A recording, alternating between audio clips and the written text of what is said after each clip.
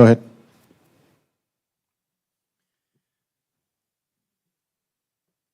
Good morning, ladies and gentlemen. Today is Monday, October 28th, 2024. Commissioners Court is meeting in regular open session.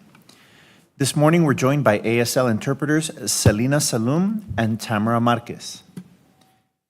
Commissioner Holguin, would you like to introduce this morning's pledge group? Yes, hi, good morning, everyone. It's so nice to see such a full house today. Today, we are very blessed that we have 4 students with us who are going to lead us in the Pledge of Allegiance and in the Texas Pledge. I'd like to welcome Mayram Yilmaz, Alexa Alcala, Andres Luevanos, and Franco Valles, if they want to come up to the microphone. And also, yes. And also take a moment to thank their principal, Dr. Cepezi, and Mr. Chavira for bringing them here to be with us this morning. Thank you. Please rise for the Pledge of Allegiance.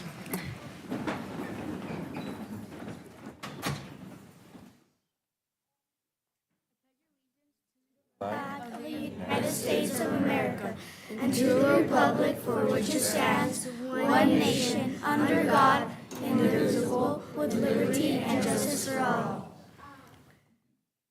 Texas flag. I pledge allegiance to thee, Texas, one state, under God, one indivisible, with liberty and justice for all. Thank you. That was very nice. Very nice. Thank you.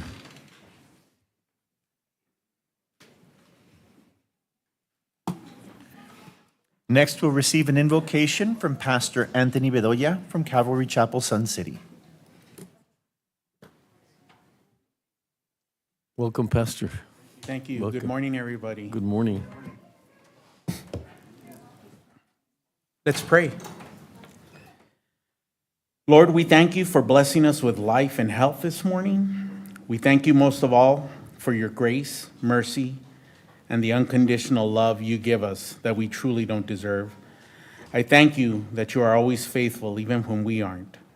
Most of all, we thank you for the ultimate sacrifice you made for us on the cross. Help us live our lives appreciative of that. Lord, I ask that your Holy Spirit fill this building, this very room we are in. You are always welcome here, Lord. I pray that you would bless Judge Samaniego, Commissioner Holguin, Commissioner Leon, Commissioner Coronado, and Commissioner Stout with wisdom to make the decisions that will bring you honor and glory and that will benefit the constituents of El Paso. Lord, I pray for the entire county staff that you would encourage them, protect them, and guide them, especially those going through hardships. I pray they would keep their eyes on you and not the storm. And Lord, I pray for our nation and all that the division taking place, that it would cease. As I've prayed before and will do so right now, I pray that you would be welcomed back into our government, our schools, and our homes. You are the only cure for what is taking place, and I pray this nation and its leaders would be open to you and listen to you. John 3:16 through 17 says, "For God so loved the world that he gave his only begotten Son, that whoever believes in him should not perish but have everlasting life. For God did not send his Son into the world to condemn the world, but that the world through him might be saved." Thank you for saving us, Father God. And God bless El Paso, God bless Texas, God bless America. In Jesus' name we pray. Amen. Thank you, all have a Pastor. great day. Very honored to have you here. Thank you Thank so you. much. Thank God you. bless you all. God bless you. Judge, do you have some opening remarks for us this morning? Yeah, thank you. We'd like to welcome all of you to Commissioners Court on behalf of myself and our commissioners. We thank you for being here today. Love this energy.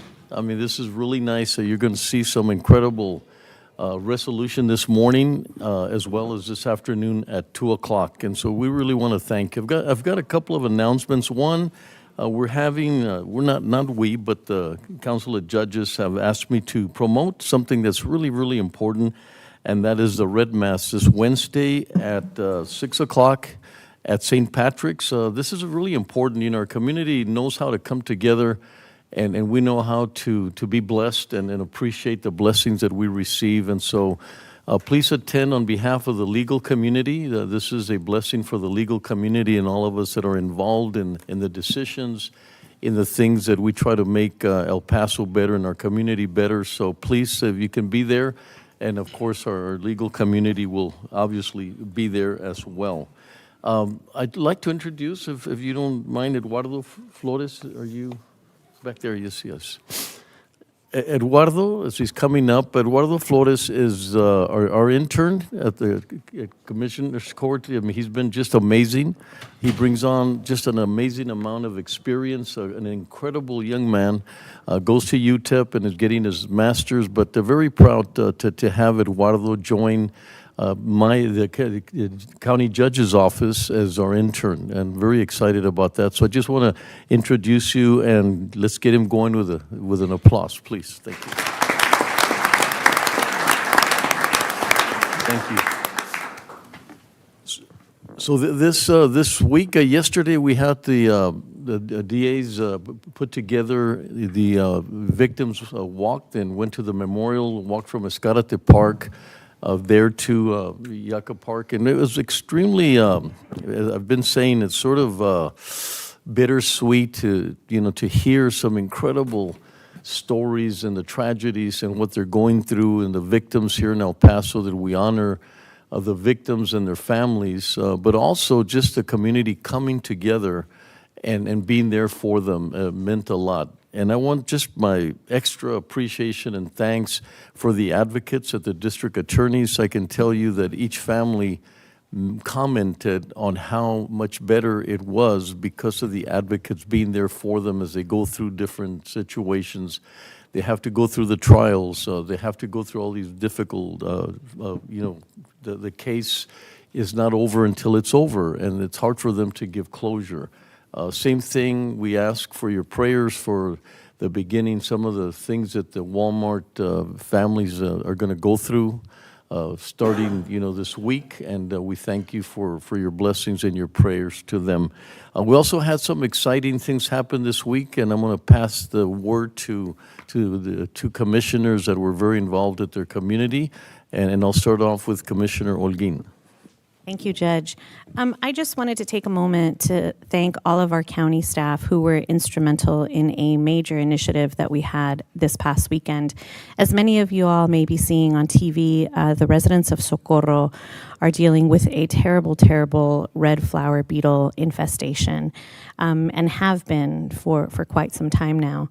So it seems that infestation will be taken care of this week with the removal of some pecan shells that are causing the population of beetles to really explode tremendously. But in the meantime, thank you to this court for awarding ARPA funds that we could use to purchase pesticide to help distribute to the residents as they struggle with getting these beetles out of their homes. So I just wanted to thank a moment to everyone here at the county who made this event possible. We did this on Friday afternoon and Saturday morning. And all in all, we distributed 1,000 gallons of pesticide to residents of the city of Socorro and also surrounding areas, because the beetle infestation has started making its way to San Elizario and Fabens as well. So our Constable Precinct 6 deputy constables were there to help us this weekend. Sergeant Osvaldo Juarez, Deputy Jesus Ortega, Deputy Steven Carrasco, also Deputy Eileen Flores from Constable Precinct 5. We, of course, had the incredible help of our purchasing agent, Karen Davidson, and, of course, Leila Talavera, who kept purchasing more insecticide because we ran out. We ran out on Friday, and so had to rush and purchase more on Saturday. And then, of course, Mr. Robin Sully, who is with the facilities department here at the county, and his incredible staff that were out there with us both days, making sure that we were distributing the pesticide as quickly and efficiently as possible. So I also want to thank our facilities staff, Viviana, Ruben, Carlos, and Eric, because they were there with us the entire time. And then last but not least, one of our own JPs, JP for Precinct 5, Lucila Nájera, we were using the Isleta Annex, and she saw us out there, and after she finished her duties, she came out to help. So she was helping folks sign up and register as well, so I want to thank her. So I just want to make sure that everyone knows that this would not have been possible without the help of our incredible staff, and I am so thankful that we have so many staff members who really care about our community and were willing to do whatever it took, even working on the weekend, to try to help as much as they could. So thank you to all of you.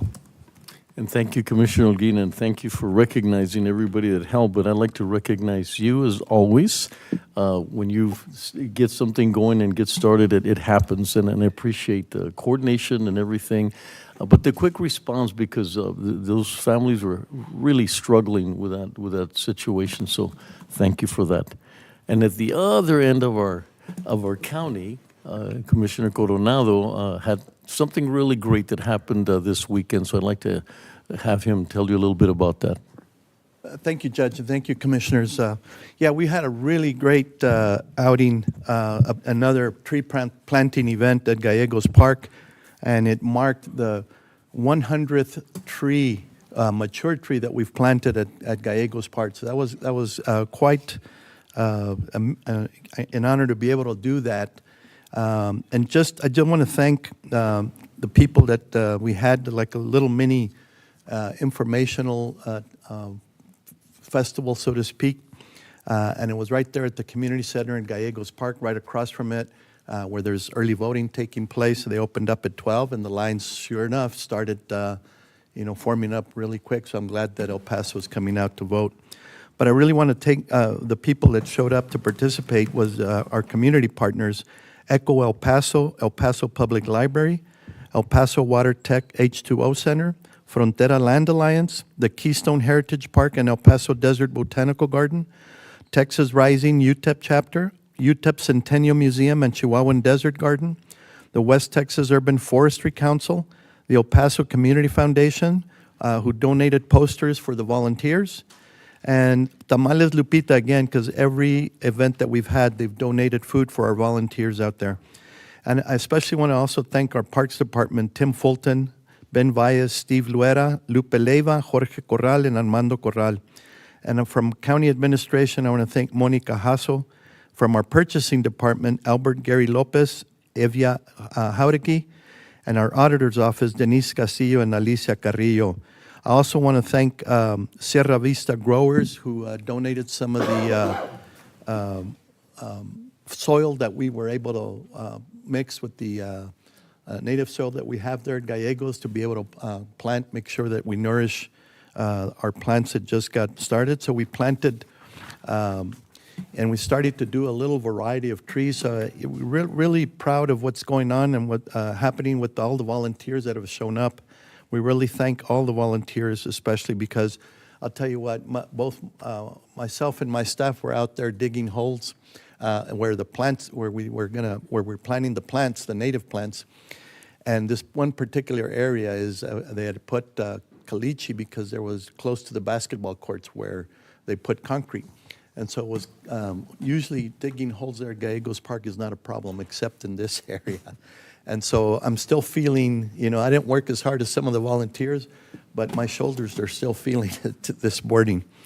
But I just want to give you a little bit of variety of what kind of trees we planted this time around. We planted some Arizona cypress blue ice trees, honey mesquite, sweet acacia, and Texas mountain laurels. The native plants that we did, great variety: autumn cherry sage, chaparral sage, Texas sage, Rocky Mountain pensternon, firecracker pensternon, pink mullygrass, Mexican feathergrass, Mexican red hats, okay, yellow desert bird of paradise, and Damianita daisies, which are called chocolate daisies. So I didn't know that they actually smell kind of like it. So I also want to thank my staff, Mari Nunez and Steven, who got right in there and dug the holes and everything. They organized the event. So really special thanks go out to Mari and Steven and everybody else who helped us out there. It's a great outing, great day, great weather, and we're really proud that we're able to start improving and bettering our parks. So, and thank you, everybody. And thanks to Commissioners Court for everybody in each commissioner has money dedicated that we can do this. So it's very, very gratifying to see that the court is supporting these kinds of initiatives. So thank y'all. Thank you, Commissioner. And Gallegos Park has become quite a place now. It's changed dramatically, and it's just been amazing what you've done. So I want to thank you for that, and everyone that you recognize. Thank you. Once again, yes? I'm sorry, I left off a couple of folks, and I want to make sure I don't Yes, leave anyone absolutely. off. I'm sorry. But also with facilities, Genardo and Renee were incredibly helpful, and Dartwan, of course, with purchasing. And it's Deputy Constable Eileen Lopez from Constable Precinct 5. Well, And so of for- course, I have to thank Javier and Camila with my staff, because they were out Thank you. there. So for both initiatives, let's have a round of Just read this in then. Thank you both. Thank you. Thank you. Back to you.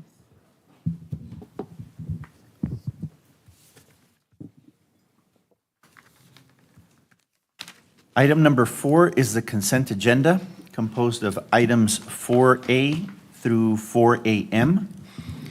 We do have a few items that we need to address. We would like to read in a correction for item number 4G. Item 4G should read, rescind the Commissioner's Court order of August 26, 2024. Item number 4J on the consent agenda, to approve and authorize the county judge to sign the subrecipient agreement between the County of El Paso, Texas, and the University of Texas at El Paso for research and evaluation of the Department of Justice, Bureau of Justice Assistance Fiscal Year 23 Swift, Certain, and Fair Supervision Grant Program from August 25th, 2024 through September 30th, 2027. Funding in the amount of $100,015 is available in special grant GSC F Program 24 Operating Expense, contract number 2024-0561. Further approve and authorize the county judge to sign the revised subrecipient agreement between the County of El Paso, Texas, and the University of Texas at El Paso for research and evaluation of the Department of Justice, Bureau of Justice Assistance, Fiscal Year 23 Swift, Certain, and Fair Supervision Grant Program from August 26, 2024 through September 30th, 2027. Funding in the amount of $100,015 is available in special grant GSC F Program 24 Operating Expense, contract number 2024-0872. We also have a correction to read in for item 4H. Item 4H should read, approve and authorize the purchase of 2 new wireless voice and data service lines for the 34th Judicial District Attorney's Office using the current DIR contract, DIR TELE CTSA 003, awarded to Celco Partnership, doing business as Verizon Wireless of Austin, Texas. Pricing and discounts as indicated on the Verizon quote in the amount of $73.98 per month or $1,775.52 for 24 months or $887.76 each fiscal year.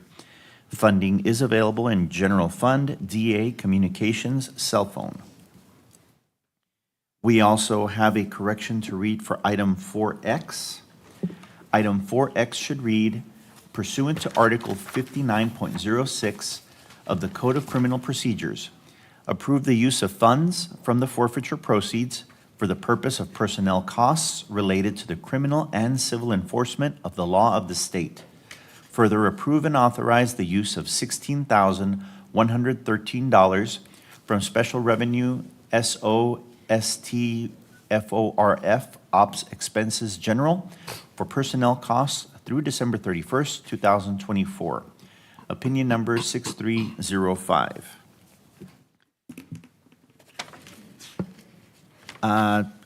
Do we have any items from members of the court or the public that you'd like to pull for individual discussion? Commissioner Leon? Yes, Judge, Commissioners, I'd like to pull item Y. It really involves item Y, Z, AA, AB, AC, AD, and A, E, but just so we don't have to read them all into the record, it's just a concept I want to talk about, so I'll just pull item Y. 4Y for Commissioner Leon. Thank you. Thank you. Any others? Judge, I'd like F as in Frank and T as in Tom, please.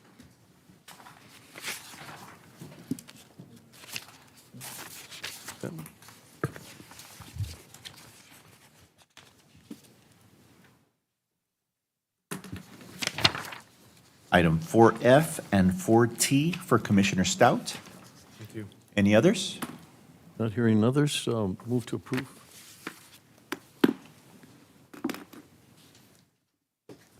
We have a motion from Judge Samaniego and a second from Commissioner Stout. The voting is open.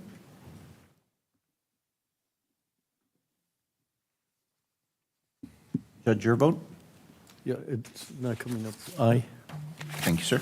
Motion carries.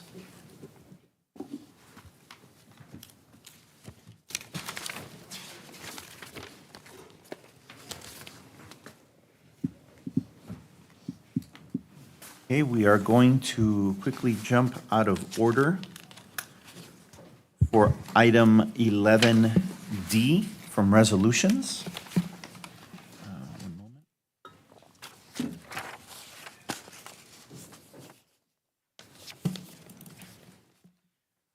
Item 11D, approve and adopt a resolution recognizing the month of October as DWI Intervention and Treatment Court Program by celebrating its 20th anniversary in El Paso County, Texas. Thank you. Judge Anshondo, if you might want to come up. Before I get started, I'd like to make some introductions, but I'm really hoping the community understands the significance of these 20 years and what has happened, and I don't know, I guess the incredible number of lives that we saved, or the treatment court saved by their intervention. It's just been amazing to see that and the national recognition that they've received. I'm very fortunate to be able to call Judge Anshondo a good friend, and also wishing your brother Danny good health as well, and appreciate that. Also a great gentleman. So I'd like to introduce the guests that are from out of town here, because I think it's very special individuals that came here to El Paso because of this recognition. It's just very significant, and I hope the community does understand the level of commitment and the things, the things that have happened in El Paso because of all these efforts. Let me introduce Letty Van Rossum, Texas Highway Safety Office Director. If you might want to stand, please. Oh, there she is. Okay, thank you. Carol Guba from TxDOT Behavioral Traffic Safety Branch Manager. Thank you. If you might remain standing, and then we'll complete this. Anna Red, TxDOT Behavioral Traffic Safety Program Manager. Thank you. Judge Matthew Martin, American Association of Tribal Courts Fellow. Thank you. Jim F. Bachter, Director, Impaired Driving Solutions and All Rise.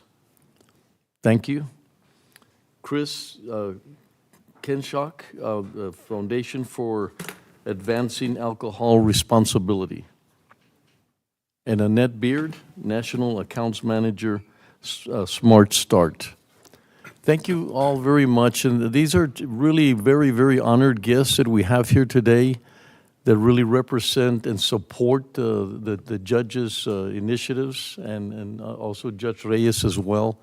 But I want to thank you personally, and I know on behalf of the commissioners, for being here today and honoring all of us by your presence. So we thank you very much. Thank you.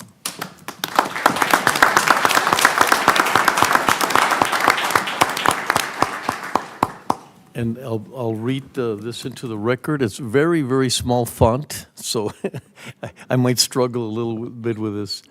Whereas this year marks the 20th year of DWI intervention and treatment program.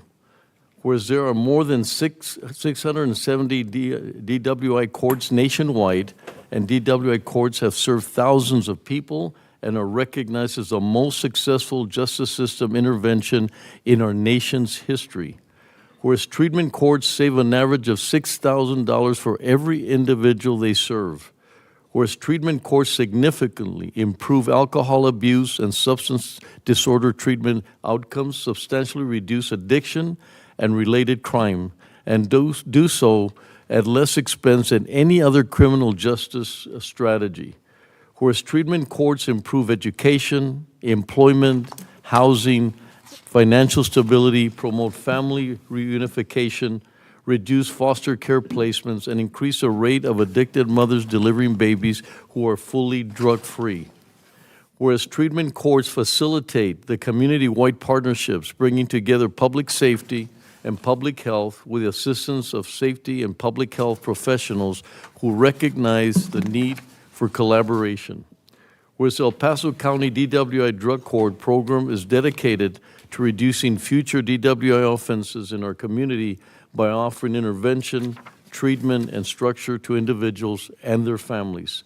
Whereas the court began operations on November 4, 2004, due to the necessity of addressing the high-risk, high-need repeat offenders who have issues with substance abuse, alcoholism, mental health, or trauma from returning to the criminal justice system.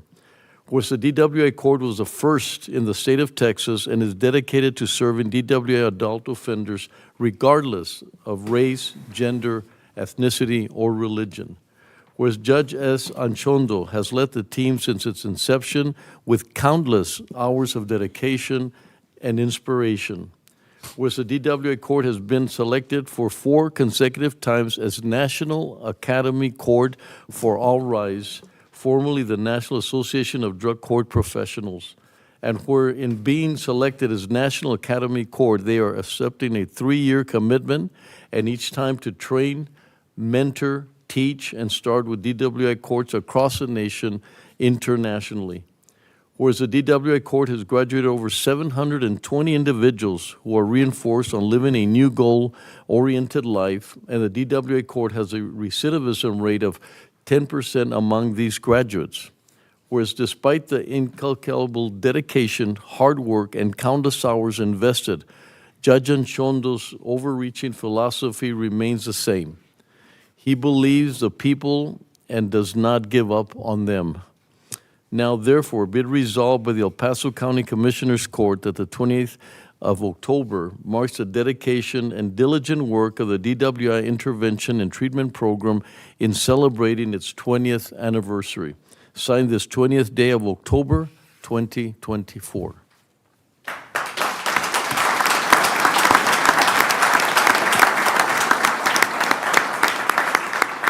We have a motion from Judge Samaniego, a second from Commissioner Holguin. The voting is open.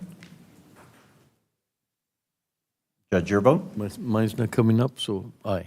Thank you, sir. Motion carries. Judge Anchondo, thank you. Thank you, Judge. Commissioners, honored guests, friends from out of town, thank you. I think it's hit me right now, 20 years. Thinking about a lot of people that we've helped over the years, coming before you, asking for your support, and graciously you have given it. You know, on behalf of myself and Judge Reyes, these folks in attendance are some of the folks that are in the program, some of the folks that have graduated from the program, and I think those are the ones that we want to hear because those are the lives that we have touched. But you know, I also have to think about those 20 years marking an anniversary of a program that started with the support of where I'm standing here, which is this court. It was an idea.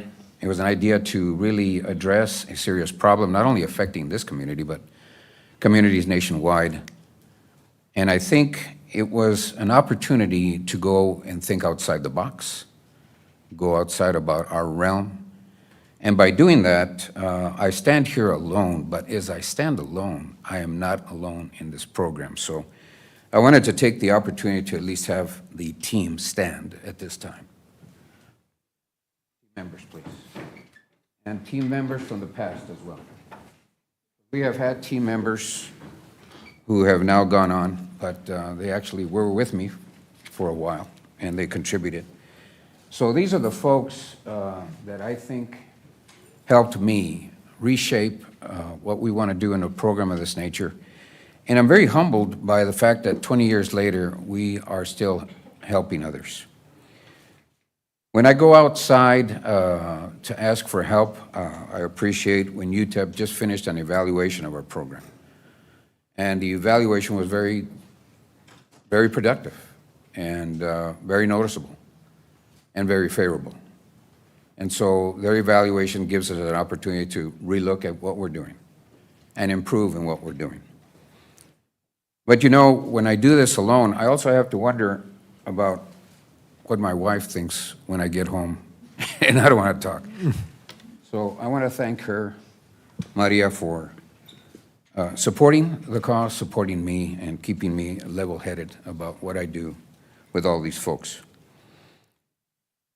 The people that you hear, that you see here, bring a lot of experience, talent, education to a judge that has to uphold the rule of law, but also to be able to really work hard with these individuals. Every one of these folks who has graduated and moved on in their life, we can only hope that what we offer them is to come into their life to help them, to look at themselves a lot better than when they came in, to become better fathers, to become better mothers, better sons, better daughters, better parents to their children, so that we don't see them in the criminal justice system.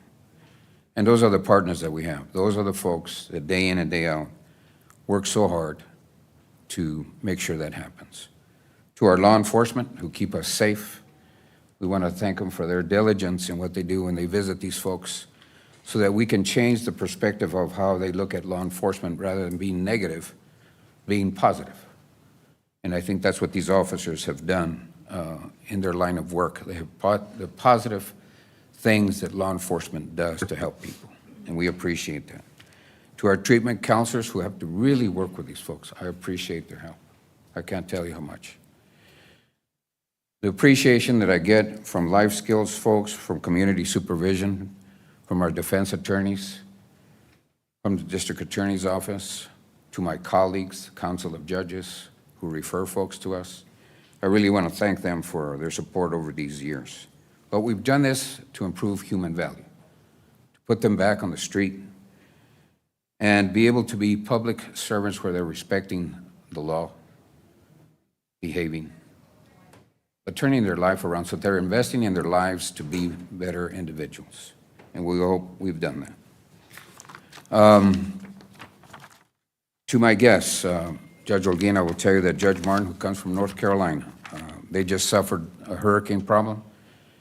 They're trying to rebuild, but I took him to Socorro, and I couldn't move him from there. He enjoyed the food, enjoyed the people, so he got a taste of that. Jim Eppersbacher always says, I never have a bad meal in El Paso. Never. He enjoys it. Chris Konchak from responsibility.org from Washington, I'm so glad he's here, because these are the folks that I work nationally to bring what we do here, sometimes lend the experience outside, so that we're teaching others around the country how to start these programs and be successful at it.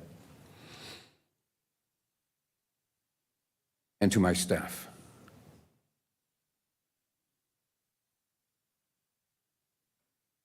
I certainly couldn't do it without my staff.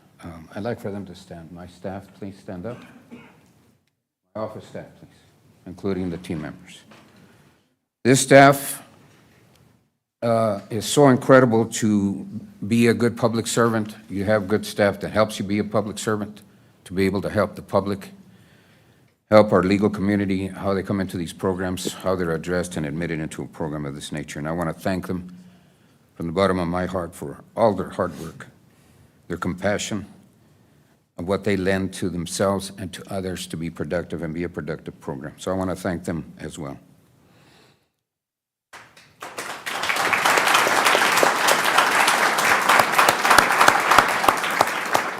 We lost a good friend in Louisiana, one of our judges who I work with around the country.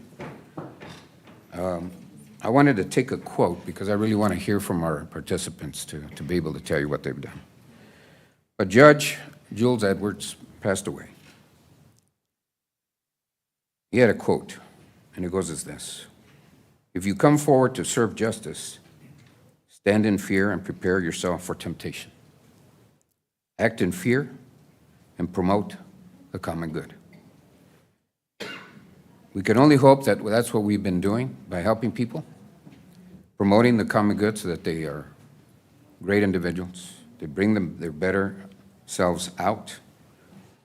And we can only hope that this program will continue into the future, hopefully another 20 years plus, and we continue to help people turn their lives around and promote public safety in our community. But it's a great to be here celebrating 20 years, I'll tell you that. I feel young. I feel a lot of strength from the people that work with me. It's always a pleasure to be here before you to demonstrate to you the good work we're doing, for El Paso, trying to keep it safe. And I think we accept this resolution, this recognition on behalf of my good friends, my staff, people that help me. We truly appreciate the recognition for 20 years of being able to make a difference in people's lives. And I want to thank you so much for this recognition on behalf of myself, Judge Reyes, my staff, my team members as well. Thank you so much. I can't tell you how good I feel about right now. Thank you, Judge, very much.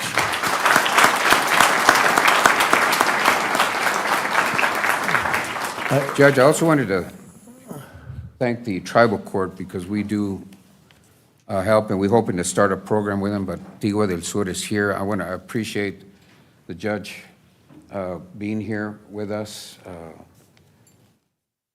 I can't tell you that they also have their challenges, and we are there to be able to help them and lend ourselves to that as well. So I want to thank them for being here as well. Well, thank you very much. And I always say behind every great man is a very surprised mother-in-law. But today I'm going to say, Maria, would you please stand up again for us?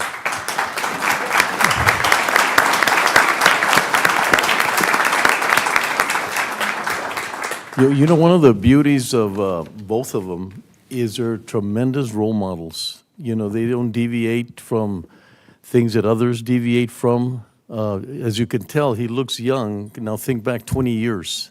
So God has blessed you with a lot of different things. I And bless God every day that we get up and do this work. I'll tell you what, when the pastor was telling us how blessed we are, I thank God Almighty for giving me the opportunity to be able to help folks again. With the team that I have, we're blessed to be able to get up and do this every day. well, thank you. Every And day. thank you for all of you for what you do and for supporting this incredible man. And in the same way, I wanted to Maria, thank you. introduce Mr. Escobedo. Mr. Escobedo is a graduate of the program. He is 8 years into his sobriety. Oh, my God. We'll talk about that in a minute. He has taken an initiative to gather graduates and participants in the program and start a program himself to be able to be public educators about this problem, this issue, going to schools, going around the public in our community, and taking that experience of those graduates and making a difference. So Thank you. I want to introduce to you Mr. Mario Escobedo. Mario, thank you very much for Thank you. being here Judge, before today. you sit down, let me invite participant Ornales and Ms. Christie, please. Come up and join me. Mr. Christie. So Cedric, Oscar, A veteran, Judge. Right here. thank you. Ellis is changing his life around. So before we start and I speak, Judge, I'd like to present this to you on behalf of the participants. We're very grateful for what you've done for us. I know that I speak for all of us. Our lives have changed. I can look at the future and know that I have something going on in my life I have purpose, something I didn't have before. And I really appreciate you giving that to me. You and the team, I couldn't have done it without them. A lot of therapy, a lot of discipline that I didn't have before. And I thank you for that. Thank you, sir. Thank you.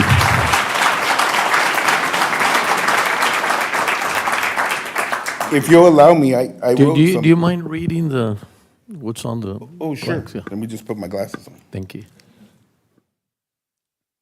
With our greatest appreciation, we hereby present Judge Robert S. Anchondo with this commendation for your passion, unconditional commitment, and enduring dedicated service to the DWI Intervention and Treatment Program over the last 20 years has proven you have not only been a mentor but a friend to all.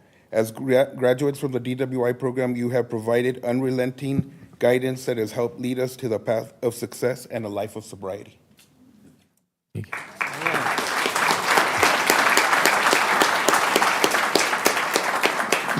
No, nobody mentioned he's an outstanding next at Jefferson High School. That's, don't leave that out, okay? Just to make sure. Thank you, Mario. So I wrote something here, if you'll allow me to read it.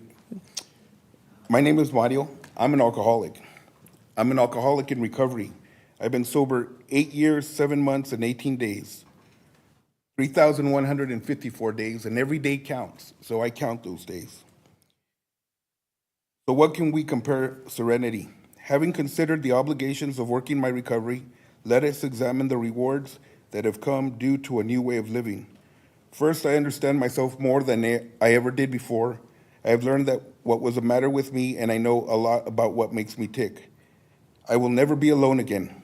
I am just one of many with this illness of alcoholism, and one of many who have learned what to do about it. I seem to have found my right place in the world. Never did I think that anybody would be able to help me, break me free from my stubbornness, selfish character that I had created. Today I feel blessed. Blessed because I was able to recognize my trauma, given the ability to no longer be a victim or villain that torments others, to go from victim to survivor, and survivor to advocate and supporter of others. I am now part of a team that does not end or begin at these doors. You see, I never believed anybody could tell me what to do. I was angry, I was selfish, holding on to the ideas that would only hurt myself and put others in harm's way, with total disregard to public safety and disregard as to how I treated others. Today, I thank my supporters, this team, and my faith. When I found myself in this program, I was lost and hurt, self-medicating to cope. I am forever grateful to this program, to the team, and to Judge Anchondo, who helps restore harmony through helping individuals and their families. We are all rooted together. I would like to share something with you. There was a young man who was in the program. His name was Andre. And Andre, like myself, had issues. He had a struggle he was dealing with. He was not a bad person. He was just someone who needed guidance and the ability to recognize his self-worth. This program gave that to Andre, and throughout the last few weeks, I've spoken with Andre's mom, and we have shared tears, shared our faith, shared many memories. But most of all, we share our gratitude to Judge Anchondo and the team. On August 6th, at the Walmart shooting, Andre and his wife, while protecting their baby, left this world. But before they passed, Andre had made amends to his friends, his family, and this community. Andre had found that he was purposeful. And this, my friends, is what the program is about. What I'm sharing with you is a relationship that I've built with Andre's family, a relationship built with this team, a relationship built with the judge and the participants. We come together to encourage, soul search, and build one another up. It is my dream that we can continue to move forward in a manner that provides not only harmony in our community, but sets El Paso as an example to other great cities, small cities, large cities, so that everybody could see through education, through treatment, and through taking our experiences to the streets, we can make changes and become the answer. Because of our hurt, whether it be because we were abused, we were overcompensated, and we lost control, we now know that through knowledge and education, we find the answer to embrace one another and embrace simple truths. That if we recognize our virtues, we will truly become a positive mark in our society. Thank you. Well,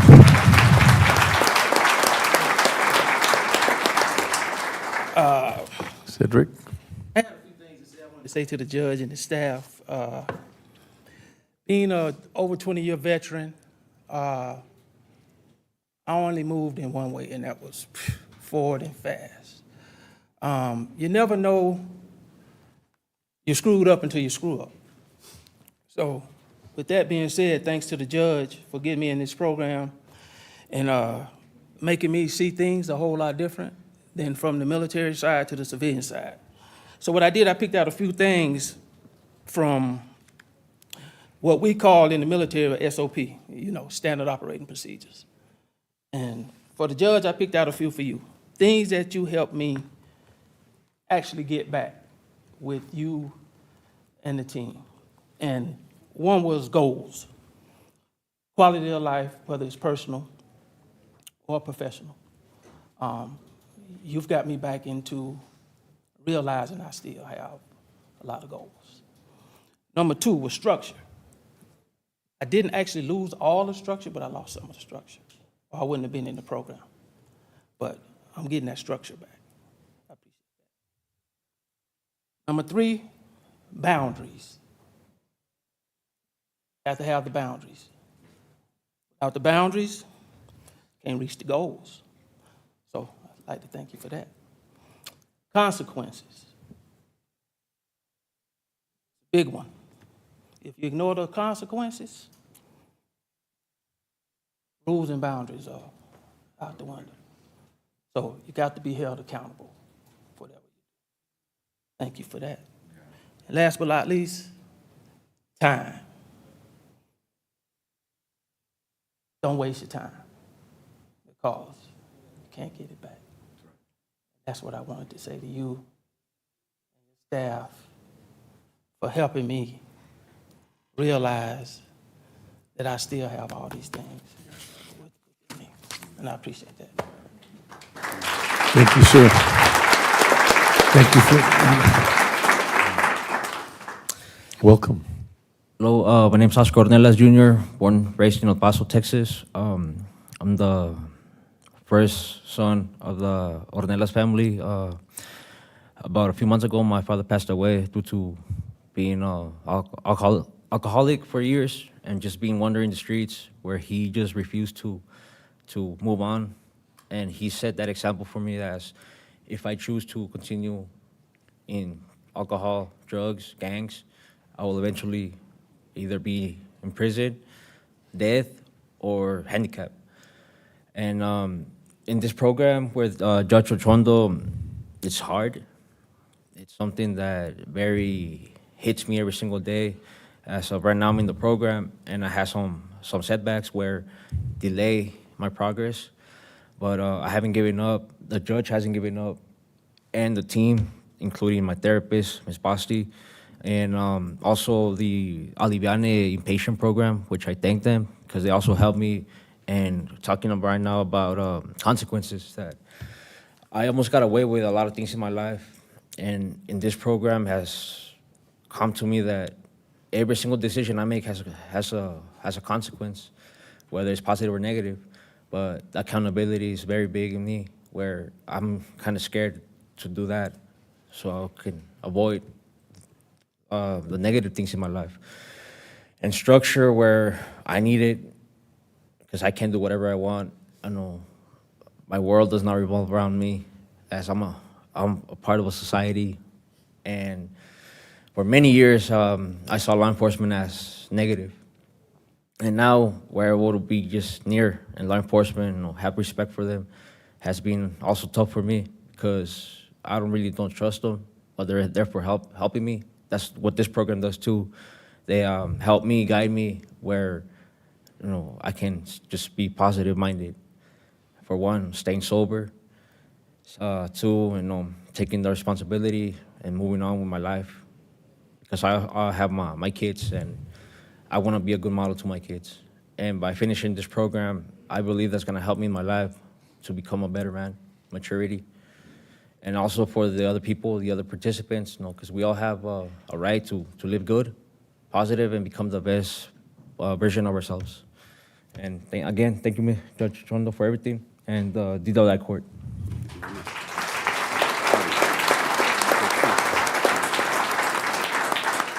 You make these people great spokesmen. That's the other thing about this program. Yes. I want to thank you all because this is the potential that I tell everybody when they come into the program. You are winners. You just lost it.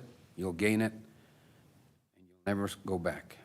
And I appreciate your words and kindness and the work you're doing for the program as well. Thank you so much. Well, Oscar, Mario, and Cedric, great examples. Think about where they were and look at where they are now. And so if there's any doubt that being there for these individuals, the love, the caring that took place, this is the end product. And this is El Paso. This is what El Paso's all about.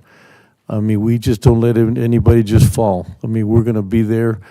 They were there for you, but thank you for your courage because now you can get others. You know that dark place where you think nothing's going to happen and you need evidence. And the three of you are the evidence that things can change, that people do care, and that there is that dignity inside all of us, and that who you are now is who you were. That's what God made.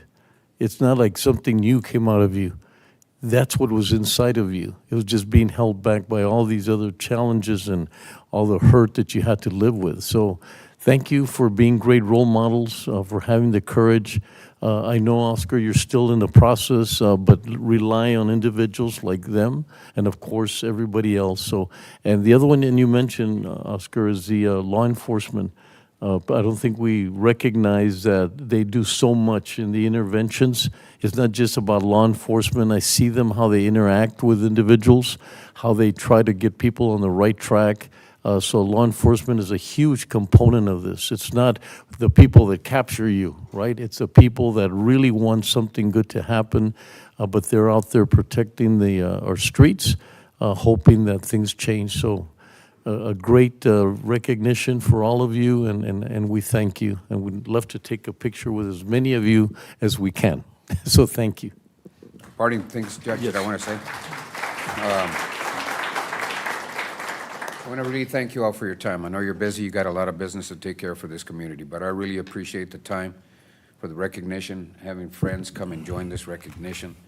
We're going to take this little party downstairs to the foyer and kind of relax a little bit and enjoy some stories. But again, I want to extend myself to you all, the citizens of El Paso, for the great support that we have had over the years, and I appreciate it. Thank you so much. You're the judge. You can force us to be at that little gathering. I don't know if I have jurisdiction here.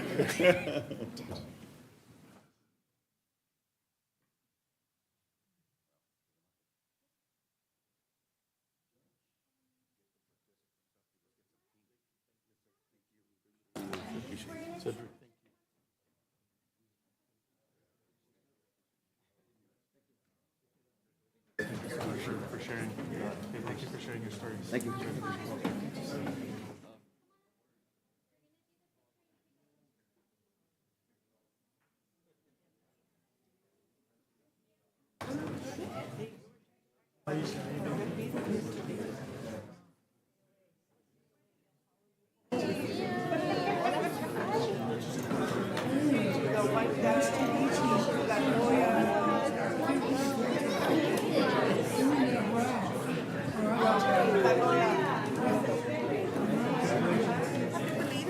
Thank you. Thank you. Thank you.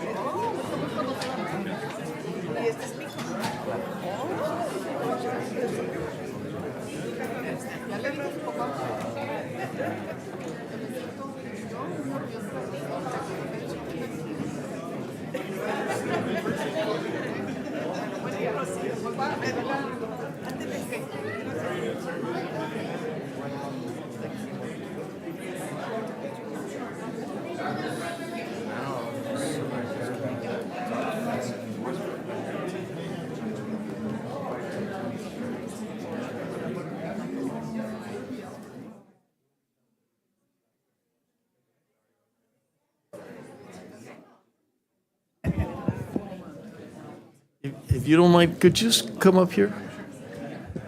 Before we get started, I just found out who the new health director. Would you mind introducing yourself? Sure. and telling Thank you, them a Judge. little bit about you? Yes, absolutely. Well, good morning, everybody. What a nice presentation. Wonderful group of folks. I'm Vinny Taneja. I'm the new health director for El Paso, and I look forward to working with y'all. Thank you. And of course, Dr. Ocaranza, where's he at? He's back over here. Back over here. An incredible gentleman, helped us through the pandemic, and I guess he passed the baton a little bit over to this gentleman here, so you might want. Thank you very much. And first of all, I want to congratulate Judge Anchondo and all the staff that made this possible. We continue to be great partners because this is part of public health as well. And we want to congratulate each and every one of you. There's a lot of work, but together we can do a greater job than it has been done. And I want to introduce Dr. Taneja. He's the new health director that is going to be taking the reins of the health department, and we'll continue to do a wonderful job and continue to collaborate with the court, with the county, the city, and we want to make our community healthier, and we will continue to work hard in that mission that we have. Thank you, Dr. Judge. Carranza. Thank you. Maria, you can't be over there. Could you come over here with?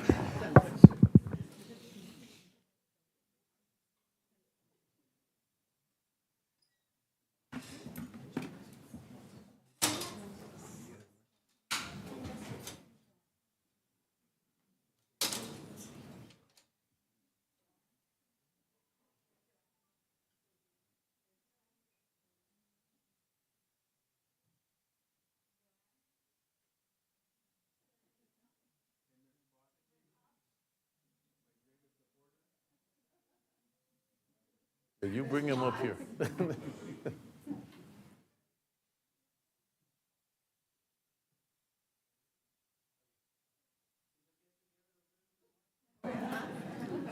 Okay.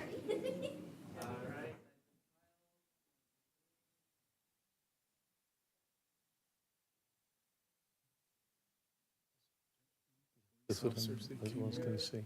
Just what our police officers, would you come up here? We can kind of leave you out. You can take a knee in front or something. Might need help up, though. Could the audience please? I'm just kidding.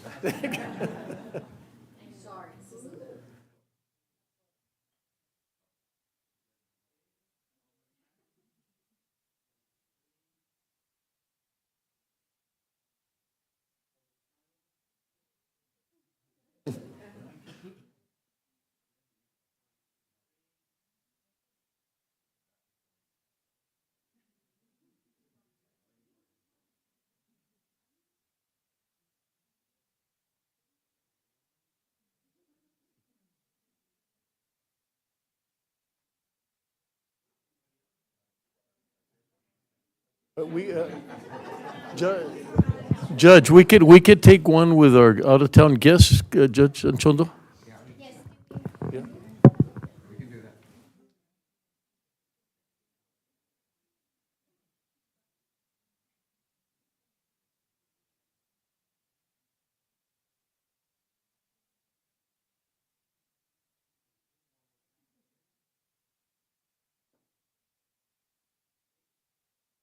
Got it?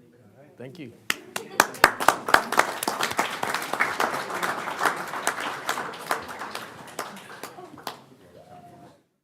Again. Thank you.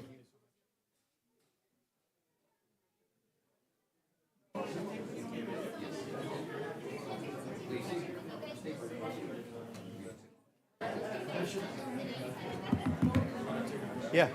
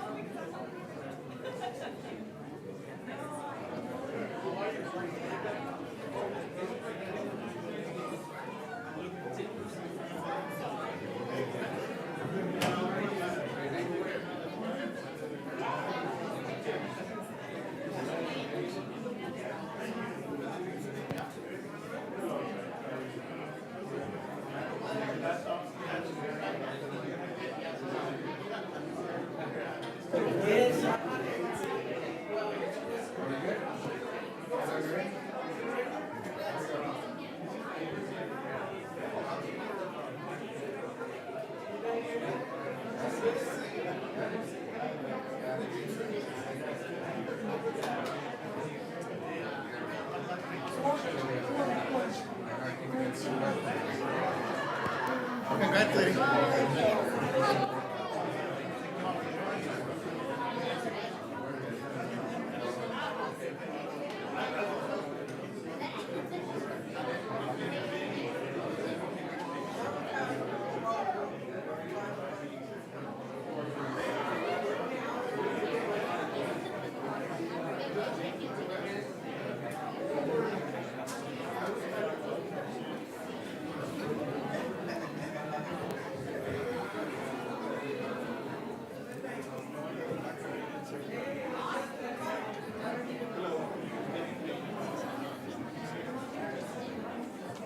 Caesar, can you put me on public comment?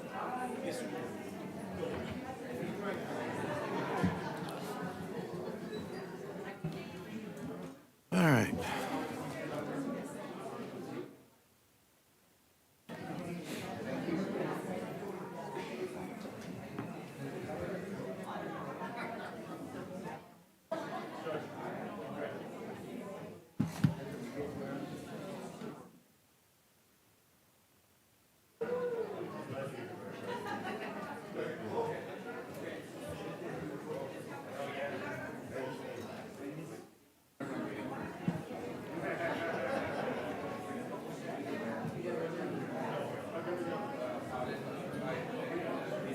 Bye-bye, Maria.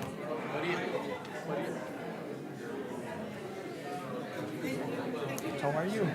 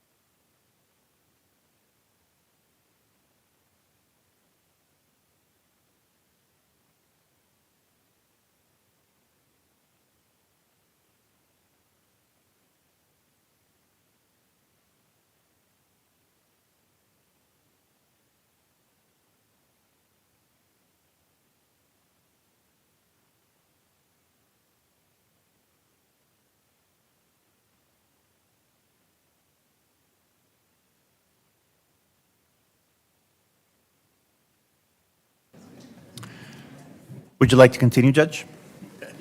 Yes, okay. From the heels. Item number 5 is public comment. We do have 2 speakers signed up this morning. We have Miss Elizabeth Crawford to start with. Good morning. Thank you so much. Good morning. Good morning. Good morning.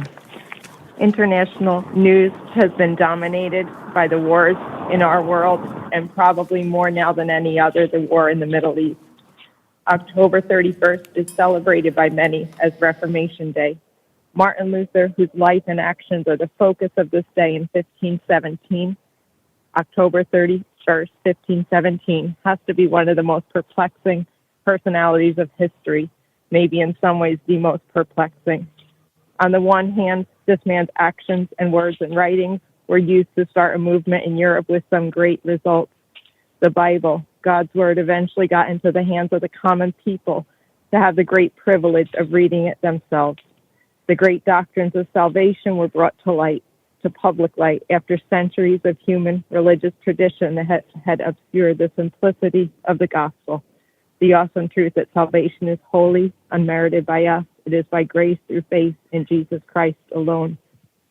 On the other hand, sad to say and no fun to admit it, it was allegedly Martin Luther's writings that fanned the flames of the Holocaust in Germany. We don't know for sure if some of those writings may have been tampered with over the centuries or if they are accurately recorded now as they were written. To be truthful, if accurately recorded, these writings against the Jews were an atrocity. Only God knows his heart at the very end, and if he did indeed write these inflammatory things, we hope that he did repent of the words inciting violence against the Jews. There's a principle in the Bible that you cannot curse or seek the destruction of the people of Israel and prosper. God loves Israel. In our day, certainly this does not mean that every single action by every Jewish leader or military general or IDF soldier is right or justifiable. For sure, this is not true. Yet there's an abiding principle in God's word that you cannot curse or harm God's people, Israel, and just walk away. There are consequences. Isaiah chapter 59 and 60, and the Redeemer shall come to Zion, and unto them that turn from transgression in Jacob, saith the Lord. As for me, this is my covenant with them, saith the Lord. Arise, shine, for thy light is come, and the glory of the Lord is risen upon thee. And the Gentiles shall come to thy light, and kings to the brightness of thy rising. As the news of Israel and Iran seems to only get darker and darker, there is news of a group of people that is unreported in mainstream media that is good news. They are called Muslim background believers, sometimes MBBs shortened, a fast-growing group in Iran of former Muslims, now Christians. And among that group, there is a deep affection for Israel. I was given a book a while back to read about two young ladies in Iran, Miriam and Marziah, formerly Muslims, but by God's grace came to believe that Jesus is God the Son. They are survivors of the worst prison in Iran, Tehran's Evin prison. Their crime was giving out Bibles on the buses of Tehran. During their 295 days of imprisonment, they were threatened with execution. They referred to return to Islam. They refused to return to Islam. Eventually released after international pressure, they now reside in the U.S. They came as refugees. Marziah recently went to visit Israel. There are many, many Christians in Iran. There's a beautiful promise recorded in Isaiah 19.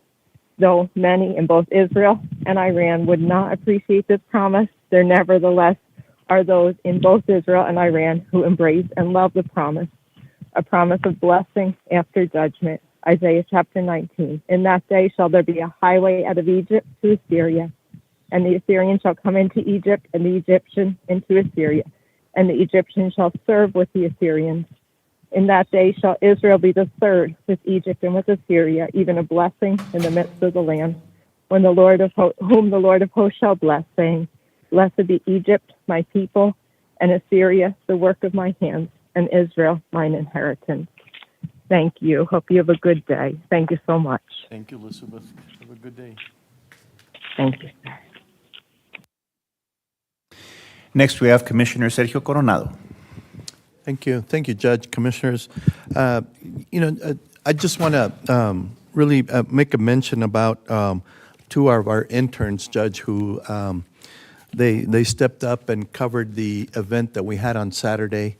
They've been really great. We've asked them, part of their initiative was to come out and reach out to the young people in the community to engage them in government. They've come up with a great idea. I know a lot of people have seen it. They started what's called Tiny Talks and Shots of Facts. And it's all about government, about what's going on in county government, and just how inviting the young people in our community participate. And they've really, really been very, very successful in reaching out to our young people out in the community.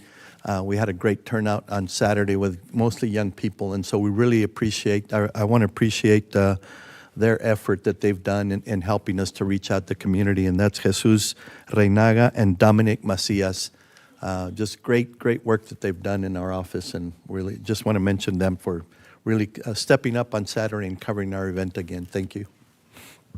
Thank you, Commissioner. And as we know, our young adults, very important, but they're not voting. And so we need individuals like them that really make sure that they get the word out of the importance and the impact of voting, especially that category is so important. So thank you for doing that, Commissioner. Thank you.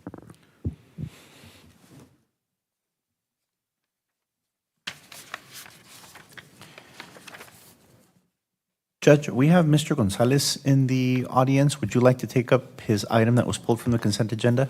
Yes, please. Okay, just one moment.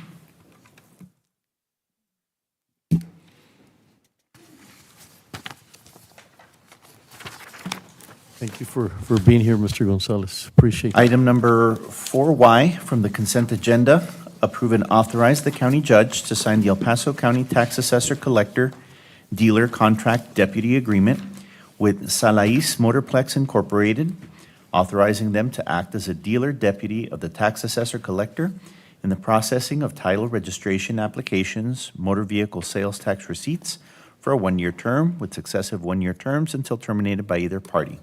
Contract number 2024-0801.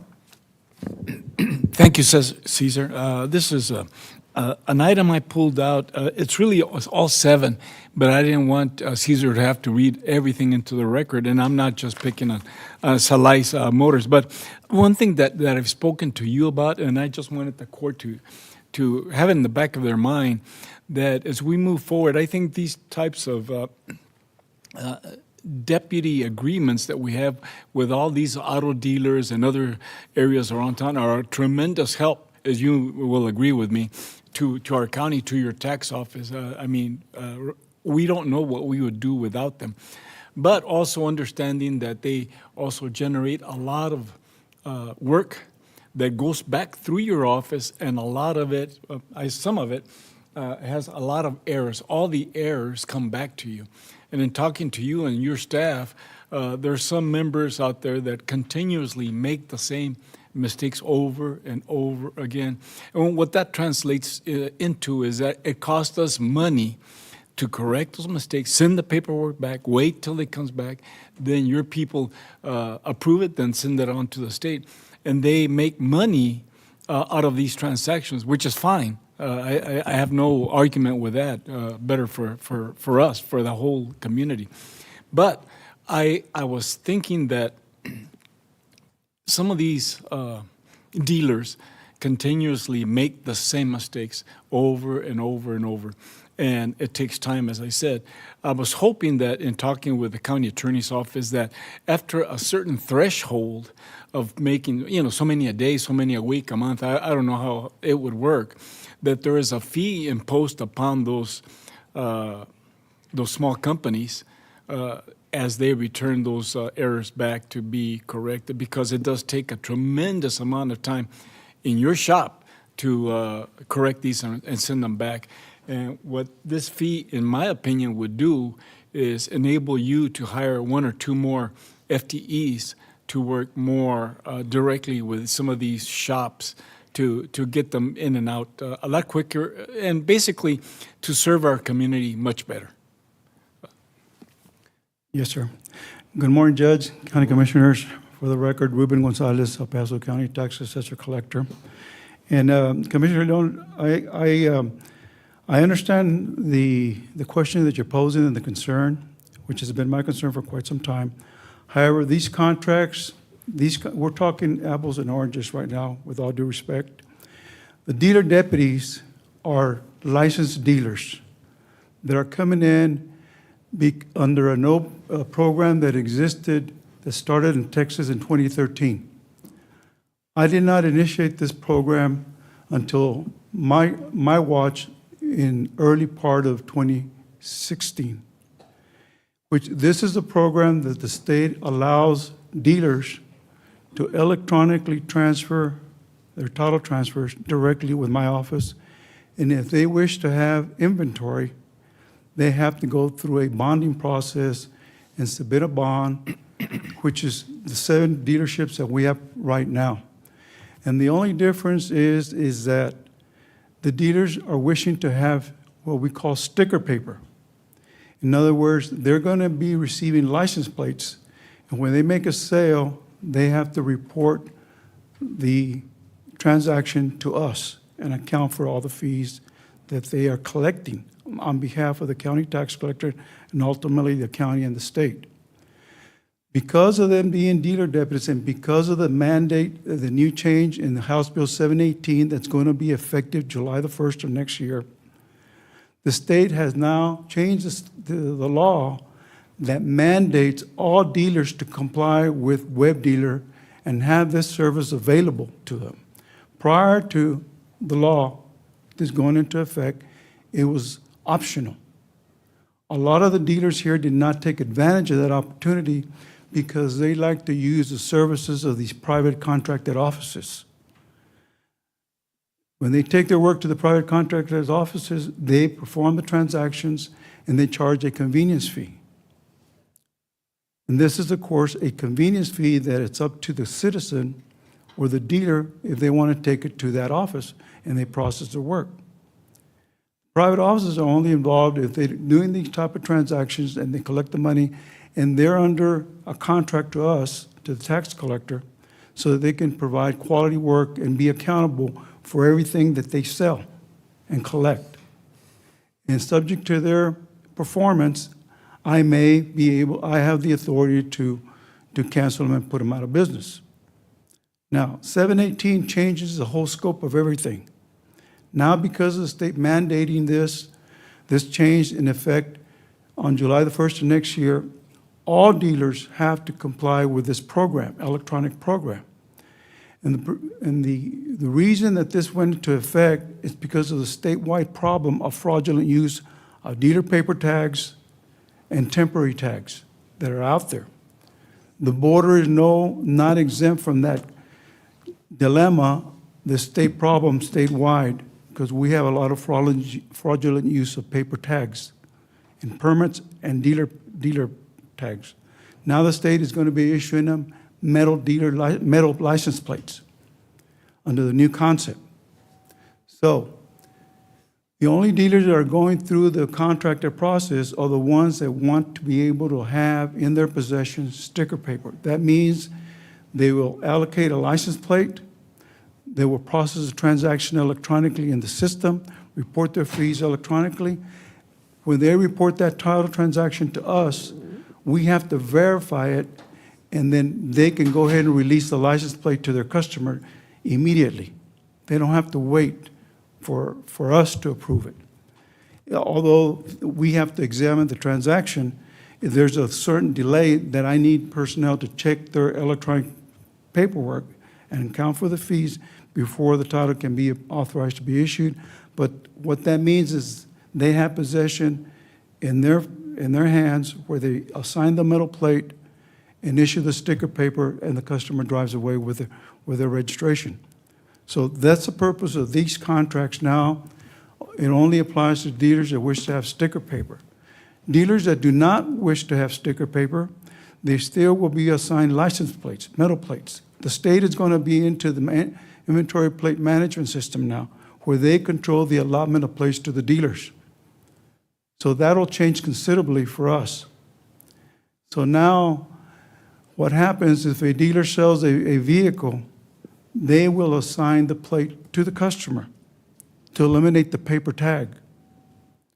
Once they collect the fees, they will report the fees to us. They have 30 days to report the title transfer.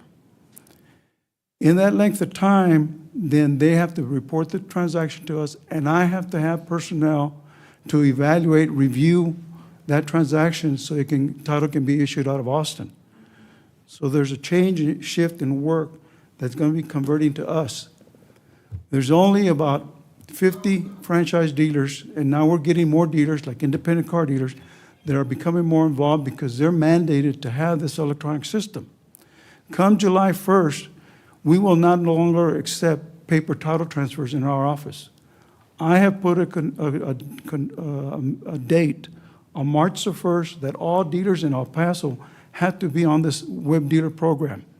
They have to have a contract. They have to get their plates, be trained by the state on the web dealer concept so they can be prepared. And there's time involved to get them trained, to expose them, because there's a lot of criteria that goes with that. So we have a challenge before us. We are having training. As a matter of fact, I've scheduled training with the DMV. They're going to be out here tomorrow training these dealers. And the bulk of the problem and the issue is there's a lot of small-time dealers that are not fully trained on being able to do out-of-state title transfers. If they have no knowledge of doing these title transfers because they've been used to going to these private offices, they're going to have difficulty because now the state is mandating to do this electronically. So I have a program in place where I'm going to try and incorporate these private contracted offices so they can assist the dealers continue to do business. Now, something that's very important that y'all need to be aware of is the dealer industry here in El Paso is very, very productive and beneficial. In the last 2 years, the dealer community in this county has sold over $3 billion in motor vehicle sales. For two consecutive years, they have had over $3 billion in motor vehicle sales. So they play a significant role. Even the independent used car lots on Alameda that there's trying to close them down, they play a significant part in this. But in answer to your question, Commissioner, yes, private contracted offices have training issues. I need trainers to train them. I don't have those resources, but I know the challenge. So it would also motivate them to be able to do quality work, because that is my goal, to provide quality work to the citizens of this county, and I need to be able to train them so that they can understand that process. No, I appreciate what you said, and I agree with everything you said. You know, over the years, we've sat down many, many times and spoken about this. And even the training, even though the state trains you, but you have to train all the other dealers and what have you. So I guess cutting to the chase again, I take it that you would agree with me that what I'm suggesting is a good idea, that some of these errors that you have to correct take a lot of your time.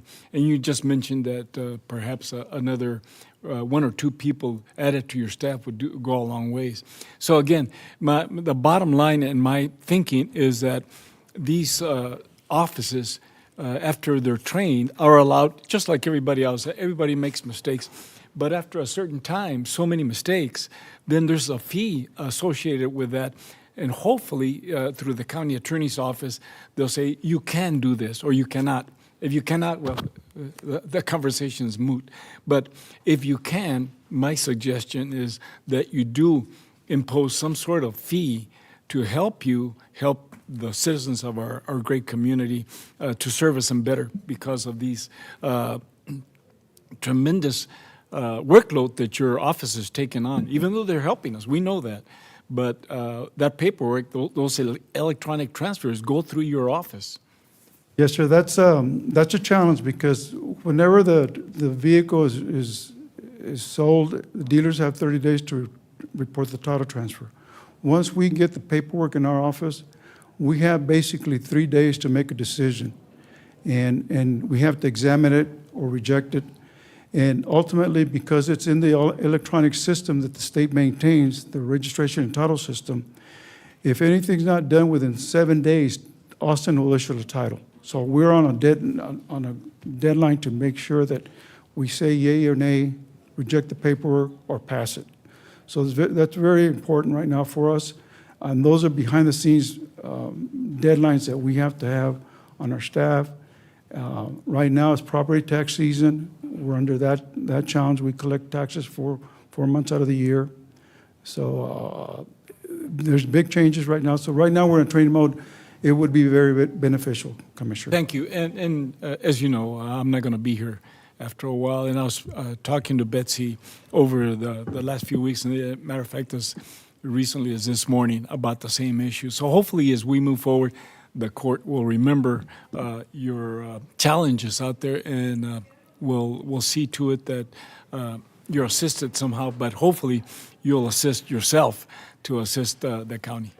Yes, sir. I appreciate that, and we're moving along little by little. There's other programs that I'm going to be presenting and making available to the citizens to help them streamline their registration process.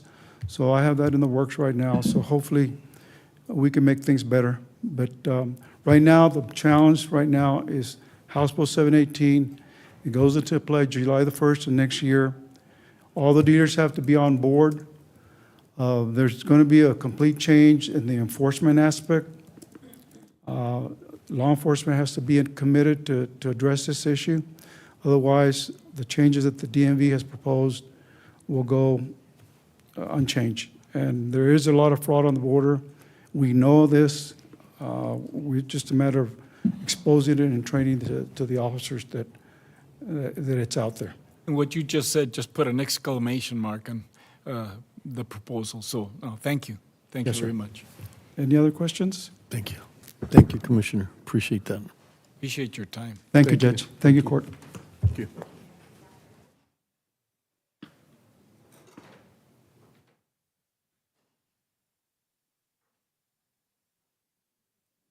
We have a motion from Commissioner Leon and a second from Commissioner Coronado to approve. Voting is open. Aye for me, because still not popping up here. Thank you, sir. Motion carries. Judge, would you like to continue and finish off the other consent items that were pulled? Let's get that behind this one quick moment.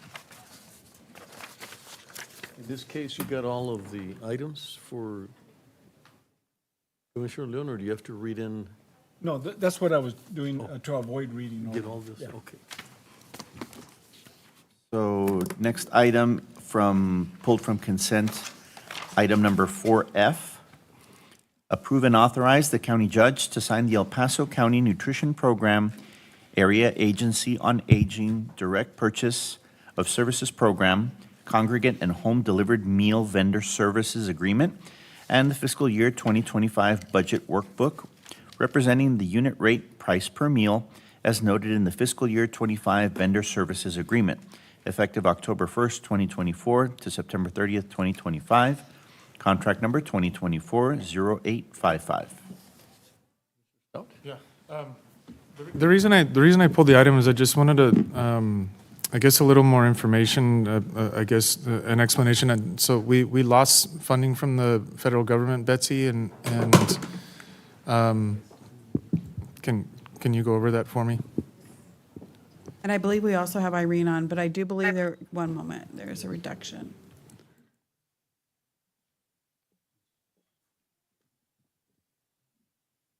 Irene, do you want to go over how much? I believe it was over $200,000 on a reduction. Yes, ma'am. Good morning, Commissioners. I'm with the Human Services Department. Yes, so for the last... Irene, it's really hard to hear you. I don't know if it's your mic. Miguel, can you all turn up the volume? Yeah, it sounds muffled. It's the microphone, I believe. Let's try again. I'm sorry, can you hear me? It sounds almost like your mic is covered. Yeah.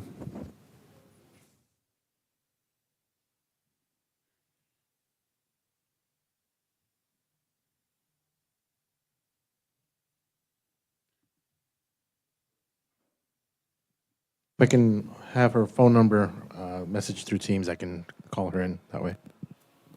Okay, one Hi, moment. Betsy and Commissioners. I can respond to Commissioner Stout's inquiry if that's okay. Sure. Ernie Hernandez with the Community Services Department. So I think, I guess the question you asked, the El Paso County is a contractor to the Rio Grande Council of Governments Area Agency on Aging. And they receive funding through the Older American Acts. So it's federal funding that they received, and it's a formula allocation that's given to them annually. Over the last couple of years, they have been getting ARPA funds, probably around 220,000 annually. And these funds, we were able to use them to expand new participants at our congregate centers. We have 16 centers throughout the county. What I guess maybe this summer, middle of summer, we met with them and they did let us know that, the funds had been depleted, and for fiscal year 25, we would be able to kind of hold the line and not have new enrollments, but not have to, I guess, decrease participation for congregate enrollments. So, we're continuing to look for funding, but that remains a challenge because a lot of the grants that are out there don't allow us to directly pay for meals. So we're continuing to look for alternatives for funding. So, with this going on, are there going to be any changes in the program itself? Just no new enrollments, or I just want the public to understand, because we've had a couple of calls from constituents to my office, asking about it, and I just want to be very clear on what the impacts are going to be. So Ernie, let me just add some information to that. So the no new enrollments is one issue. We've also made the city aware. We need to re-engage in those conversations with the new city manager, because the majority of participants are city residents. Right. And so we've also tried to engage with them to talk about if there's any will to help supplement any of the funding from the city. I don't know if they have any funding available that could be used for this purpose, but that's another avenue that we've talked about, is seeing if the city would help fund any of these meals or the meal program. Otherwise, because they're also hearing from individuals who cannot enroll in the program because we have a moratorium on new enrollees.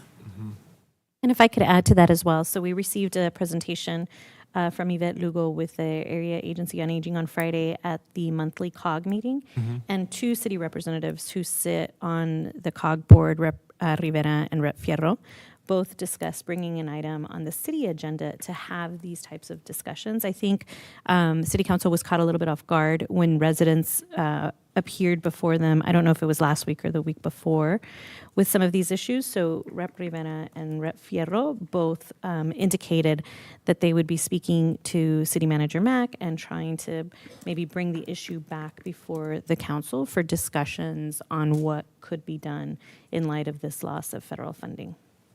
So there should be more information or discussion at the city level happening within, I imagine, the next few weeks. Okay. And for context, Ernie, can you all share, so it's a decrease in congregate mill rate. It's approximately 4,000 for less mills. I don't know if Irene's available now, or if you could share in context, how many mills, did you mention already how many mills a year we're providing now? No, I did not. We are about 600,000 meals is what we provide now, and that is probably through both of our, I guess, programs. So that is through the congregate meal program and through the home delivered meal. Thank you. Okay. Thank you. Thank you for that information. I'll move to approve the item.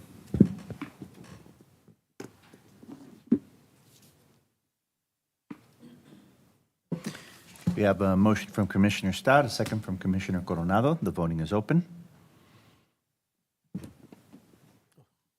And the motion carries.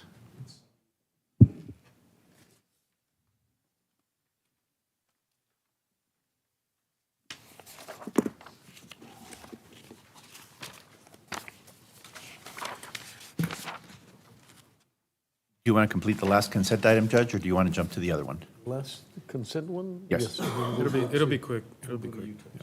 Okay. Item number 4T, approve and authorize the award recommendation of RFP 24018, coffee shop services at the El Paso County Enrique Moreno Courthouse for the Public Works Department to the highest scoring firm, Glia's Coffee LLC of El Paso, Texas. Purchasing approved on October 22nd, 2024. Services will generate revenue to the county. Thank you. Welcome, Karen. Good morning, Judge. Good morning, Commissioners. Karen Davidson, your county purchasing agent. This item did go through a full-blown RFP.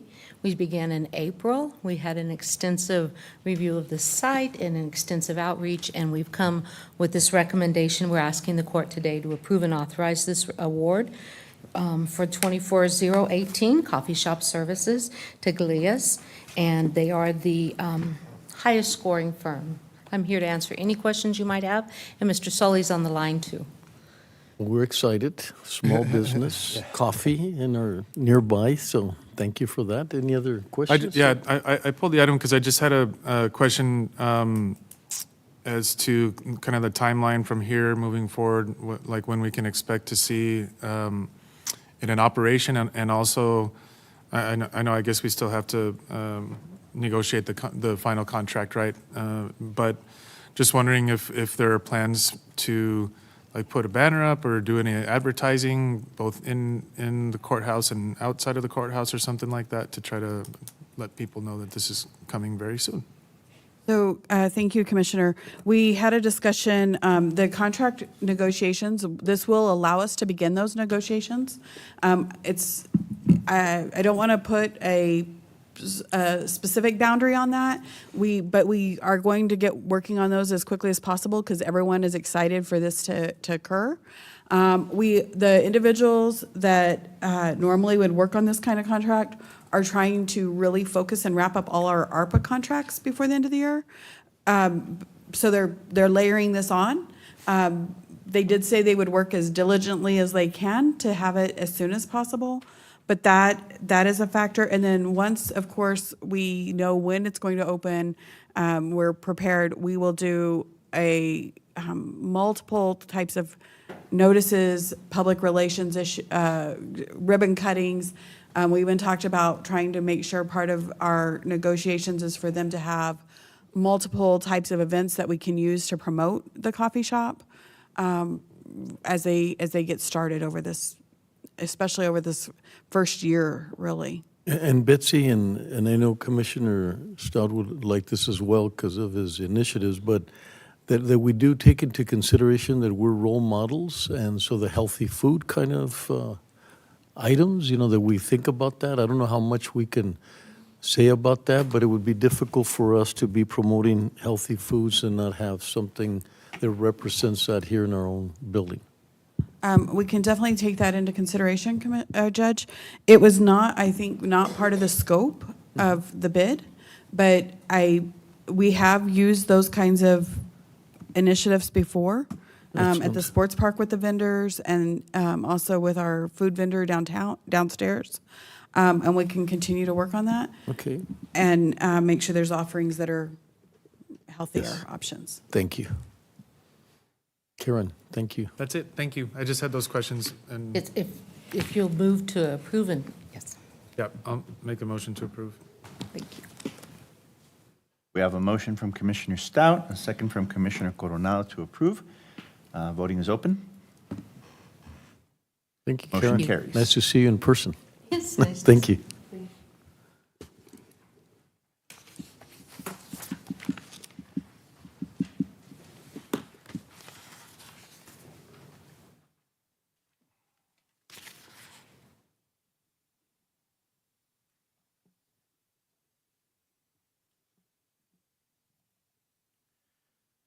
Item number 9A from Economic Development, receive a presentation from Dr. P.J. Vieira regarding the historical significance of core heritage sites and buildings located on the University of Texas at El Paso campus.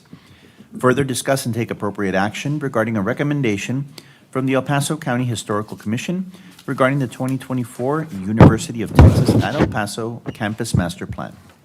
Good morning, Welcome. Judge and Commissioners. Dr. Cynthia Renteria with Economic Development for the record.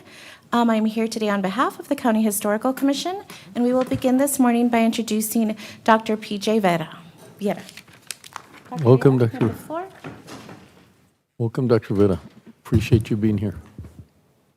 Good morning, Judge, Commissioners. My name is P.J. Vieira. I am a member of the UTEP Heritage Commission, here to talk about history, distant and very recent history. I'm a researcher and a historian of the university and higher education in Texas. I've been a speechwriter for Dr. Diana Natalicio and for Dr. Heather Wilson. And I worked on this last strategic plan in 2020 with the university. Now, my dissertation was on how universities remember themselves, and basically what my thesis said was they remember themselves pretty badly. And their memory only extends as far as probably the oldest person who is working at that university. And then once that person leaves, then there's a great deal of institutional memory that disappears with that person. And a lot of stuff gets written, but then it just seems to get ignored. Now, I'm going to use here for background this novel by James Michener, Texas, 1,400 pages. And he talks about several universities, but he only describes one university, and that's the University of Texas at El Paso, which he called one of the more distinctive of the American campuses. You know, that's a high praise to make it into someone's novel. As a matter of fact, though, the campus has been referred in great many media stories and in other books and publications. It is truly one of a kind. It's distinctive. It's got, what makes it stand out a lot is that you have to take the campus as a whole. And I'm talking about a campus that was built between 1917 and 1951. In that 30 years, we created the oldest extant university campus with its original buildings. There's no other university campus like it. And that is very much a testament to the architecture and the design of these buildings. And we know about the Bhutanese designs, but we don't often talk about the engineering and the construction and the materials that went into them. And what I like to do is I talk about, if you were to go back 80, 90, 100 years ago, find a group of students sitting on the steps of Old Main, and then snap your fingers and bring them to today, they would recognize the campus. Their buildings would still be there. Landscaping would be a little different, but their buildings that they attended class would still be there. And it's not because these are cheap buildings or the system was cheap or the state was cheap and didn't want to replace them. They are very durable. They're distinctive, durable, timeless, and unique. And it all goes into how they were designed and constructed. Now, why I'm here is that back in August, President Heather Wilson presented a campus master plan to the UT System Board of Regents. None of us on the Heritage Commission knew about it. No one knew about it other than those of us like me who are wonks who read the agenda for the UT system. And so she was there and she presented this PowerPoint presentation that you see a slide up there for. And in it, she talked about deferred maintenance, and a part of it was this slide which she really did not discuss. She just moved over. But what the slide shows is that there are 9 core historic buildings that are slated for demolition on campus. And there's been no public discussion about this whatsoever. And we're talking about the heritage and the legacy of this university. So that was a little disconcerting. And at the same time she's talking about the future, the president of the UT Austin was talking about how they're restoring their campus. And then we were talking about how we're going to bring in all these new buildings to the core of our campus. Then, a month later, the students voted to replace the student union building. They're going to raise their fees by 300%, and it includes demolishing this historic building. This is the student union building from 1949, designed by Percy McGee, who inherited the legacy of the architecture from Henry Trust. The students did not know what they were voting on. Even the president of the student body was interviewed by the press, said he had no idea the historical significance of this building. And really, because a lot of it is hidden, because you have this 1949 building, and then 10 years later, they put an addition onto it. Well, that addition is not in the style of the Bhutanese architecture as we know it, okay? And that's pretty much it's a building that's not constructed the same way. But this building is still there. And this one is now on the path to be demolished. Okay? And the students voted on it. So the university's kind of got it covered there. Now, if you look at the first campus master plan, which was done back in 1962, these master plans were big documents. They had architects involved, they had engineers involved, they had members of the faculty involved, they had members of the public involved. And we had 1997, and 2000 were subsequent plans. In 2011, the campus master plan first introduced the idea of demolishing buildings. And it had a significant number of those core heritage sites on the plan. That created some issues. And so President Alicia, as part of the centennial celebration, appointed a commission, which I was a part of, to go and review the history of the university and its buildings. And we put together extensive reports on each one of the buildings on the campus, identifying those that were of that historical significance. Well, as far as we know, that wasn't used in this campus master plan. So we're still trying to find out what went into this plan or how this plan came about. And the only thing that exists is this PowerPoint presentation that the president gave to the UT System Board of Regents. Now, just a reminder, many of us are already familiar with the architectural history of the university. The original idea came from the wife of the dean at the time, Kathleen Worrell. The first designs, though, were done by Charles Gibson of Gibson and Robertson, an El Paso firm here. Henry Trust refined those designs, and that's what came a part of the campus. And then two other architects, El Paso architects, Otto Thorman and Percy McGee, then took over or inherited that legacy. Trust and McGee designed the New Mexico State University campus. Many of those buildings are no longer there.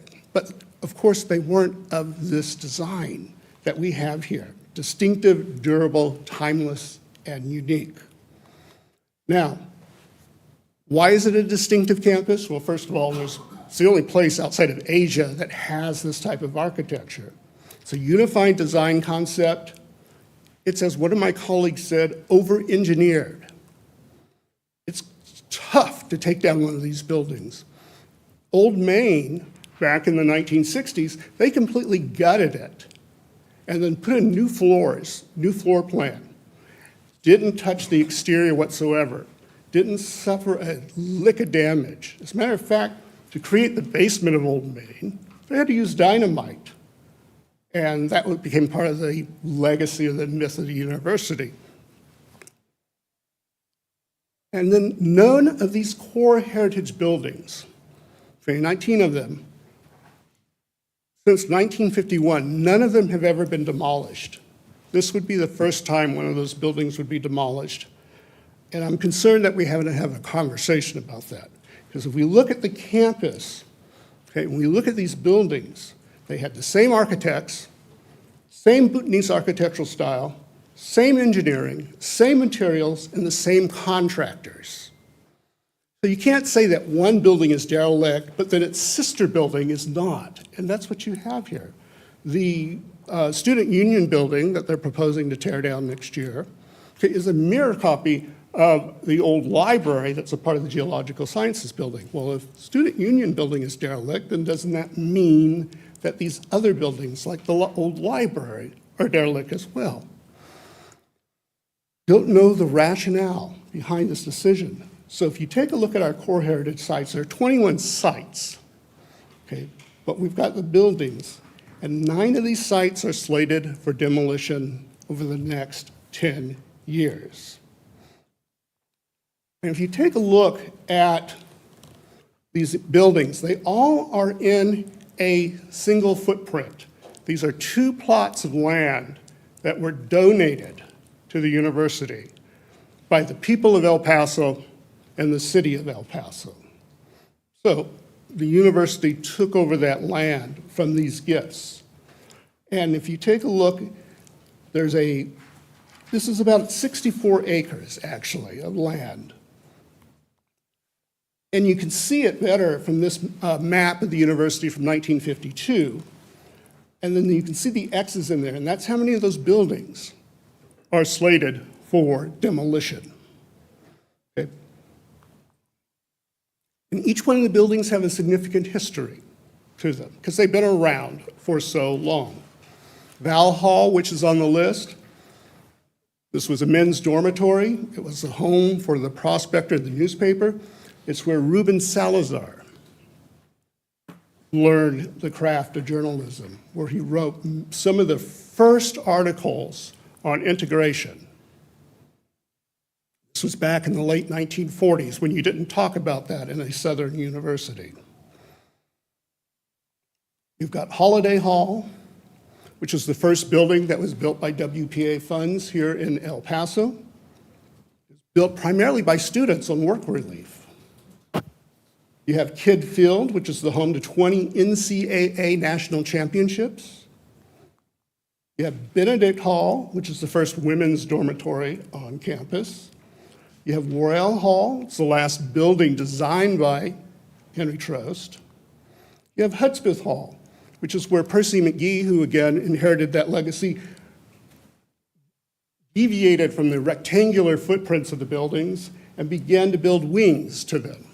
And staying very much within that Bhutanese revival, he went back to look at the pictures of Bhutan and came up with this footprint.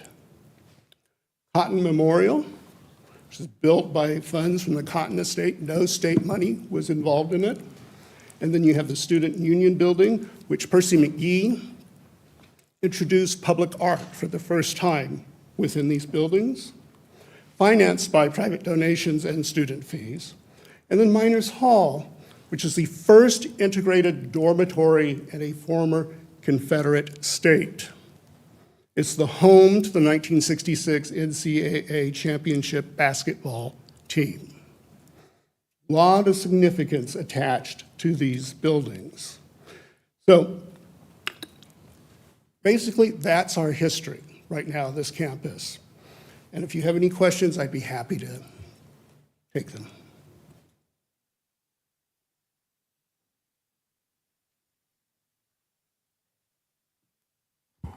I don't know if I have any questions, Judge, but I think we should definitely craft a letter to send to UTEP in support of keeping these buildings around. I think as a court over the years, we've definitely had taken a very strong role in historic preservation, and the argument that Mr. Rivera is making is, I think, a very valid one, and I'm happy to support doing what we can to help. Yeah, and I think, our uniqueness, UTEP has got to be, the foundation of who we are, of what's happened. I mean, anybody, you go back, everybody that graduated from UTEP, back when the school started, our pride about that. But then seeing such a significant campus being sort of, I hate to use a word, but toyed with, right? Because you're trying to change the character of what it is and the work that has been done. And also, I mean, you know, we've all honored Dr. Natalicio tremendously. And it was a vision that was extremely important for her, and we've supported her in every way. She's put us on the map, and it's not fair that she did that with all this campus, and then the campus became like so unique, as you said, Doctor, so unique, and then for it to be sort of, and then I guess the other thing is not having to understand as a stakeholder, you know, the county is a big stakeholder, and as be as surprised as all of you are to say, well, did anybody come to the community prior to the presentation? Because it's hard, you know, to believe that we're partners if the presentation takes place and then we hear about it afterwards. I think it would have been very genuine if we would have known that this was coming up before the regents heard it, that they would have had either our yes or no or our support from the you know, from the community. So, yeah, I'll pass it on to Commissioner Coronel. Thank you, Judge, Commissioners. Dr. Vera, has Dr. Wilson been approached about the issue after she presented to the Board of Regents? No. And we haven't really made any motion about this within the Heritage Commission. We meet every 3 months. So that has not come up as a part of our regular agenda. Well, I think there should be a reach out by the Historical Commission about presenting this to them and what the concerns are, as well as maybe to the student body. The student body government, I think, should be presented with this and get their input. Commissioner, if I may, so the County Historical Commission is charged with bringing these recommendations to you. The only other entity that they can directly reach out to is the Texas Historical Commission. I do have a letter on behalf of the County Historical Commission. Unfortunately, our chair, Barbara Welch, isn't able to be here due to medical related things. I'm happy to read the letter into the record. If you don't have any other questions for Dr. Vieira, if that's okay? Sure. Cynthia, really quick before you read the letter, and also for the court, this is the recommendation, the letter from the Historical Commission. It was in the backup, and we'll read it in.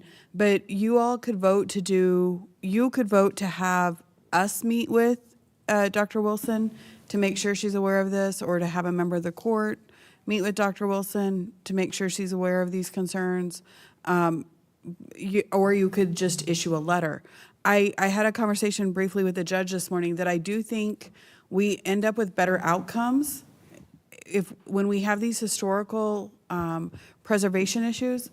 I think we end up with better outcomes by putting someone on notice, but also sitting down and talking to them. Yeah, And trying to and I find agree, because compromise. you know, we're saying that we weren't reached out, but we haven't reached out to them to, you know, about the concerns before we issue something like this.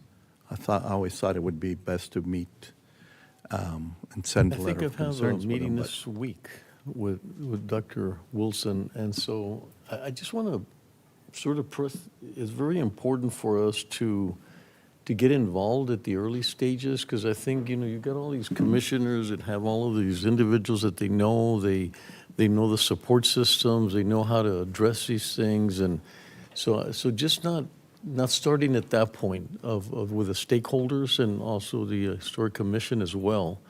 But I think we have to make that point that we're here to try to make things better for our community, and sort of going ahead of us like that makes it really difficult, because then there's the impression that no one was taken into consideration, and which might be the case. So anyway, I think we do need to be very supportive.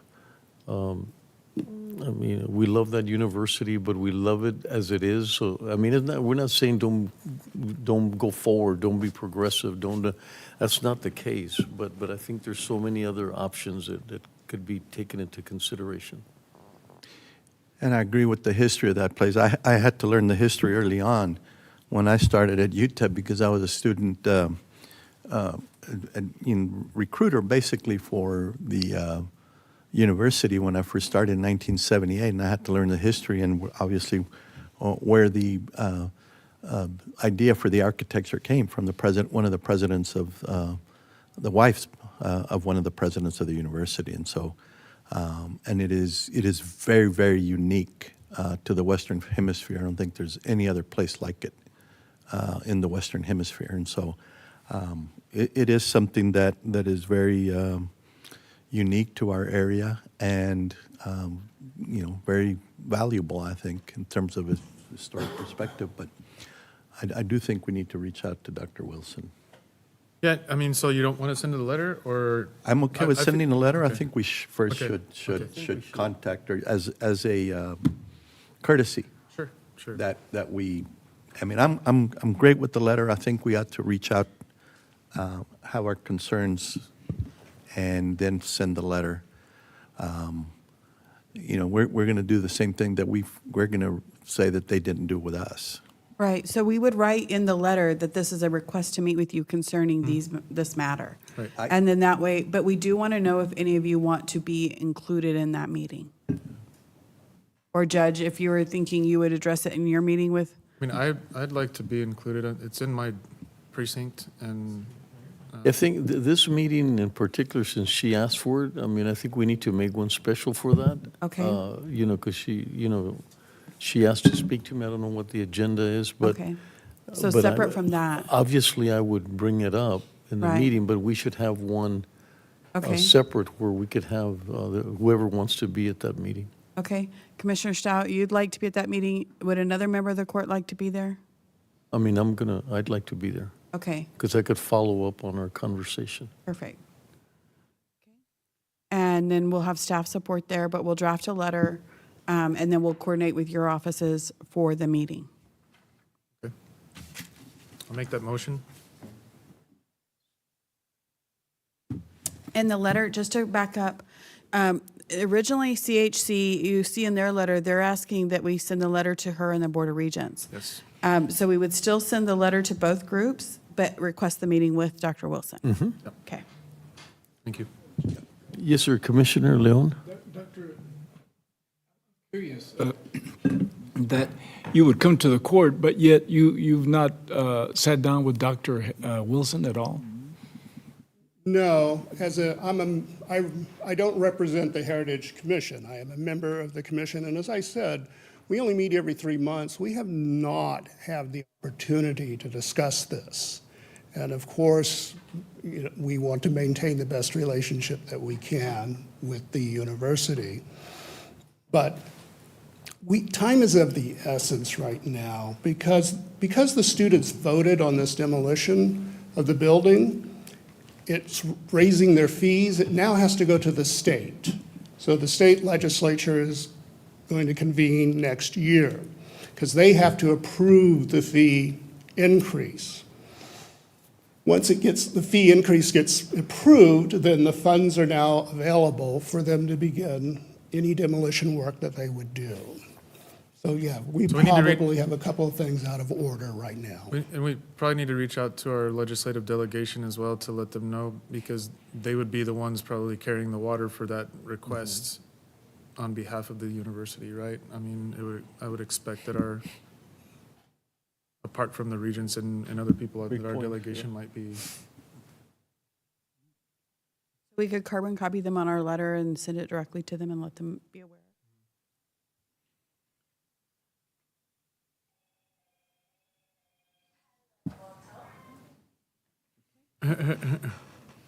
There you go. Okay. Okay, Thank you. thank you. Did we vote on the motion in a Yeah, second? No. We haven't voted yet. We have a motion from Commissioner Stout and a second from Commissioner Coronado. Voting is open. Motion carries. Thank you, Dr. Renteria. Thank you, Alicia. Thank you, Dr. Villar. Thank you. To Dr. Grossman about that. Step up to the mic. Yeah. Alicia de John Davis, member of the Heritage Commission. The Heritage House is the repository of all our archives. But this morning, expanding on what our distinguished speaker said, I would like to show you This is basically a chronology describing the constructions and the names of all the buildings since the creation of the university. It was done by one of our distinguished historians, Willie Quinn, that, by the way, it was honored with a resolution last year. And also, he is one of our distinguished alumni by UTEP. Allow me, this is just the history.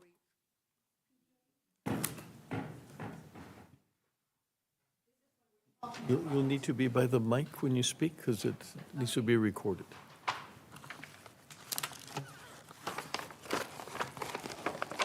This is the work of our distinguished Willie Quinn, our historian, that all the historians, including PJ, are using at this moment.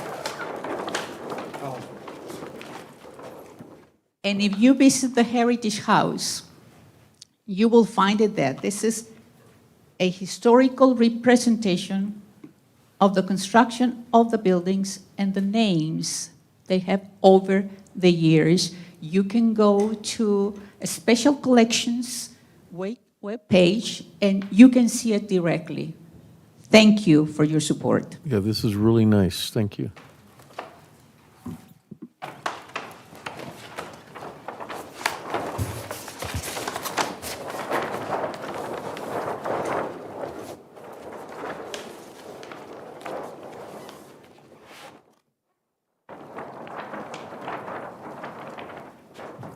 A lot of history.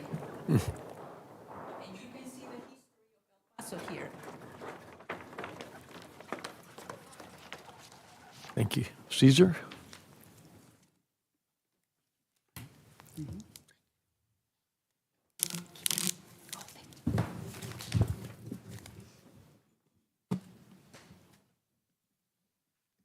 Item number 6A from Commissioners Court.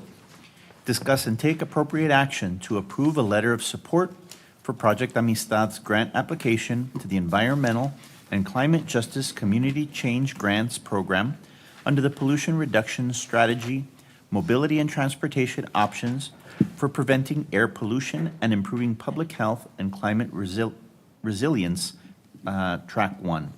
Opinion number 6291. So, Judge, Commissioners, I know we had a number of letters of support for community change grants applications last week, and we have one more that we'd like to ask the court to support.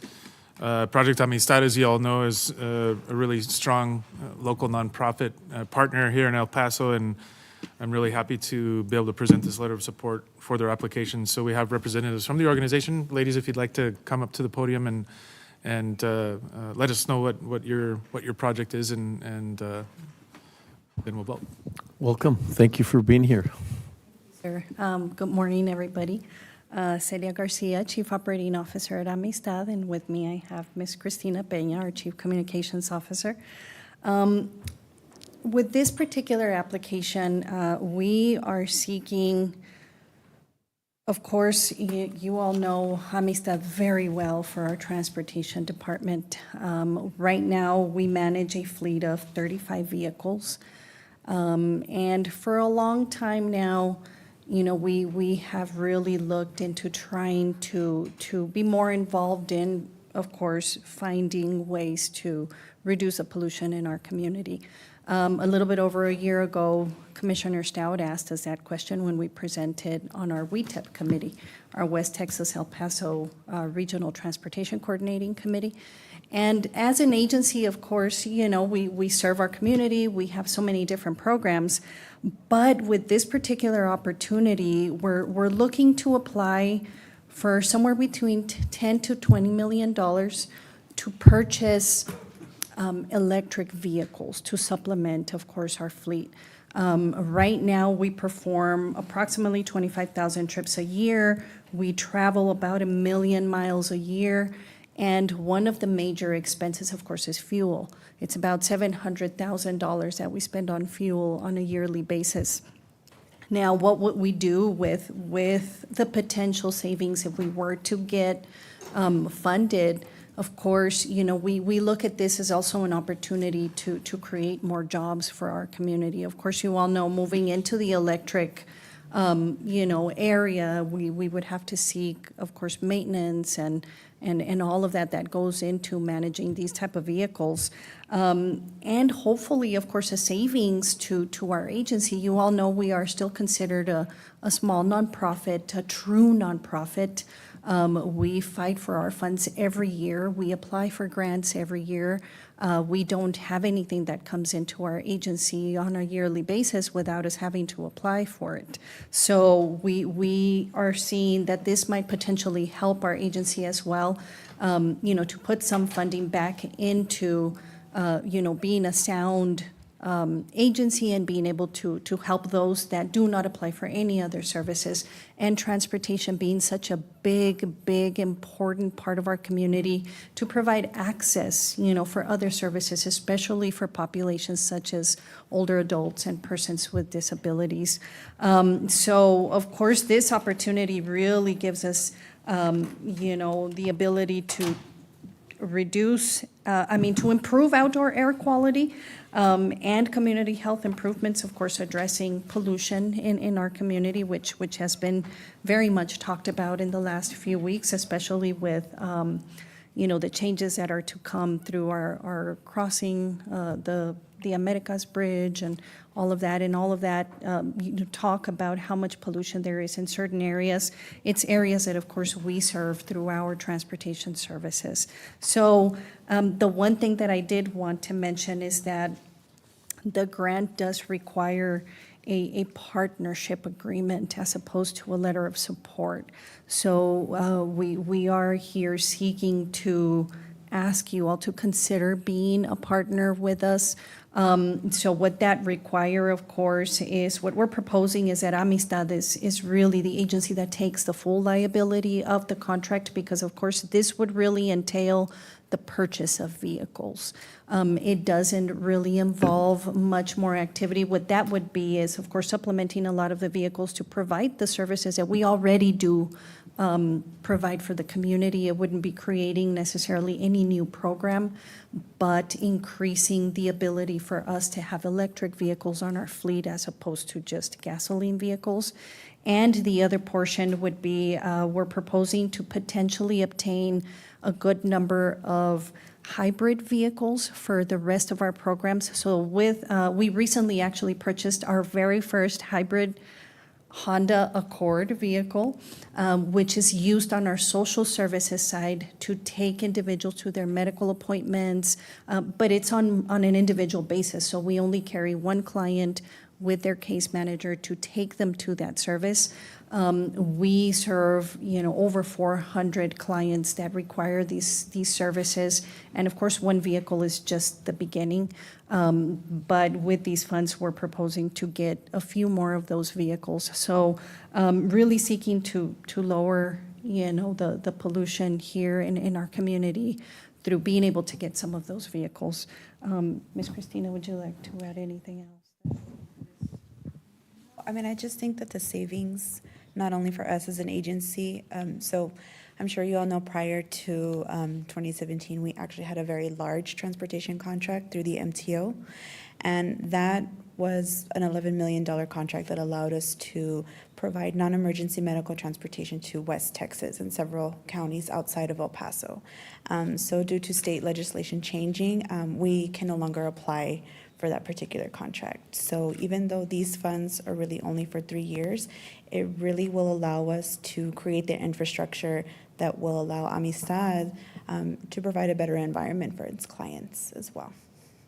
Thank you. Betsy, you want to add anything to that? Because I know Project Amistad is just an amazing partner for us, and so we're very considerate of their goals and objectives, and we just need to understand things a little bit better. But Betsy, any additional comments you might want to? Judge, just adding on what you said, they are a great partner. This is another applicant that we would just be providing a letter of support. for their application for the EPA change grant.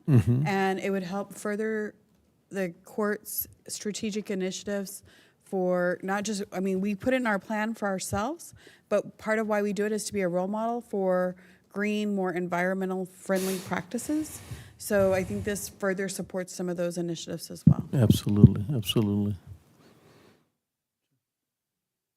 Yes, Commissioner Coronado? Yeah, they mentioned it's not just a letter of support. What would our other duties and responsibilities be under this if the grant is besides just signing on as partners? It's listed as an agreement, not a support. What? Yes, yes, exactly. So our vision, Commissioner Coronado, would be that you all, of course, assist in maintain or in keeping us accountable in regards to how we're going to use the funds and following the plan that we put in place. We're seeking to potentially get 10 electric vehicles every year over the course of those 3 years, and of course, utilizing the funds to, be able to get all of the infrastructure put into place. So working with the electric company, so more of an administrative role, if I can say, just you all making sure that we're actually following the plan that we're putting in place if we were to get the funds. Because of course, all the liability would fall on us in regards to actually maintaining the vehicles, insuring the vehicles, and actually performing the services that we already do perform. And unfortunately, that's the only drawback to this grant, which is why we're here presenting to you all today, because it states very clearly that if it is not a partnership agreement, then we are not able to submit the grant. So a letter of support would not suffice for us to be able. There is a worksheet that we have provided for you all's review. I'm not sure if that was. We can definitely re-provide that where we've put in some verbiage and it guides us on how to create the actual partnership agreement. For potential signature. And the only bad thing and the other drawback is that the application deadline is November 21st. Of course, we're doing our best to submit that as soon as possible. We don't know what a timeline would be for you all to consider. So Anna Schumacher, Assistant County Attorney, to address Commissioner Coronado's item. So the item as posted currently is only with the backup as is. Letter of So we would need a different item to come back to discuss anything in addition to the letter of support as currently in the backup, which is just that.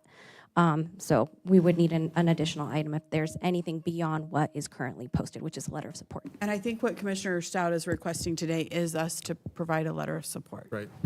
Okay. Yeah, we can have further conversation about what you're talking additionally, but Like you said, Betsy, I mean, and that's what we've been discussing, it's very aligned with what you're trying to accomplish through the environmental, the relationship we have. I would be very supportive of that. Andrea's done an amazing job. yeah, we'll follow up after the meeting to get the other issue put Yeah, on if we could a get future agenda. what the requirements are for us as partners to the county attorneys, our administration and county attorneys, so they can see what our responsibilities are.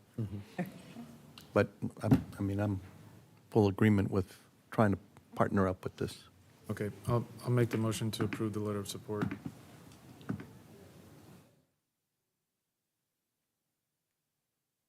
We have a motion from Commissioner Stout, a second from Judge Samaniego. Voting is open. Motion carries. Thank you. Thank you all. We Thank you. appreciate your support. Thank you. Thank you for being here.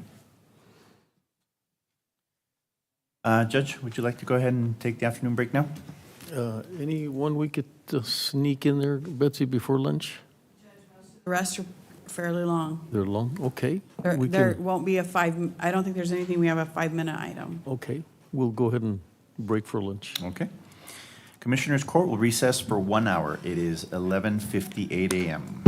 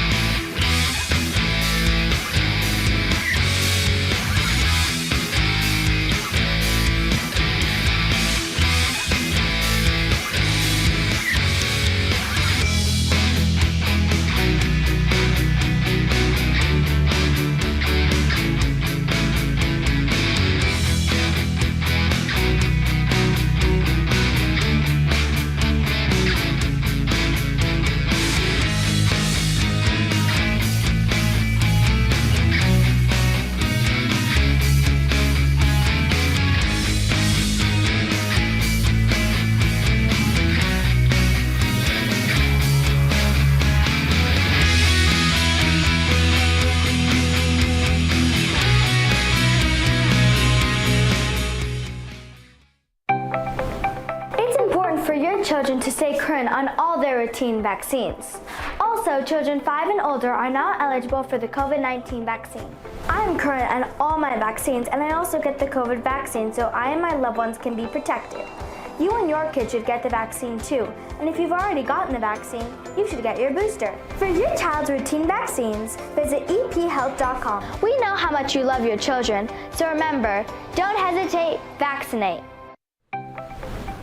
Es importante que sus hijos tengan todas sus vacunas. Además de las vacunas rutinas, los niños mayores de 5 años ahora son elegibles para la vacuna de COVID-19. La vacuna COVID-19 es gratis. Para las vacunas rutinas de sus hijos, visite ephealth.com. Sabemos cuánto amas a tus hijos, así que recuerda, no lo dudes, vacúnate.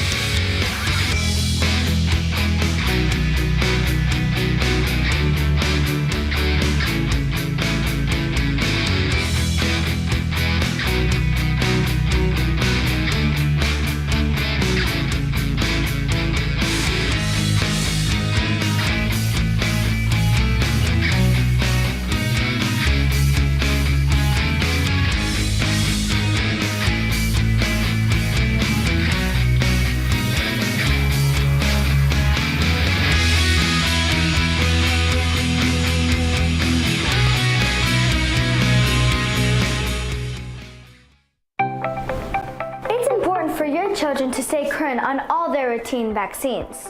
Also, children 5 and older are now eligible for the COVID-19 vaccine. I am current on all my vaccines, and I also get the COVID vaccine so I and my loved ones can be protected. You and your kid should get the vaccine too, and if you've already gotten the vaccine, you should get your booster. For your child's routine vaccines, visit ephealth.com. We know how much you love your children, so remember, don't hesitate, vaccinate. Es importante que sus hijos tengan todas sus vacunas. Además de las vacunas rutinas, los niños mayores de 5 años ahora son elegibles para la vacuna de COVID-19. La vacuna COVID-19 es gratis. Para las vacunas rutinas de sus hijos, visite ephealth.com. Sabemos cuánto amas a tus hijos, así que recuerda, no lo dudes, vacúnate.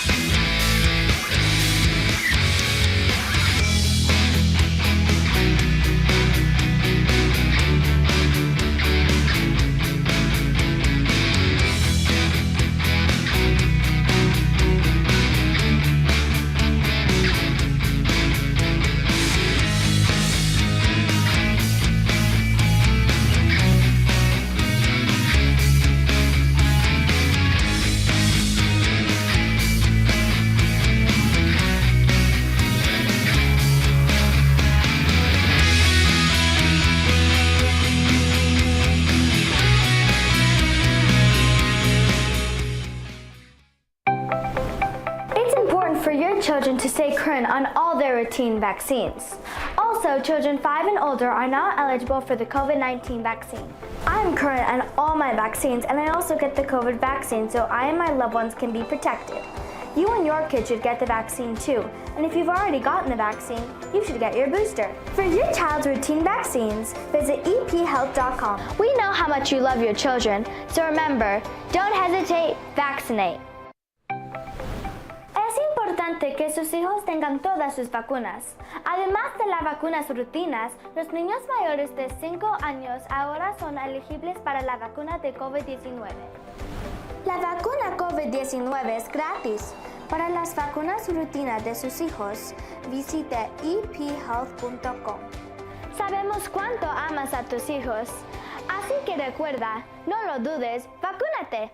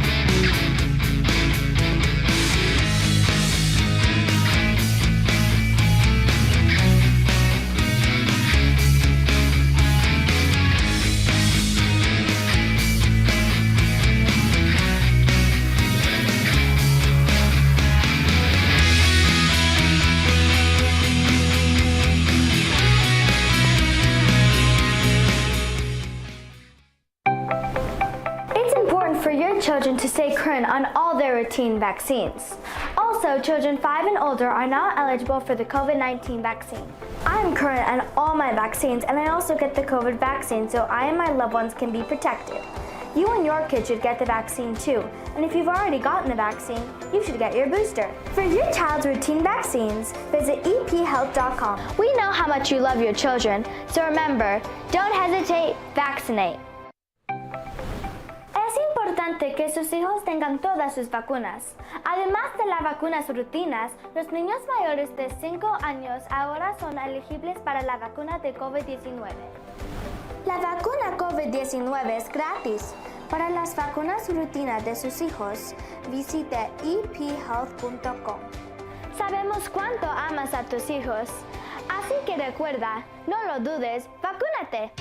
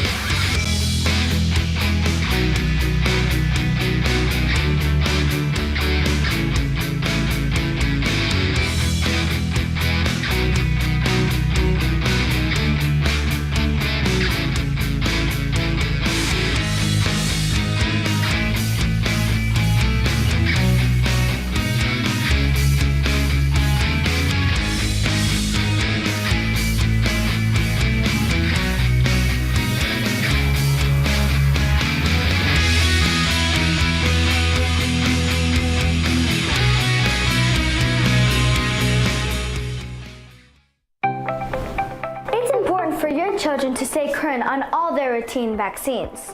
Also, children 5 and older are now eligible for the COVID-19 vaccine. I am current on all my vaccines, and I also get the COVID vaccine so I and my loved ones can be protected.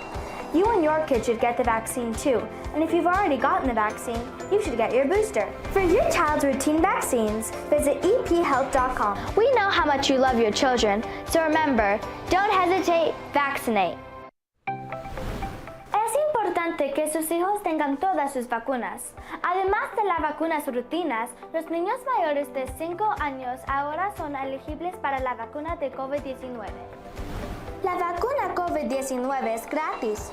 Para las vacunas rutinas de sus hijos, visite ephealth.com.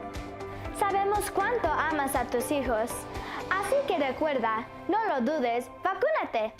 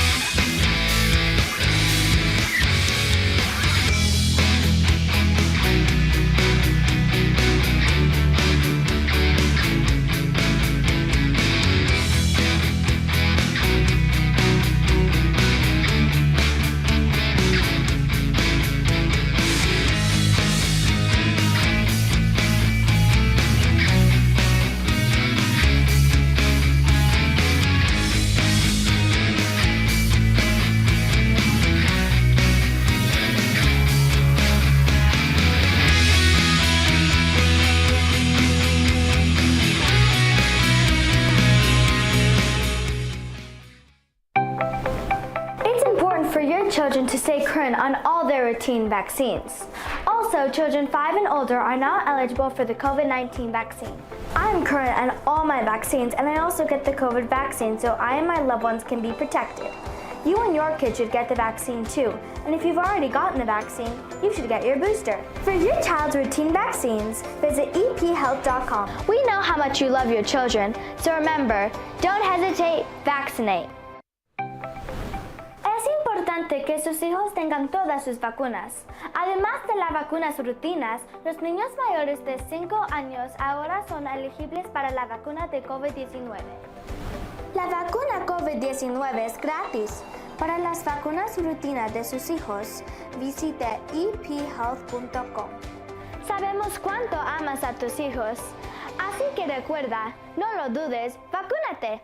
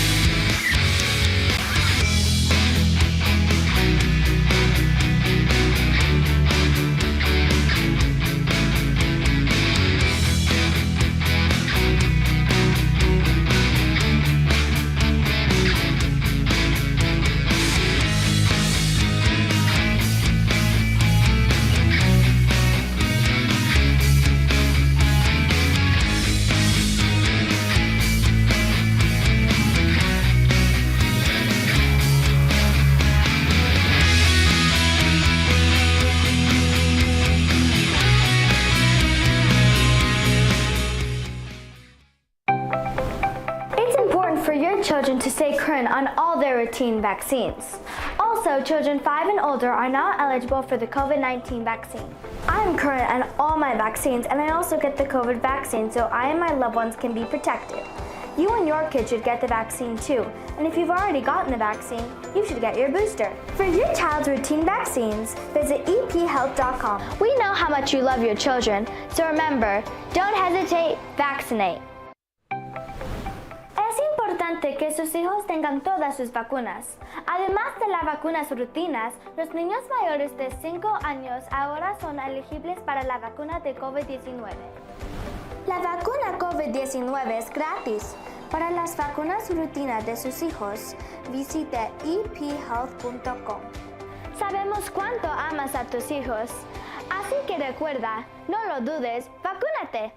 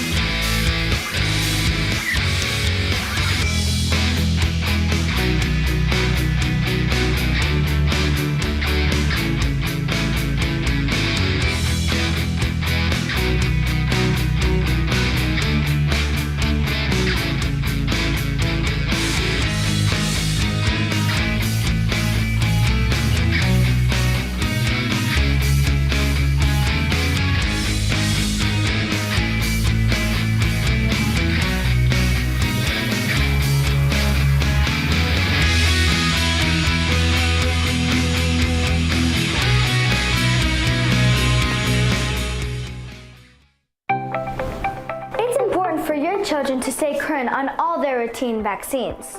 Also, children 5 and older are now eligible for the COVID-19 vaccine. I am current on all my vaccines, and I also get the COVID vaccine so I and my loved ones can be protected.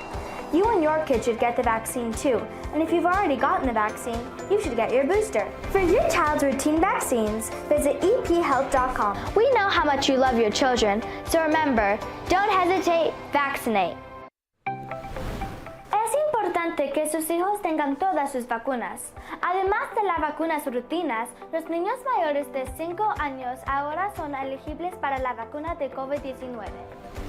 La vacuna COVID-19 es gratis. Para las vacunas rutinas de sus hijos, visite ephealth.com. Sabemos cuánto amas a tus hijos, así que recuerda, no lo dudes, vacúnate.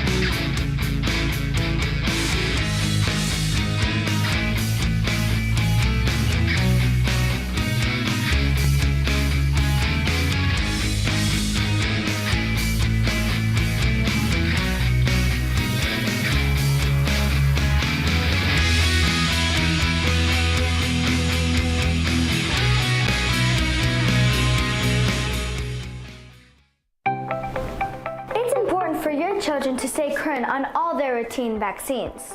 Also, children 5 and older are now eligible for the COVID-19 vaccine. I'm current on all my vaccines, and I also get the COVID vaccine so I and my loved ones can be protected. You and your kids should get the vaccine too, and if you've already gotten the vaccine, you should get your booster. For your child's routine vaccines, visit ephealth.com. We know how much you love your children, so remember, don't hesitate, vaccinate. Es importante que sus hijos tengan todas sus vacunas. Además de las vacunas rutinas, los niños mayores de 5 años ahora son elegibles para la vacuna de COVID-19. La vacuna COVID-19 es gratis. Para las vacunas rutinas de sus hijos, visite ephealth.com. Sabemos cuánto amas a tus hijos, así que recuerda, no lo dudes, vacúnate.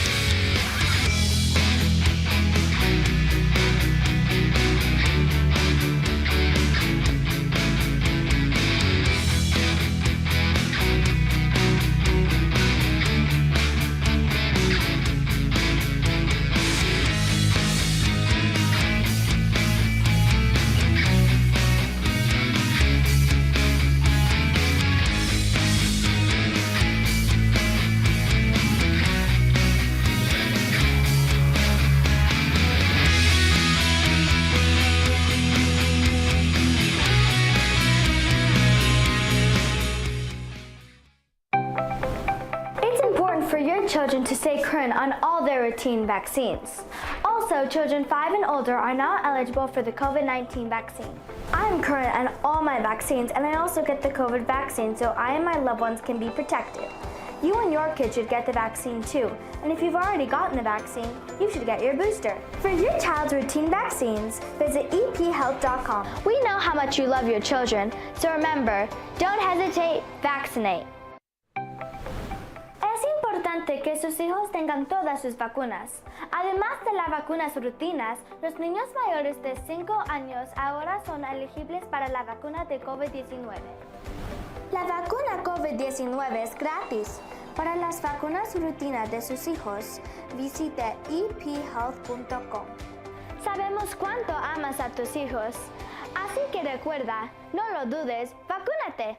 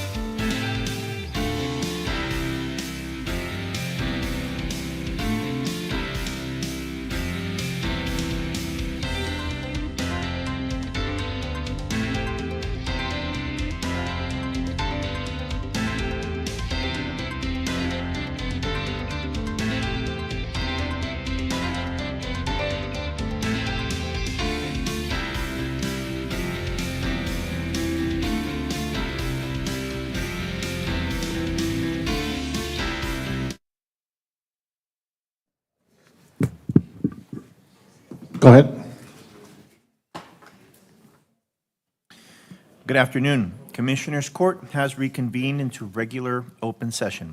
It's 1:08 p.m. We are on item number 7A, postponed October 7th, 2024. Receive a presentation from EPAT's LGC staff regarding ongoing transit services and local government contributions.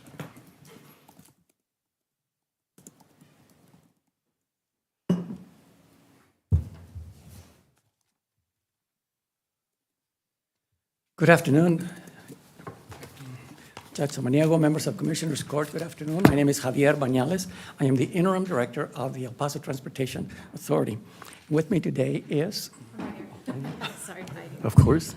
Good afternoon. Annette Gutierrez, Executive Director of the Rio Grande Council of Governments. Thank you, Ned, for being here. And Ms. Gutierrez is here in her capacity as the fiscal agent for the El Paso Transportation Authority. The COG was appointed the fiscal agent, and consequently, through her office, the invoices, the bills are processed, or they track the grants that have been received. And we'll get a little bit more information about their role in a few minutes. And the presentation begins simply by sharing with you who are members of the board of directors. On the next slide, please. You should have the controller there, sir. Okay. Sorry. And Mr. Bañales, before you move on, just for the court to, the coloring and the design, can you go back to the van? I mean, it's when you see it in person, it's so impressive. I really liked it, much more than just seeing it on the picture. I just wanted to, if you all have a chance and you can go by the Union Station, Union Depot, and there's one always there. It looks really nice. Thank you. And of course, the purpose is to organize for the purpose of encouraging and assisting local units of government to join in cooperation with one another to provide and deliver regional multimodal transportation solutions for residents of the general public within El Paso community. And as you know, the action of establishing the local corporate entity was done through Commissioners Court. This occurred in 2020-ish, 2021. And this is the board right now of the EPA. We have one vacancy, the city of San Elizario. Mr. Mike Medina, he left us on the board, so we're working in the process of replacing that position.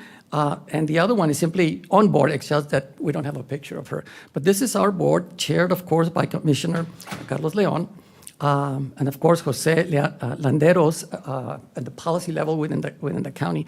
The bylaws call for the county to have a person on the board that's at a policy level position, and Mr. Landeros is in that position. Of course, Jessica Manu is the town of Anthony's representative, Andrea Carrillo with Village of Benton, Art Rubio with the Horizon City, and Susie Rodriguez with the town of Clint. You know, nothing happens overnight. In the 1990s, the Metropolitan Planning Organization coordinated with the County of El Paso to develop a strategic plan and look for ways to present to the public ways in which the public transportation in the county could be expanded. There was some transportation provided, but not to the level that people felt was warranted. And so this is a report that was completed in September of 1994, and in it, it called for increasing the public transportation in the county areas. It also called for consolidating the city and the county into one transportation system. And it also called for new programs that were in the planning stages.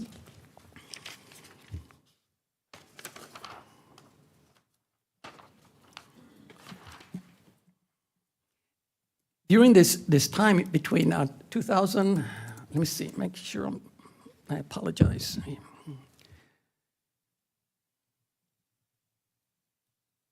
The El Paso Transit Service Plan, okay, this is 1994. There were recommendations that came out of that about establishing a one unified transportation system. And it even called for funding it through half-cent sales tax that would be raised and that would pay for this new service, city and county. Of course, that did not go through. For various reasons, but in that program, there were other recommendations that were made. One, of course, was to continue expanding the county rural transit system. At that time, there were only about 4 routes that were in place, but they operated in the morning and in the afternoon. Sort of in between, there wasn't much traffic.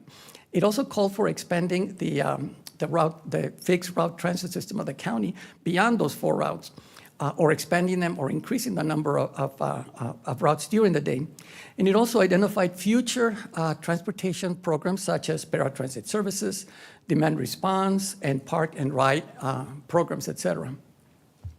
In 2005 to 2015, then again, that didn't go through the proposal about establishing the city and county transportation system. In 2005, 2015, the next period, there was an increase in the routes that were provided by the county in the same underserved areas of the county.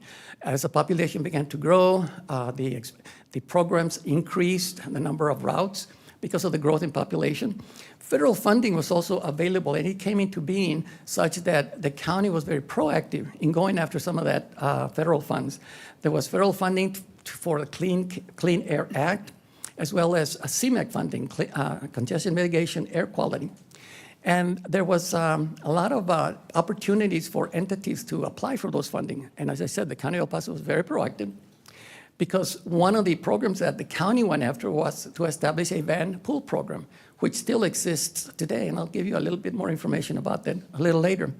There was also the Gold Route, as it's called. This was a route from El Paso to Las Cruces. This is a bus that would go up and down Donovan and almost directly to Las Cruces and transport individuals that lived or worked in Las Cruces and in El Paso back and forth. And this is also the time that the Regional Planning Committee, which we call WETEP, West Texas El Paso, was established. And it was the El Paso County that took the lead. At the very beginning in 2006, there were 3 entities that organized the Regional Planning Committee. That was, of course, led by the County of El Paso. Project Amistad was one of those, as well as the Area Agency on Aging, of course, a program of the COG, the Council of Governments. And so these 3 entities began to work to coordinate in the establishment of the Regional Planning Group. In 2015 to 2020, the Regional Transit Institution Options Feasibility Study, which is this one right here, came into being. And this occurred also in the same way, similar as the one 10 years before, in which there were public meetings, there were surveys, there were meetings with focus groups to identify and come up with ways in which transportation services within the County of El Paso could be expanded, could be increased. And it called for the creation of a local government corporation, which actually came into being. In fact, we're in. It was established in 2020, 2021. Took a little bit of time before it was established, but nonetheless, the genesis of where we are now is referred to here in this publication that came out. And the date on this is April 2019. During this period from 2015 to 2024, the county continued to expand its transit system. Now it was continuous. In most instances, it just operated from like 6:30 until 7, 8 at night. It didn't cease during the day as it had done in the 1990s and early 2000. And so during this time, there was also a conversion of the vehicles to CNG, compressed natural gas. And of course, for pollution purposes and also as a cost issue. At this time, also, paratransit services is being introduced. In fact, that started in August of 2024, just a few months ago. This is, well, I'll go into paratransit services in a second. And right now, the general public demand response is also planned for 2026. This is still in the planning phase, but it's possible that this might be a service that could be provided. As far as bus shelters, we have 118 new bus shelters that are being established, or different components of a bus shelter. And again, I'll go into that in a little bit more detail. But those are coming into being in 2025. We have a pilot project to look at electric vehicles in the county. We have 7 electric vehicles that are on order or going to be built. The charging stations, we're in the design and architectural development of the plans. The charging station that we're looking at right now is going to be in the Remcon area in West El Paso, because the 7 vehicles that we're getting, the electric vehicles, will be tested, field tested, in Route 10, which is the Anthony route that goes up on Donovan. And then the El Paso Transit Facility, again, which is scheduled to be in place in late 2026, early 2027. Land purchase right now is underway, and so we're working to bring that about. Just to give you a quick overview of the ridership as of this last year, September 2023 through August 2024, you can see the numbers there. Route 10, Anthony Canutillo, had the largest passengers. And you can see the numbers. Horizon City at 32,000 is second. And then you can look at the numbers also for the individual routes. If you take all those numbers and include the Gold Route, which is the bus that goes from El Paso to Las Cruces back and forth, as well as the El Paso County and Ventville program with 379,000 riderships, then we total 552,125. So that's a lot of individuals, a lot of persons that are being transported. If this service wasn't available, many of them would be using other vehicles or using vehicles, then many more cars on the road, especially with the Ventville program, because these are individuals where you might have 3, 4, or 5 individuals who are commuting using one of the vans. And so that's 4 or 5 or 6 vehicles that are not on the road, that are not polluting, and then the money that is saved by the individuals that are participating on this, again, goes towards other expenses within their household, and again, stimulates the economy, goes back into the economy. That's not to say that they don't pay a fee to participate in the Ventville program. They do, but they do save by participating in this Ventville program, which was initially started, again, through a grant that was received, which the County of El Paso went after. This next several slides, I'm just going to go real quickly, just to give you an overview of the various routes. This is Route 10, Anthony Canutillo. You can see the route and the intricacies of the scheduling. The scheduling is done for all the routes on a regular basis. You can see this is Route 20, which is Montana Vista. Look at this number of stops along the way, and just gives you an indication of the ridership that we have experienced over the last several years. This is Horizon. East Lake, this was a new one. That's why the number's 31, because it was an expansion of Route 30. But this is East Lake, and as you can see, it's increased over the last several years. Fabens continues to be not as high as the other ones, of course, because of the distance that is involved. And this is 50, Mission Trails. 84. The new paratransit program that I mentioned is for individuals who are unable to use fixed route buses because of a disability. And of course, they have to qualify for that service. The fare is $2.50 per trip, one way. It's a curb-to-curb service. The vehicles are ADA. There's a lift, because this is, again, for individuals who have a physical disability. It's a shared ride program whereby 2, maybe even 3 individuals may be transported at one time. And transportation is within the service area that is identified.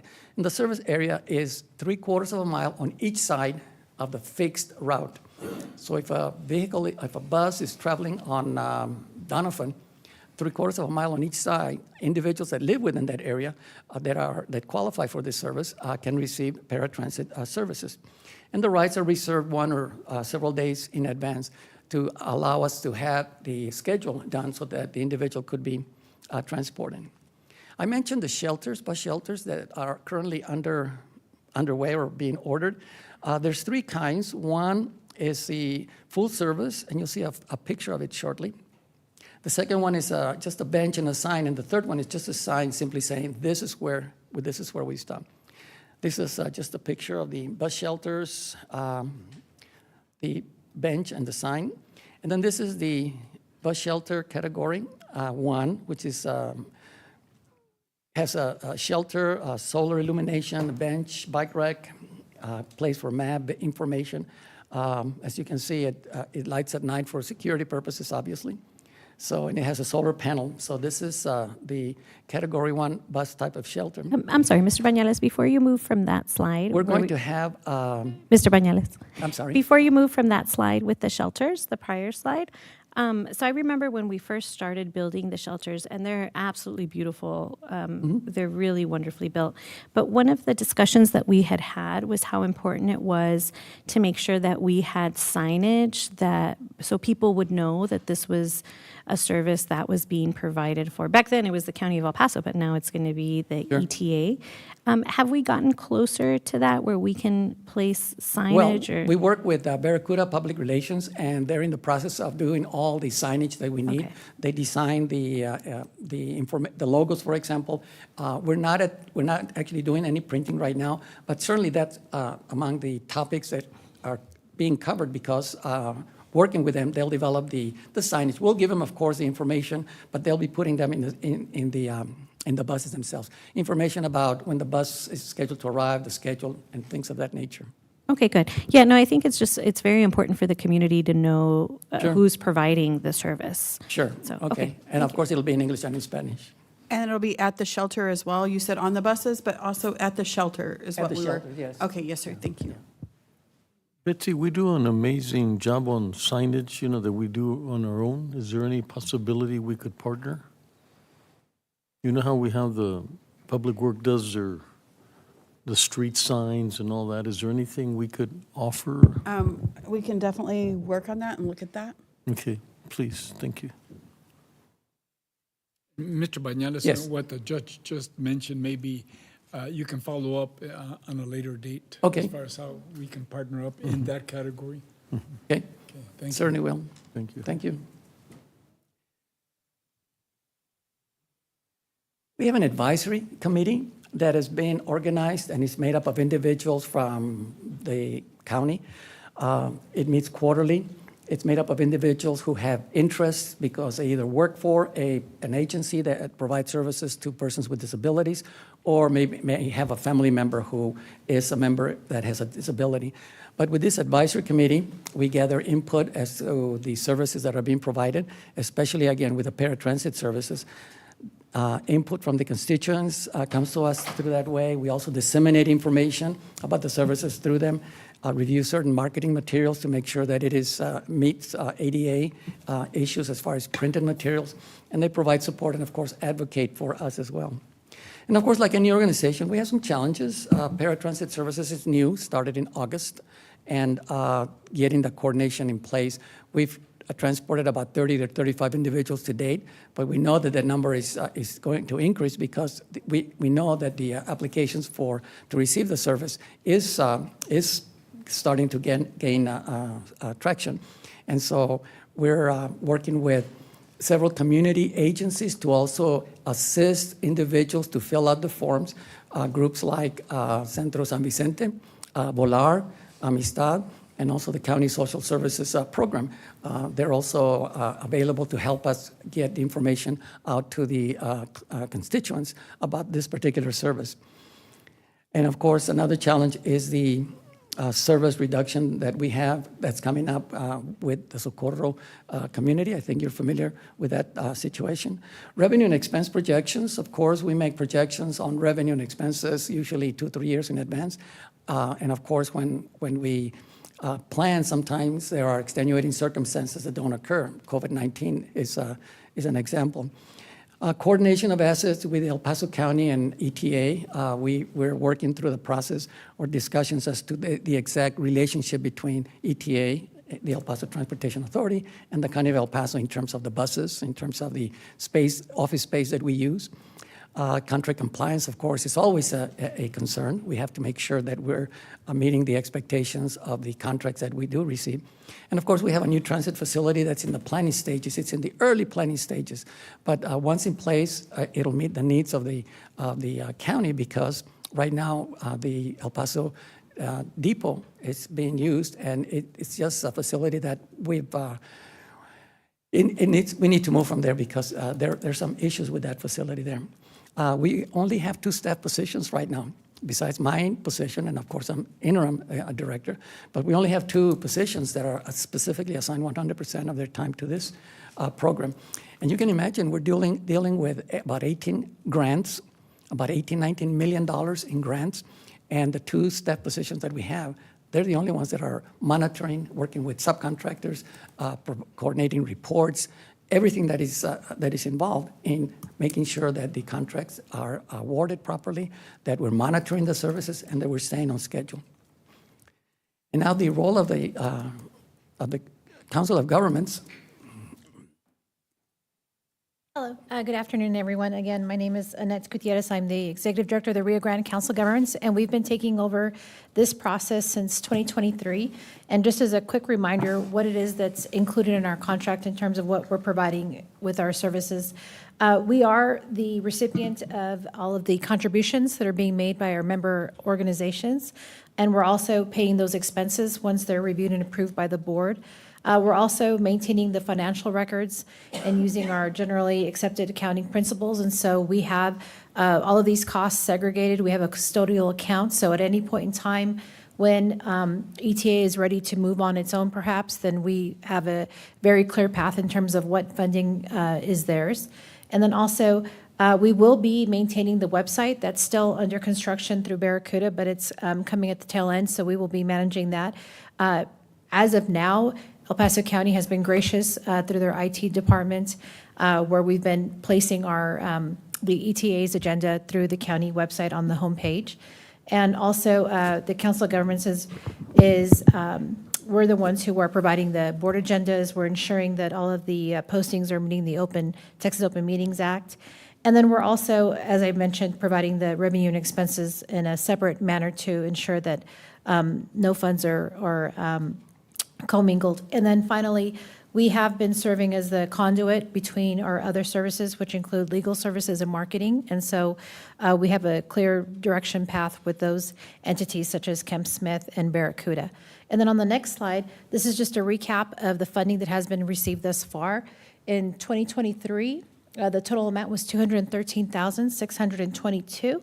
And as you can see, in 2024, that amount did increase to $346,400. I think one of the proudest moments, at least for the Council of Governments, is that we were able to support the necessity and the collaboration that we were asking in terms of Town of Anthony and Clint to join to the ETA. And so you can see in 2024, there is a contribution that has been made by those organizations. And then just to highlight some of the activities that we've done since our engagement with the ETA, we have facilitated at least 13 LGC meetings in 2024. We've also supported 4 Access Advisory Committee meetings. And we've participated in weekly check-ins with Texas Transportation Institute as well as EP County staff. And again, we've coordinated as necessary with our legal support and Barracuda PR for the website production as well. So I'm going to turn it over now to Mr. Bañales to finish up the presentation. Thank you, Nat. And so it's a quick summary of current projects. The fixed route transit program demand response is in place. Bus shelter are being, we're in the design phase of some of the shelters. The electric vehicle pilot project, we're in the design and engineering stage of establishing and building the chargers for the 7 buses that are part of the pilot project. We're in the process right now of releasing the request for proposal for a new 5-year period to contract with some agency to provide fixed route and paratransit services to the public. The contract that is in place right now is scheduled to expire in December 31st of this year. It's been extended into 2025 to release the information, the RFP, so that we can get responses. The Venpool and Gold program, of course, continue. You saw the numbers, but it involves a lot of monitoring and verifying the information that we are receiving from them as far as the number of trips and the payment schedules. Vehicle replacement, we have about 28 buses right now. In 2006, when I joined Amistad was the agency that was providing that service. We had only 8 buses, so I should say the county had only 8 buses. So from the 8 buses to now, the county has about 28 buses. And at that time, it was gasoline powered. Today, it's CNG. El Paso County Transit Facility, again, it's a big undertaking, it's a big project. And the total grants that have been awarded is about $18 million. And so this is the amount of dollars that are being monitored and are going to be spent within the county of El Paso. This is the staff. Myself is the interim director.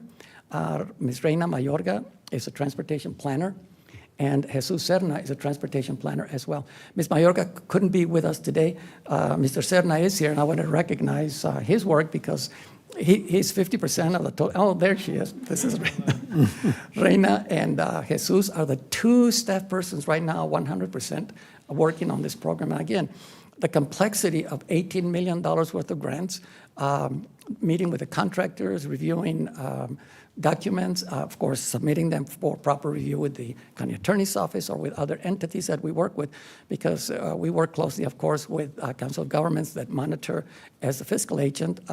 We've worked also with the Rio Grande, the Camino Real Regional Mobility Authority, and you see Mr. Sergio Estrada, he's been providing legal services. He's with Kemp Smith, and of course, Ms. Gutierrez. I also wanted to recognize and comment and thank another staff person who's not on our staff, but who provides a lot of support to us. That's Ms. Bianca Valenzuela. She's with the Finance Department, Financing. She monitors the grants that are received, ensures that the funding that we receive is properly recorded, and makes sure that payments are made to the subcontractors on time. So even though she's not part of the staff, she works very, very well with our staff to make sure that all the financial reports are done. And finally, of course, the leadership is provided by Mr. Landeros, who, of course, at a policy level, is a staff person that is also sitting on the board.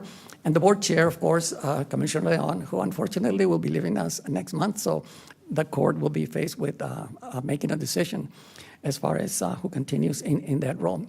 But Commissioner Leon has been very supportive and has been working on this for a number of years. So I think a lot of credit has to go to him, as well as to Mr. Landeros at the policy level, making sure that this happens at the operational level.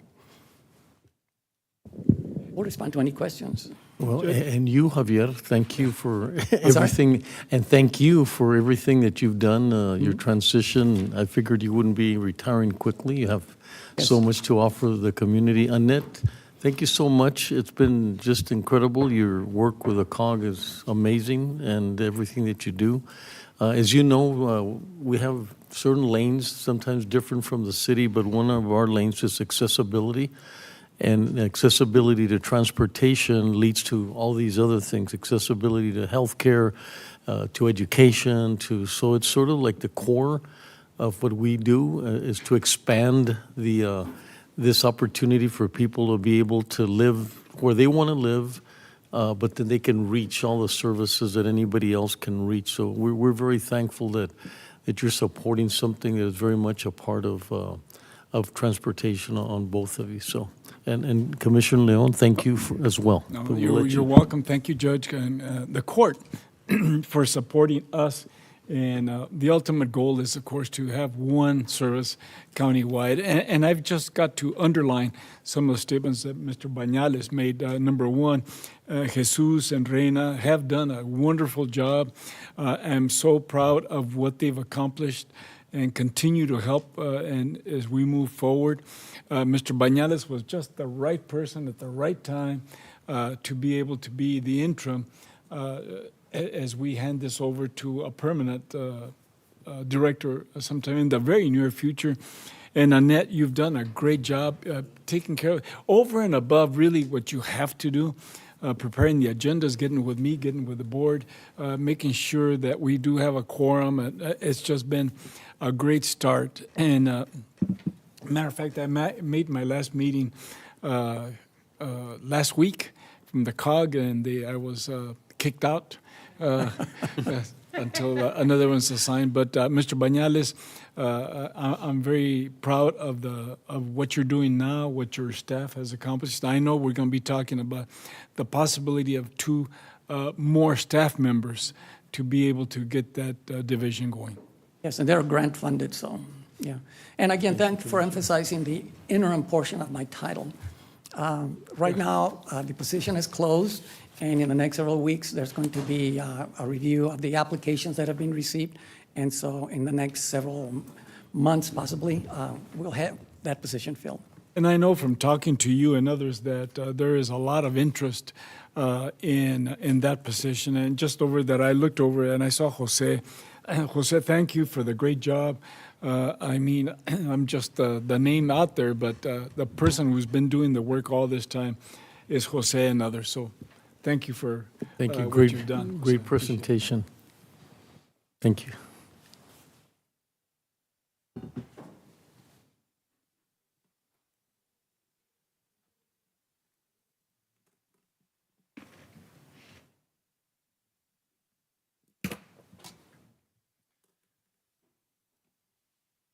Item number 8A, Auditor.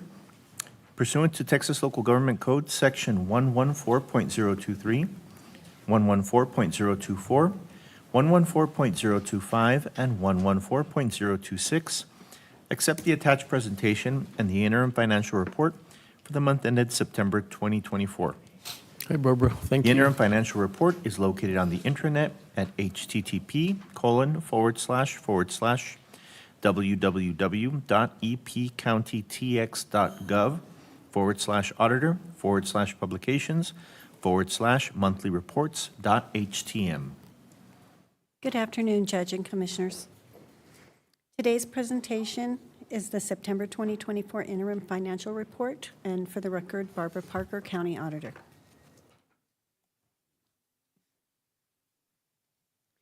This executive summary shows the revenues and expenses of all funds for the current year for FY24.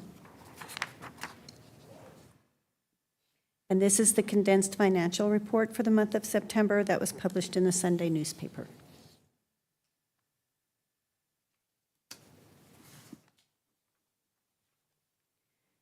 Regarding revenues, this slide presents all of the revenues collected within the county, broken down by fund type.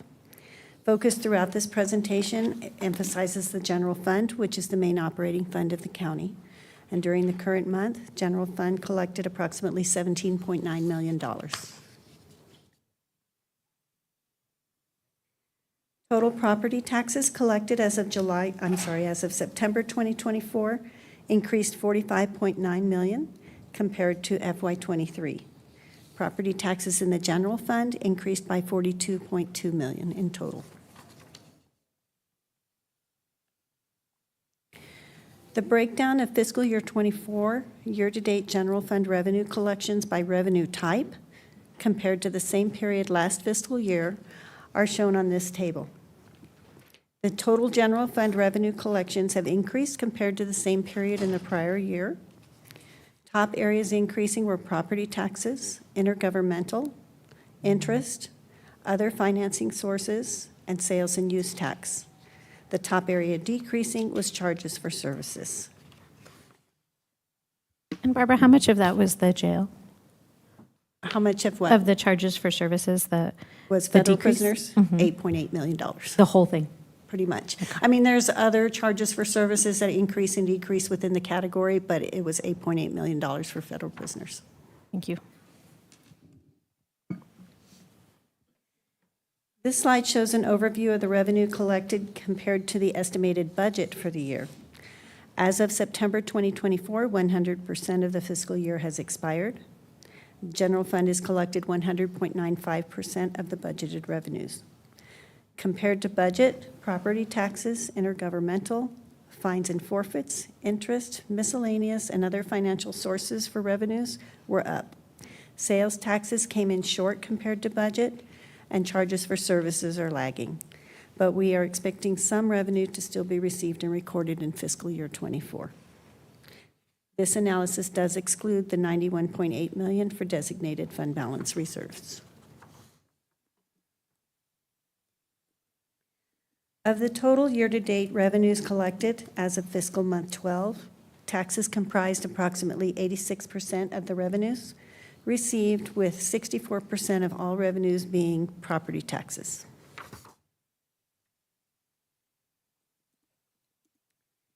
This slide shows the trend for total revenues, the lines at the top of the chart, and the two largest revenues over the last 3 years comparing budget to actuals on the bar charts. The current year's general fund revenue collections increased compared to the percentage of budget. Property tax collections were at 101.3% of the budget, and they're doing better, while sales and use taxes are only at 97.3% of the budget. However, both actual collections have increased compared to the prior year.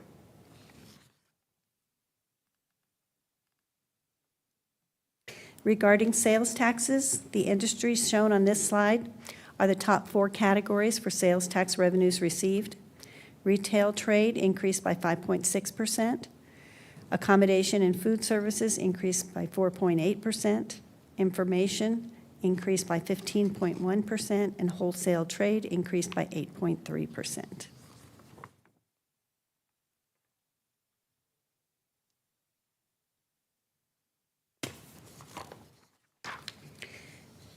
When we look at the expenditures for the county, this slide shows all expenditures for the county by fund type.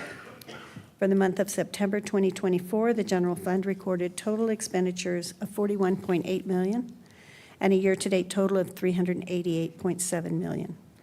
The following slides will give us more breakdown on the general fund. The total general fund expenditures during the year are broken down on this slide. Expenditures are higher when compared to last year. The percentage of the year expired is 100%. Percentages of budget expended is 85.31%. FY23 was 84.48%. The largest expenditures by function were general government at $115.1 million, administration of justice $92.7 million, and public safety at $155.9 million. The revised budget in general government excludes the $27.3 million that's designated for emergencies. Looking at actuals by category, all categories are higher than last year except for transfers out, giving us an overall total of 7.4% increase. Personnel expenditures increased by $23.5 million, mostly in the following departments: public safety by $11 million, administration of justice $5 million, general government $5 million, and operating expenditures were increased by $2.9 million. The departments that contributed to that was general government with $8 million.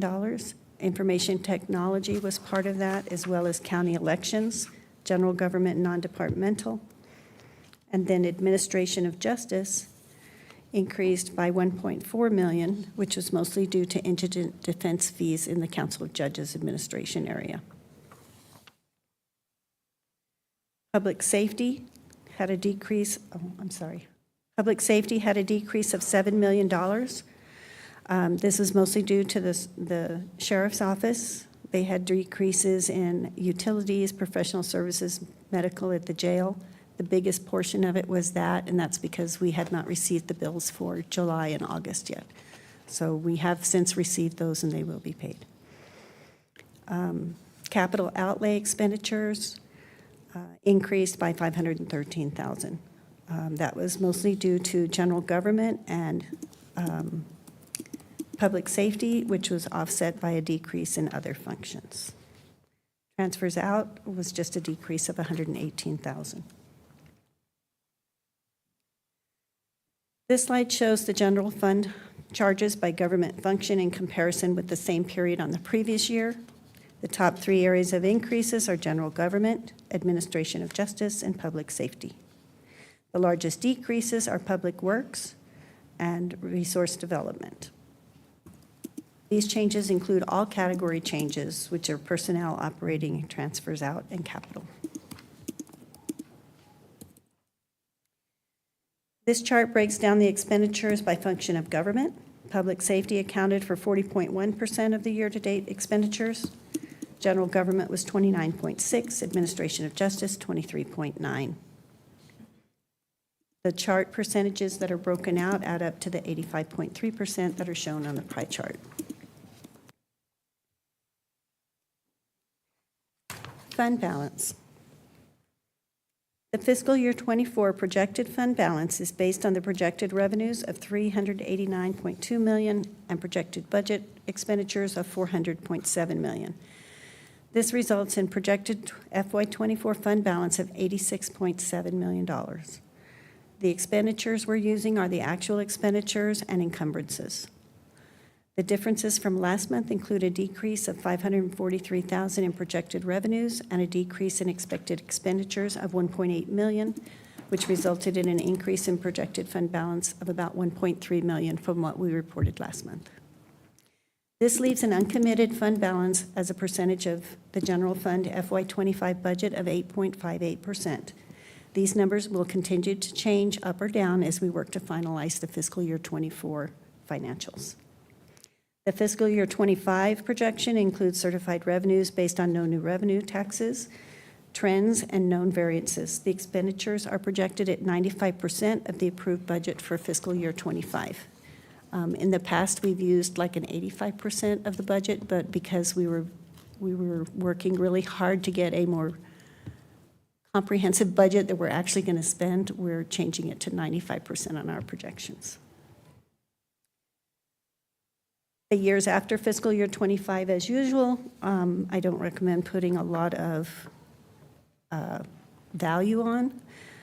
We use a 2% increase in property values to do the revenue projections, and we limit the expenses to 5%. But there are many things that could change those numbers, included legislative changes, especially as this is a legislative year. This is the full table of contents of the report that's online. I'll be happy to answer any questions you may have. Thank you, Barbara. Any questions, any comments? We're all okay? Thank you. Is there a motion to accept the report?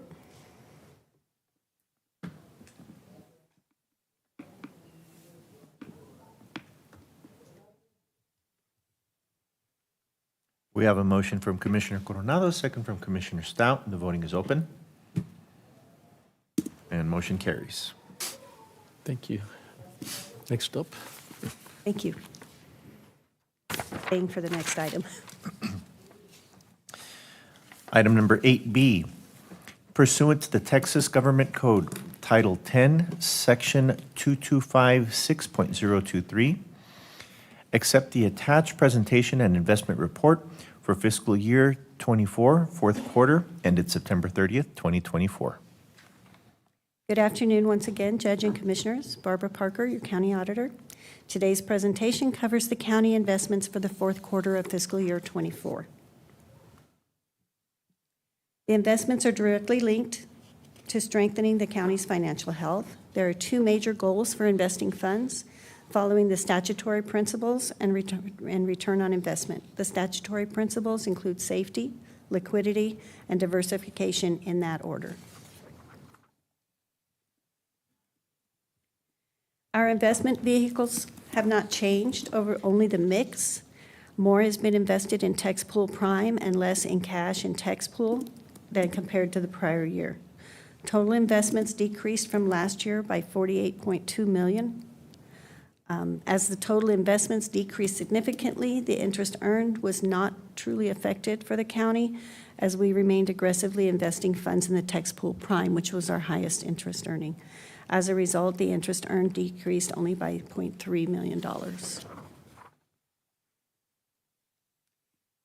Rates last year in the same quarter ranged from 5.12% to 5.32%, and 5.36 to 5.55 for tax pool and tax pool prime. As you can see, the rates for both have held steady over the last quarter at above 5%.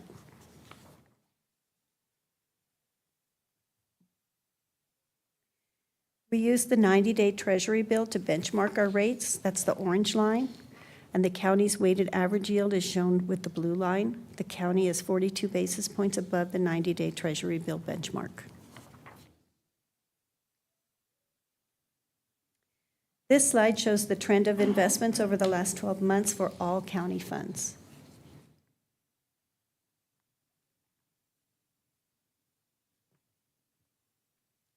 This pie chart gives us the investment balances at the end of the fourth quarter for each fund.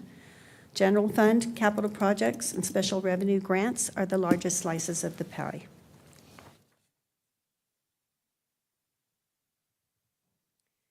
This chart shows a trend for the county's investable funds over the last 12 months.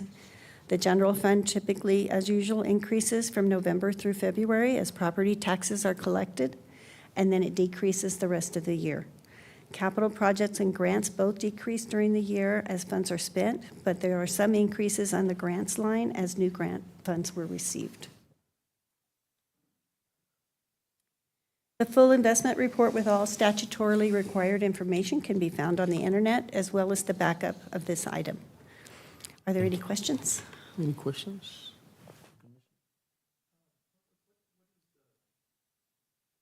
Rather, the game plan going down, interest rates are going to be going down in terms of maximizing our revenue from the investments. Do we have any other type of vehicles besides what we're doing that could increase that, such as repurchase agreements, something to that effect? We're working on additional investment options, but we have to get our safekeeping bank in line first, and still we're working with Frost Bank.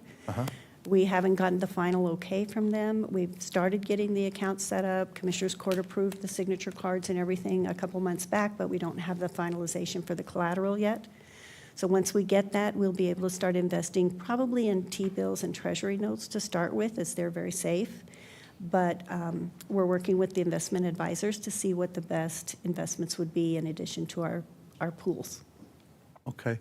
And when's the last time our investment has done our advisors presented some kind of a plan to the court? They do a quarterly report that's attached to our report each time. As far as specifically doing a plan for us, I don't know that they've ever done one specific for us. We work on the cash flow analysis every day when we do investments, but we'll be relying on them a lot to help us determine which of the investments are the safest but can get us the best return. And the reason I'm asking that is because pretty soon we're going to, hopefully with the bond sales, that we're going to have an avenue to be able to probably Right. maximize. I know we're subject to arbitrage, but And one of the things that we can do to offset some of that arbitrage is there are certain investments we can use that have a slightly lower return, but we're not subject to arbitrage if we use those investments. I don't mind that it go over. Right, That's still money that goes back to the public. right. Right. But what we will be doing is we're relying a lot on Jose's group to get us payout schedules, because it's hard to invest in a longer-term investment if we don't know when the money's going to be needed. Okay. So we're Yeah, working with just so them that on we that. can plan, because that's going to be coming up. All right. Yes. Thank you. Thank you, Barbara. Is there a motion to accept this report? You know, the other thing is maybe we should talk to the legislature about, that we're subject to positive arbitrage, but maybe also should be subject that we should offset negative arbitrage with positive arbitrage. Well, we do get to offset within a 5-year period. Okay. But if we're outside of that 5-year period for each one of the bonds, Yeah? we don't get to do offset. Yeah, there's something we might be able to talk to them about. Right. We have a motion from Judge Samaniego, a second from Commissioner Stout. Voting is open. Motion carries. Thank you. Thank you, Barbara. Great job.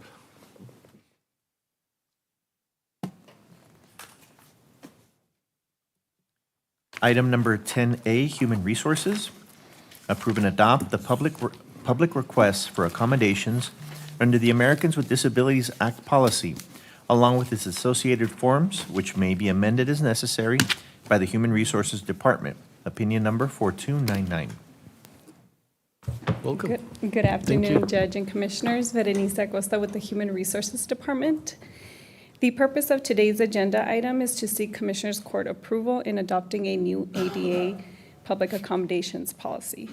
So over the past 2 years, the county has seen an increase in public requests for ADA accommodations. And to support departments in managing these requests, the Human Resources Department has formalized the process by developing the ADA public accommodations policy. The policy outlines the existing process and ensures a consistent approach is followed countywide. It also provides guidance to departments on addressing any issues or concerns which may arise when handling public ADA accommodation requests. We do want to note that this policy does not apply to employment-related ADA accommodations, which are managed separately by our employee relations section of the HR department. To discuss some of the specifics of this policy, I have asked Amanda Manning, the county's ADA coordinator, to provide the court with an overview. Amanda? Amanda. Good afternoon, Judge, Commissioners. Amanda Manning, ADA Coordinator with the Human Resources Department. The ADA outlines key requirements for state and local governments, including ensuring effective communication, providing reasonable modifications, allowing service animals, ensuring accessible buildings and facilities, and following specific standards for physical accessibility when building or altering facilities. County departments can offer accommodations like modifying practices and providing auxiliary aids such as assistive listening devices, sign language interpreters, and Braille materials.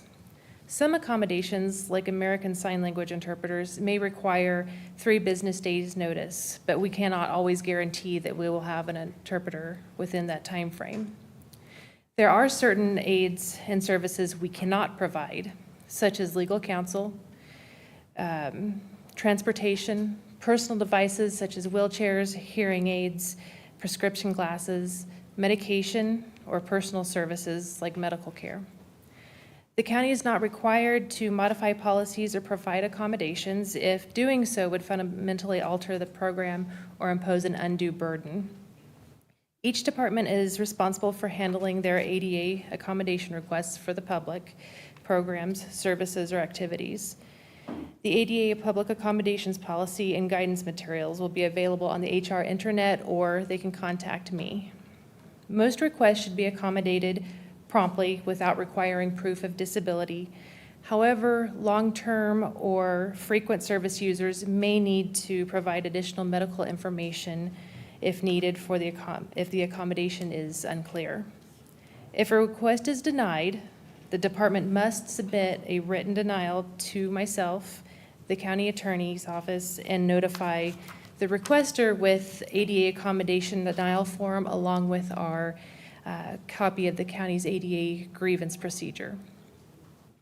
The ADA Public Accommodations Policy has been provided to department heads and elected officials for input before being brought before the court. And if approved, HR will provide training to departments on the policy and forms to ensure consistent countywide processes for handling public requests for accommodations. At this time, I can answer any questions from the court. Anything? Well, we've gone pretty far. I mean, I can tell you, my barometer is really my good friend George. So if I'm not hearing from him, we're doing fairly well. So I really thank you for that. But he's a great advocate for accessibility, and we always talk about accessibility out there, but accessibility here in the court is, and everywhere in our properties is very important. Betsy, anything you want to add to that? Because I know this is a very special, thing that we want to be role models throughout the community.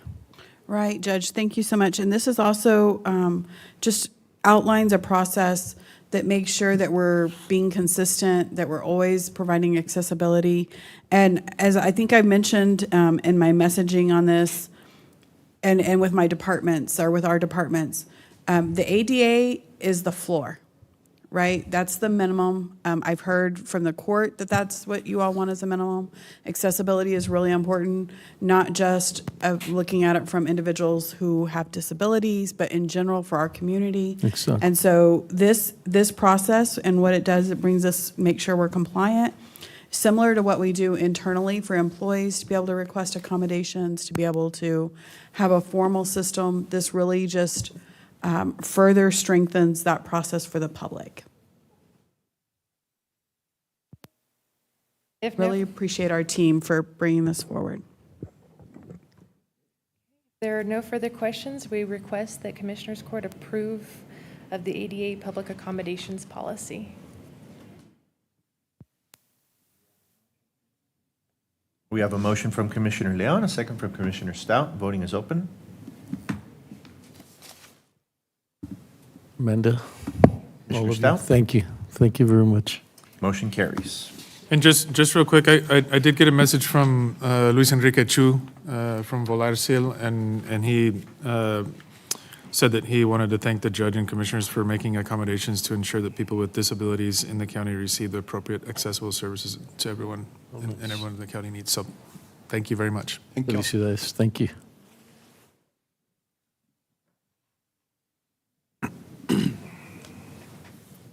Commissioner Stout, are your resolution recipients here?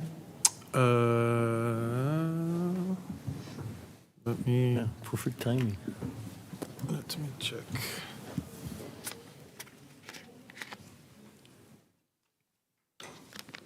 Or we can start with any of the other ones. If yours, Commissioner Egan? Okay, all right. We'll start with item 11B from resolutions. Approve and adopt a resolution recognizing October 28th, 2024 as Harmony Public Schools Day in El Paso County, Texas. Commissioner Holguin. Thank you, Judge. So this morning, we were blessed to have several students from Harmony Public Schools here with us, leading us in the pledge and in the Texas Pledge. And I think I speak for all of us when I say that we love having our students here. We love having our students participate virtually as well, but having them here in person really does just makes the start of the day so much better. So thank you for everything that you all did to help make that possible, Mr. Chavira especially. So I'm proud to be able to read this resolution into the record. Whereas El Paso County values the role of education in shaping not only the mind, but also the character of young people who will go on to lead our community, state, and nation. And whereas Harmony Public Schools El Paso has distinguished itself by providing students with both a rigorous academic foundation and a strong character education, fostering future leaders who embody the core values of respect, leadership, teamwork, and empathy. And whereas Harmony School of Innovation Elementary, Harmony School of Excellence, and Harmony School of Science Middle High have been recognized as 2024 Texas State Schools of Character by Character.org for their extraordinary efforts in promoting a culture of character on their campuses and in the wider El Paso community. And whereas these schools have demonstrated a deep commitment to character development through a comprehensive and multi-year approach, helping students understand and practice core ethical values that enable them to flourish academically and as citizens of our country. And whereas El Paso County proudly recognizes the significance of this achievement and commends the leadership, staff, and students of these schools for their commitment to creating environments that promote both academic excellence and personal integrity. And now, therefore, be it resolved that the El Paso County Commissioners Court hereby recognizes October 28th, 2024 as Harmony Public Schools Day in El Paso County in honor of the designation of Harmony School of Innovation Elementary, Harmony School of Excellence, and Harmony School of Science Middle/High as 2024 Texas State Schools of Character and HSA Elementary and HSA Middle High as National Schools of Character for their lasting contributions to the educational and ethical development of our students. In official recognition thereof, the Commissioners of the Court hereby affix their signatures this 28th day of October, 2024 in El Paso County, Texas. We have a motion from Commissioner Holguin, a second from County Judge Samaniego. Voting is open. Motion carries. And I see our superintendent here. Anyone else who wants to come up and say a few words at the microphone? Welcome.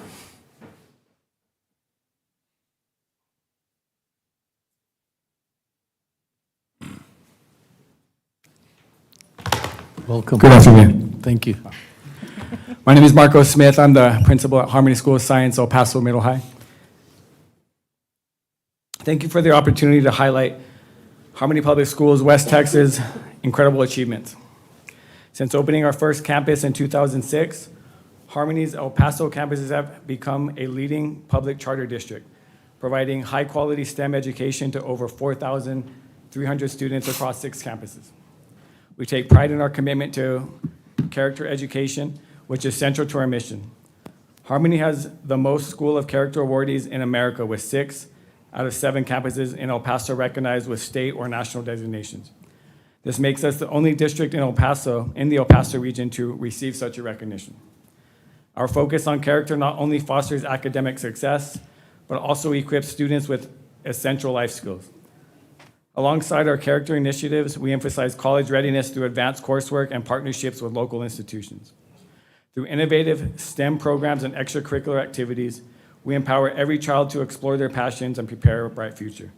Thank you for your support in shaping our community's next generation. Appreciate you guys. Thank you very much. You want anybody else want to speak? Come on up. Yeah, come Don't on. be shy. We'd love to hear from you. My name is Dr. Camille Yilmaz. I'm the area superintendent for Harmony Public Schools, West Texas. Last year, it was my turn to speak up, so I just wanted to ask our principal to talk about our schools in general. But we want to thank you for this proclamation. Every year, our students are getting more, recognition, and then having you to recognize this also at the county level, it really promotes them to continue to do what they are supposed to do. So I just want to thank you for everything that you do for our county. We thank you, and one, as you know, I'm very impressed and supportive, and I've participated in graduations, but thank you for raising the bar, because I really honestly believe that education gets better by individuals like yourself and others who raise the bar for the rest of the community, and I've seen the excellence in what you do, and obviously that forces others to become better. So we thank you as part of our Commissioners Court. We thank you for everything that you do for some amazing students that you have. Thank you. Thank you so much. Thank you. Can we invite all of your staff that came with you to take a photo with us?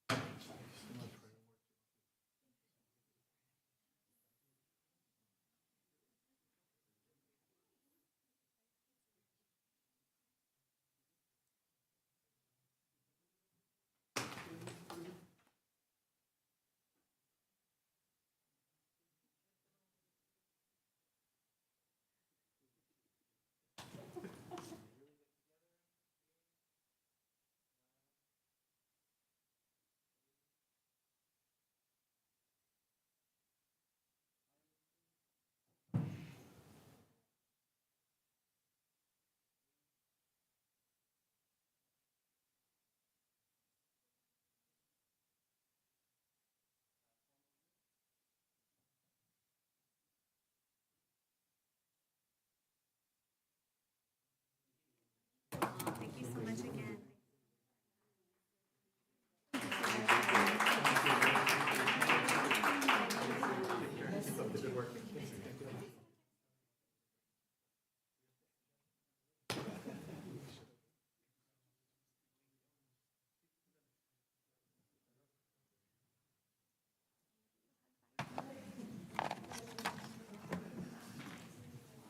Thank you all. Thank you. Thank you.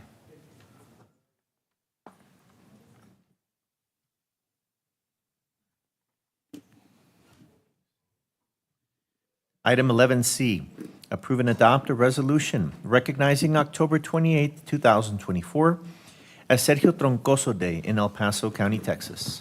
Commissioner Holguín. Thank you, Judge.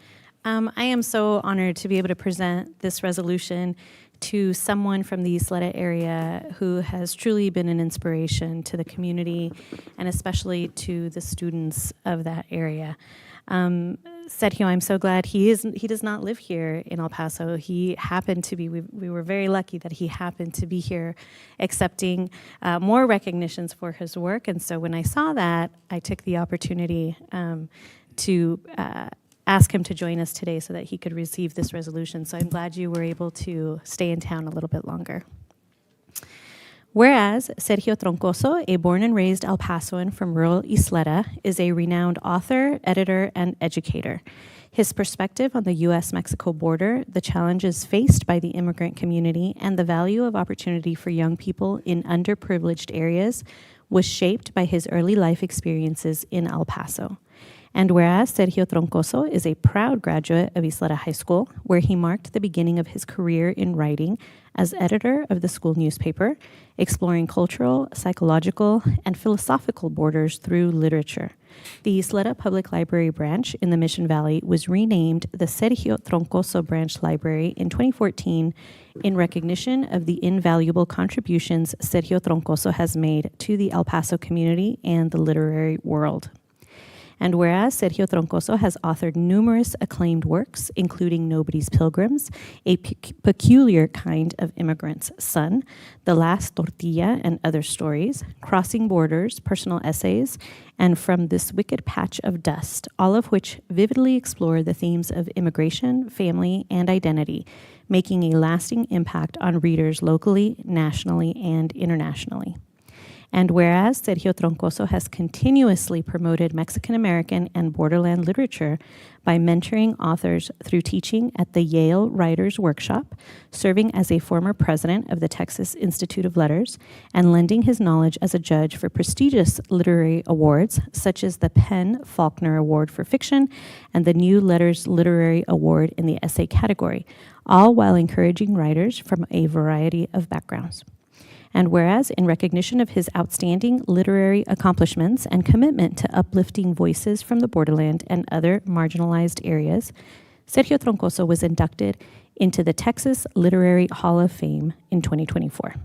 Now, therefore, be it resolved that the El Paso County Commissioners Court expresses its deepest appreciation for Sergio Troncoso's dedication to our community's literary landscape and honors him for his well-deserved induction into the Texas Literary Hall of Fame by declaring the 28th day of October as Sergio Troncoso Day.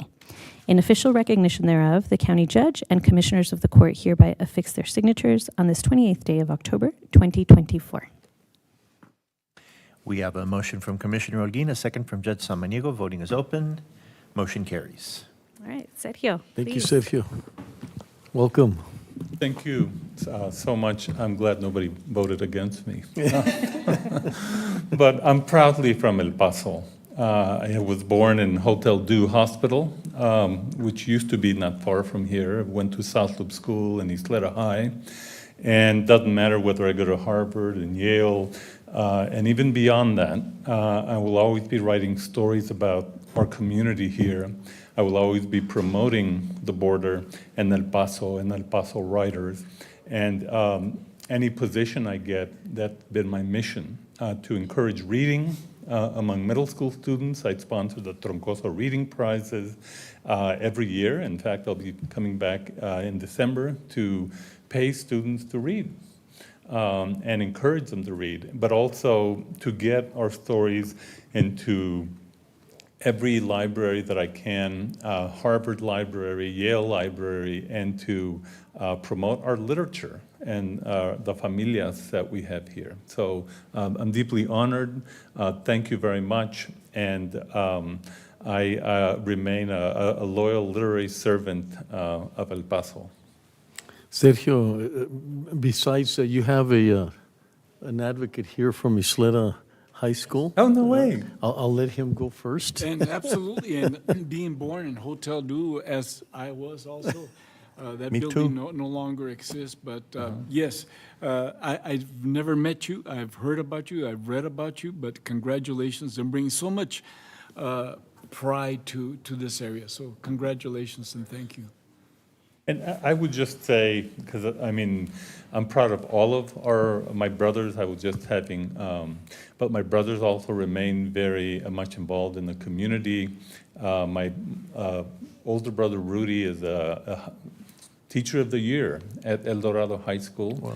And then my other brother, you might know, Oscar Troncoso, is superintendent at Anthony School District, actually selected Region 19 superintendent of the year. And so this is what our family in Isleta brought us up, to give back to our community with every passing year. Did they also attend Isleta High School? All of us went to Isleta High School. There it is. There it is. It's obvious. That explains it. That explains it. Thank you. There was 9 of us, and only the first one got to go to Hotel Du. And then all of us were born with a midwife, so I don't know what happened. We went down that way, but Hotel Du, obviously, what a beautiful part of our community. But Sergio, thank you very much for what you've done for our community. You're one of those individuals that's fighting the narratives, all these narratives that are false, and they embellish small things that happen in our community, but they don't grab and highlight the beauty of who we are. And you've done that for us. And for you to say that you're going to continue that means a lot to all of us, because we depend on individuals like yourself to sort of defend who we are and what we're all about. And so we thank you for putting us on the map and keeping us there. And you're very blessed with your writing, and blessed that we have you in our community. So thank you very much, Sergio. Thank you very much. Is Commissioner? You know, and I don't know you, Mr. Troncoso, but I want to thank you for advocating for not just the reading part, but that's continuous education for everybody. Everybody should be lifelong learners. And we here at the county are very, very appreciative of people's efforts that go towards that respect. And so I want to thank you. And I'm also I was born in Hotel Du, Commissioner, so I don't know how many other people there. Too bad it doesn't exist anymore. But I want to commend your mother for the classy name she gave you. Yeah, and I tell all my Yale students, first day of class, I grew up in Isleta, and I grew up with kerosene lamps and stoves, and an outhouse in the backyard. So I wasn't Andover, Exeter. I wasn't, when I would come back to El Paso, my mother would say, no te creas muy, nomás porque fuiste a Harvard or Yale. So, you know, they keep you honest and focused on what matters. And grounded. Yeah. Yeah. Thank you very much. Thank for all you, the work. Muy, I hadn't heard that. No te creas muy. Well, I think the big induction ceremony is later this week, isn't it? To Yes, the Hall on of Fame? Tuesday, I'll be inducted into the Texas Literary Hall of Fame in Fort Worth, Oh, my goodness. along with Cormac McCarthy and Jan Seal and Stephen Graham Jones, and they choose a few people every 2 years, and I'm one of the 7 this year, and I'm still alive, so I'm grateful. Oh, Well, Congratulations and again. well deserved. Thank you, Well sir. deserved. Thank you.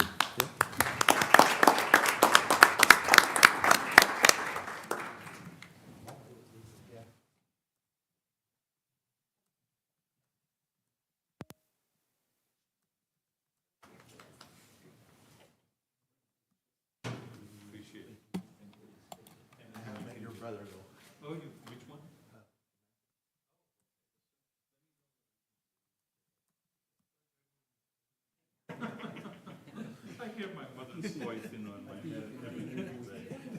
No te creas.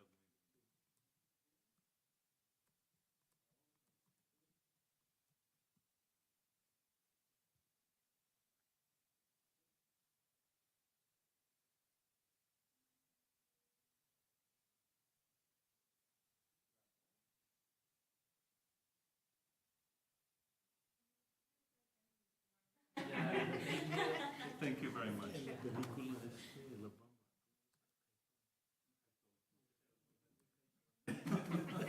That's a great word.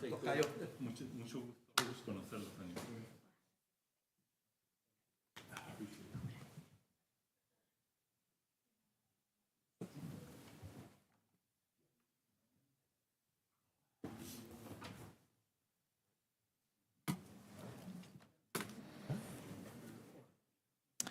Item 11A, approve and adopt a resolution paying tribute to all the tamal makers and tamal eaters in the El Paso region by declaring October 31st through February 2nd each year as official tamal season in El Paso County.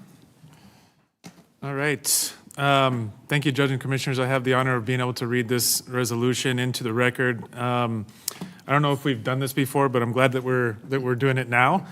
You know, Food City has been an El Paso institution for many, many years, and of course, tamales are a fixture in that institution.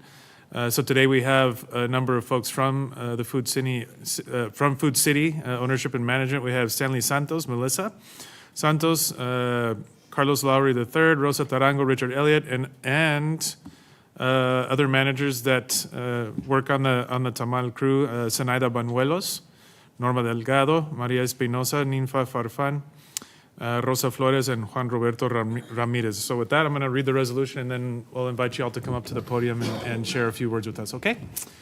The resolution states, whereas for centuries, tamales have marked important gatherings around celebrations and holidays throughout Latin culture. And whereas anyone may enjoy a tamal any time of year, there has come to be a peak season for tamales in the borderland. And whereas October and the onset of fall rekindles cravings for warm and delicious tamales, and whereas a tamal is easy to heat up and is the perfect food for preparing for watching football and as a supplement to the traditional Thanksgiving feast. And whereas tamales are a hearty meal during the Feast of the Virgen de Guadalupe on December 12th for the Matachina dancers and the faithful, and whereas Christmas time is a peak holiday season in the borderland when no matter the flavor, red pork, green chicken, green chili cheese, or sweet tamales, people rush to the stores and gather to make them at home. And whereas tamales are also a convenient party meal for New Year's Eve and New Year's Day, and whereas tradition holds that the person who is lucky enough to find the little toy baby and their slice of the rosca cake on Three Kings Day on January 6th is obligated to host a party featuring tamales during Candlemas or La Fiesta de la Candelaria on February 2nd. And whereas in the early 1980s, Dominican nuns from Mexico started making tamales at Food City supermarkets as a fundraiser to build their chapel, and as a result, Food City was blessed with the iconic tamales for which it is known and is now famous for in this region. And whereas the Food City family has been proudly making tamales for decades by hand and is committed to continue promoting the love and traditions of all tamal makers and purveyors throughout the borderland. And now therefore be it resolved that the El Paso County Judge and Commissioners Court do hereby declare the period from October 31st to February 2nd each year as official tamal season in El Paso County. Signed this 28th day of October 2024, the Honorable County Commissioners Court. We have a motion from Commissioner Stott and a second from Commissioner Coronado. The voting is open. And motion carries. All right, would you all like to come up and introduce yourselves and tell us about Food City and your tamales? Welcome. Hello. Hello, welcome. There's a lot of us here today. Yeah.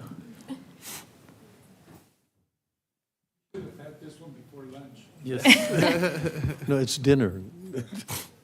Good afternoon. My name is Melissa Santos. My grandfather opened his first grocery store in 1964 on South Stanton Street, not far from here. So we've been in business for 60 years. We're now a third-generation family business. We're very proud to be a member of the El Paso community, and we're very proud to be known for our tamales. And so we want to thank you for this honor to have this proclamation to recognize not only our tamales, but also all the tamale makers in the community, and also to recognize all the hard work and love of our tamale crew. They make hundreds of thousands of tamales by hand every year. We make them every day, all day long, and it's a lot of work. And so I want to thank all of you for all the hard work that you do. Muchas gracias. And we brought tamales for all of you to try if you haven't tried Food City tamales. So we have multiple flavors for you all to take home and to try hot as well after the meeting. But we want to thank you again, and we're very proud of our tamales, that they've become part of a tradition for so many families here. Mr. Santos, thank you. Thank you all. My name is Stanley Santos, and really gives us so much joy to be able to be here with you and present you with some of our tamales and the staff as well. But it's not about our Food City tamales, really. This is about tamale makers and tamale lovers all over the region, because it's such an iconic tradition in our community. And so it's something we think to be celebrated. Last year in December, right around Christmas, the USA Today did a feature article, a national feature article on our tamales. And so we were real proud of that and felt very fortunate that they looked at us as a hallmark of quality food. And but this crew behind us, it's a lot of work. I mean, anybody that's ever made tamales knows how much work it is. And so we wanted to invite them so they could be part of the proclamation process. So thank you to you all. So thank you very much. Thank you all for this opportunity to be here. If they could just... Yeah, could everybody introduce themselves? Yeah, introduce, please. Thank you. Para que se presente. Su nombre? This is our chief tamale maker. Hi, Chief. Buenas tardes. Mi nombre es Ninfa Farfán, a sus órdenes. Gracias por todo. Buenas tardes. Mi nombre es Norma Delgado. Bienvenida. Gracias. Buenas tardes, mi nombre es Rosa Margarita Flores y es un honor para trabajar para ellos. Tengo poquito trabajando y estoy muy contenta. Ay, muchas gracias. Gracias. Buenas tardes, mi nombre es Zenaida Bañuelos y para mí es un orgullo que los dueños me tengan esa apreciación y la confianza de hacer tamales, la receta de tamales, y estoy contenta para trabajar con la compañía de Food City. Ay, muchas gracias. Buenas tardes, mi nombre es Celia Guzmán. También estoy muy orgullosa de trabajar con Food City. He trabajado en muchas tiendas, pero en Food City me he sentido muy a gusto y les quiero dar las gracias personalmente por darme la oportunidad.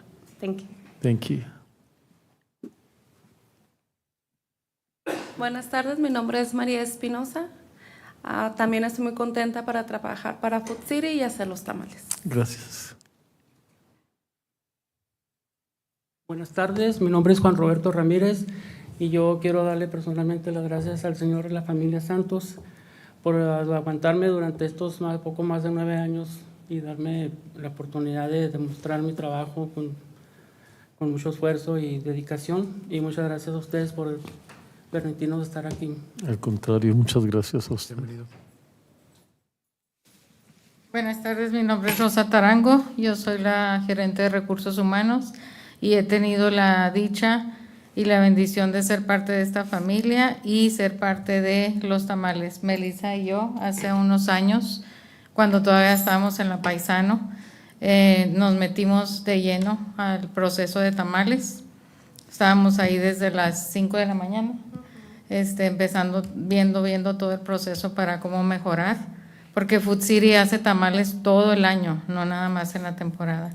Y de veras es un honor y gracias a todas ellas y ellos que hacen esto posible. Gracias porque a es usted. bastante trabajo hacer tamales. Sí. Muchas gracias. Gracias a usted. Hello, good afternoon. I'm Carlos Lowry III, very proud member of the third generation, along with my cousin Melissa, and very grateful. I know our grandfather and our grandmother Santos are looking down on us right now, smiling. Thank you for having us. Well, thank you for being here. Good afternoon. My name is Rick Elliott, second generation vice president of Food City. Been with Food City almost 49 plus years, so we appreciate your recognition for our famous tortillas. Thank you so much. Tamales. And before you sit down, I'd like to just remind the court that you all were very instrumental in handing over that building that Children's Hospital uses now over on Paisano. So thank you for being yeah. Thank you. Mr. Melissa, you want to, we just, Yeah. we'll take everything back over there so they can stay cold, but Yeah. there's, Microphone, please. Yes, so we have a half dozen of red pork tamales for all of you to take home, and then you'll take home a variety of another half dozen. So you can mix and match if you didn't get one that you like. They're sweet. We've got sweet, green cheese, green chicken, and then the red that you all will take. So I'm willing to arm wrestle for the sweet. Those are my favorites. So I'll arm wrestle She any called one. it. Yeah. Mr. Santos, thank you. I hope the community realizes and understands everything that you've done for the community. If you think about having to compete against so many national companies and everything that you had to go through, it's just amazing. I mean, you've been iconic. I know, you probably know my brothers were always at Safeway for 45 years, and they had a tremendous love and appreciation for your family. And so we thank you. We thank you for what you've done. Thank you for these beautiful people that know how to make tamales and keep us being the tamale capital. I would believe nobody competes against what you do, and that's so important. What you've done for the community is beyond most people understanding. We're grateful to be part of this community, to be raised in this community, and everything the foundation our parents laid and the sacrifices they made for us to be able to continue this business. But we love food. We love talking about food. We love eating it and making it. And you know, since I was little, that's what we did. We grew up around making it and eating it and selling it, and it's important for us to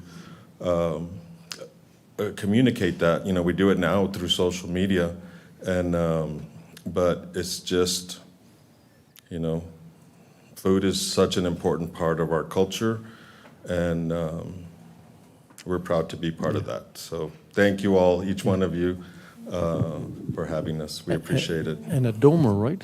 Pardon? A domer? A domer? Yes, I am a Yes, domer. Notre Dame graduate. And another Notre Dame graduate. Oh, another one. No, thank you very much. Aren't you? Yes, I am. What year were you? I'm 82. I'm 82. I'm 82. I got to be older than you, no, Judge? 81, but it was a graduate degree. Oh, So okay. I was a little older at that point. Okay, okay. Well, thank you. Really appreciate No, that. thank you guys, really, for everything you guys do. So we appreciate what you do.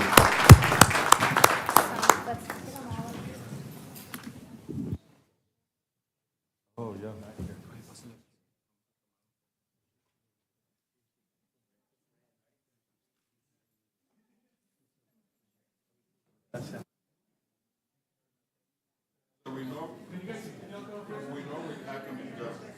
But this way you can get Thank you.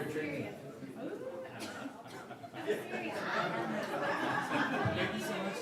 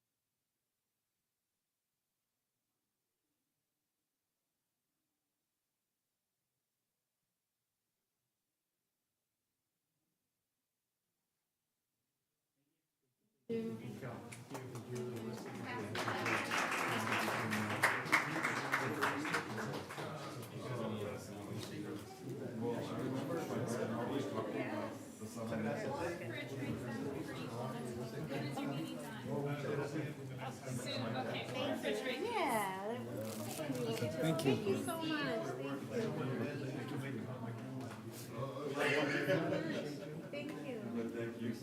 Thank you. How does Elia Lowry, is she also family?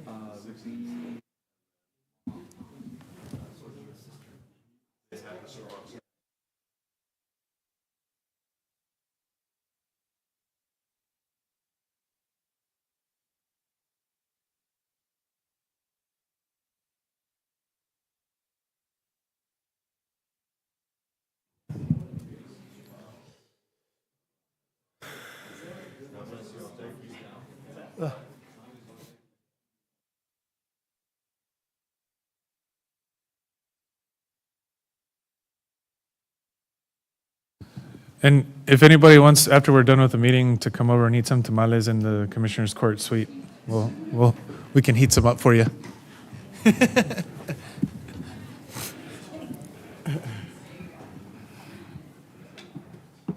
If you all would like to have a really long executive session, we'll be across the hall.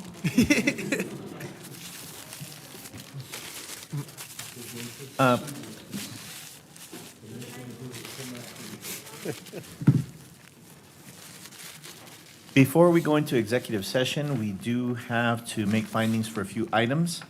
I'd like to read the following. Item number 12E, pursuant to Texas Government Code Section 551.025, discuss contract negotiations regarding court-ordered supervised visitation and exchange services agreement. Contract number 2024-0814, opinion number 6206. Item number 12F, postponed October 21st, 2024, pursuant to Texas Local Government Code Sections 551.071 and 551.0725, receive legal advice and discuss contract negotiations pertaining to agreements with Spectrum and AT&T for the deployment of a broadband fiber infrastructure project. And item number 12G, pursuant to Government Code Sections 551.071 and 551.0725, receive legal advice and discuss contract negotiations pertaining to an agreement with the Camino Real Regional Mobility Agreement for a transportation infrastructure project. Good afternoon, Anna Schumacher, Assistant County Attorney.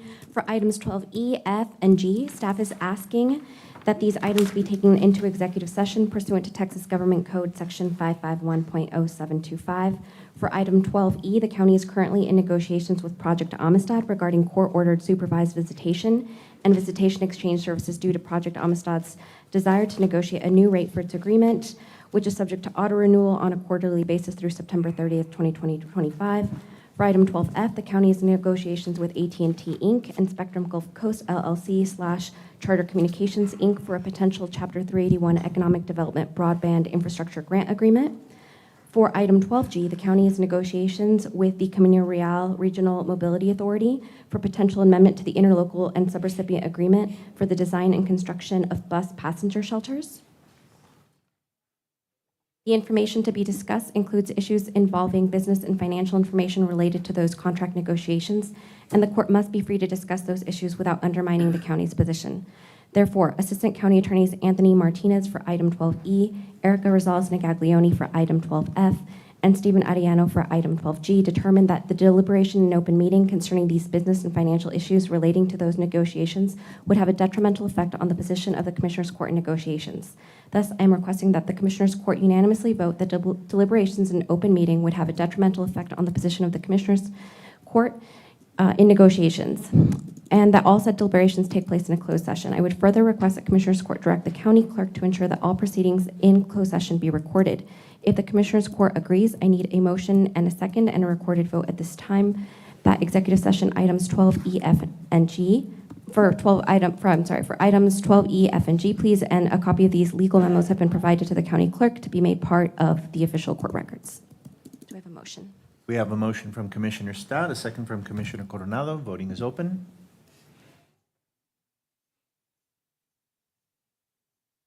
Commissioner Stout? Oh, sorry. Thank you. Motion carries. Commissioners' Court will now recess into executive session to discuss items 12A through 12G pursuant to Texas Government Code Section 551.071 and 551.0725. Commissioners' Court will reconvene to take official action. It is 2:41 p.m.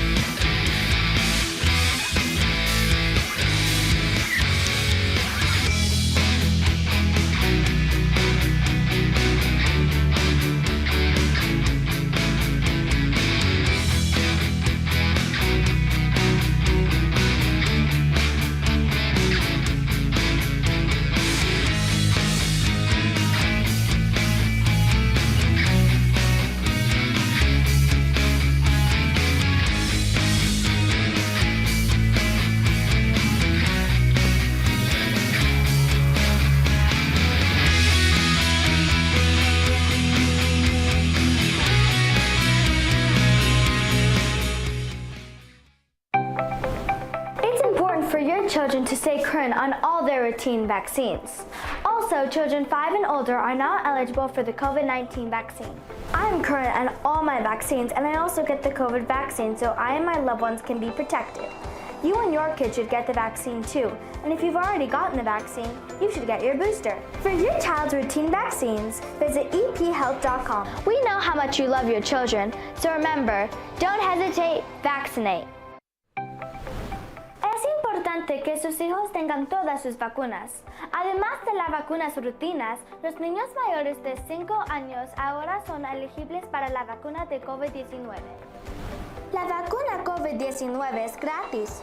Para las vacunas rutinas de sus hijos, visite ephealth.com. Sabemos cuánto amas a tus hijos, así que recuerda, no lo dudes, vacúnate.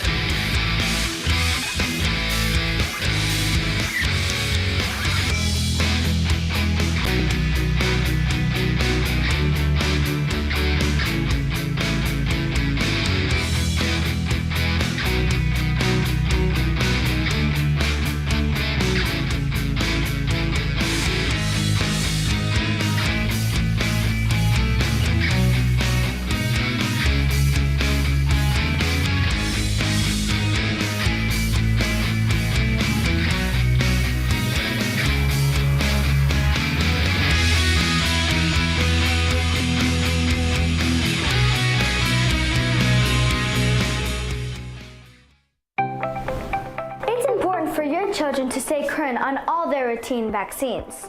Also, children 5 and older are now eligible for the COVID-19 vaccine.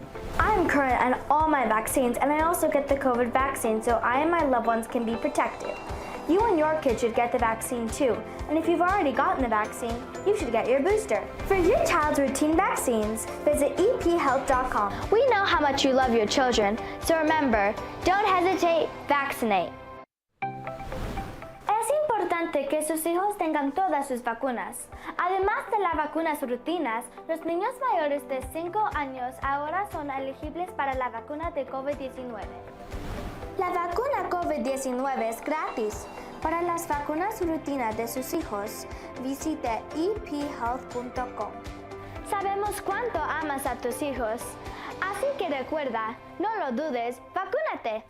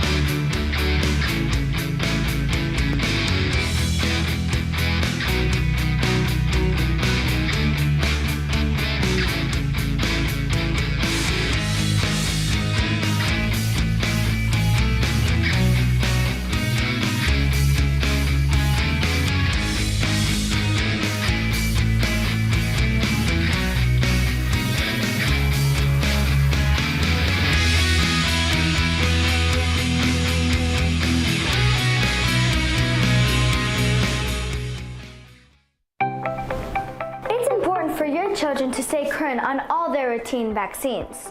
Also, children 5 and older are now eligible for the COVID-19 vaccine. I'm current on all my vaccines, and I also get the COVID vaccine so I and my loved ones can be protected. You and your kid should get the vaccine too, and if you've already gotten the vaccine, you should get your booster. For your child's routine vaccines, visit ephealth.com. We know how much you love your children, so remember, don't hesitate, vaccinate. Es importante que sus hijos tengan todas sus vacunas. Además de las vacunas rutinas, los niños mayores de 5 años ahora son elegibles para la vacuna de COVID-19. La vacuna COVID-19 es gratis. Para las vacunas rutinas de sus hijos, visite ephealth.com. Sabemos cuánto amas a tus hijos, así que recuerda, no lo dudes, vacúnate.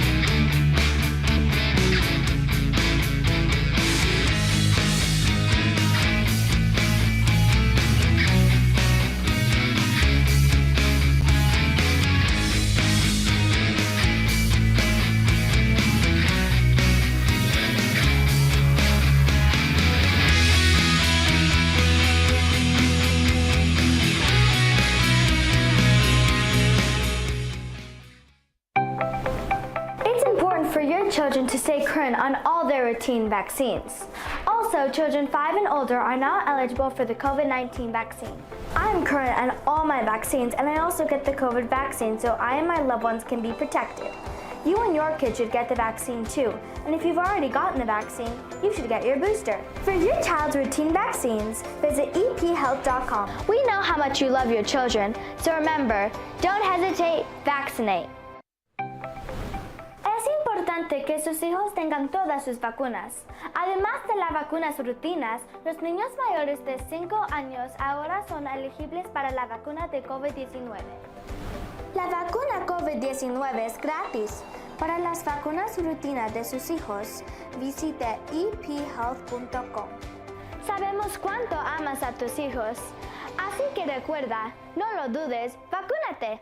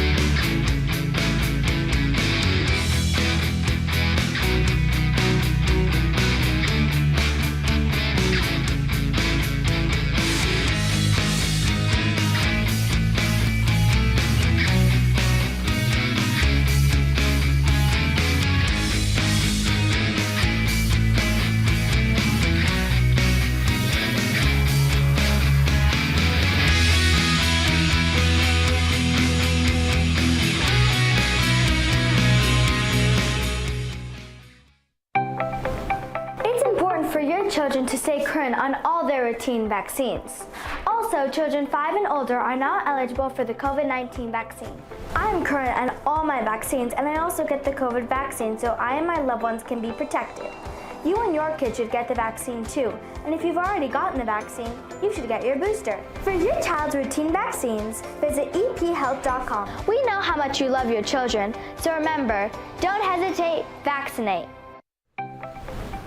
Es importante que sus hijos tengan todas sus vacunas. Además de las vacunas rutinas, los niños mayores de 5 años ahora son elegibles para la vacuna de COVID-19. La vacuna COVID-19 es gratis. Para las vacunas rutinas de sus hijos, visite ephealth.com. Sabemos cuánto amas a tus hijos, así que recuerda, no lo dudes, vacúnate.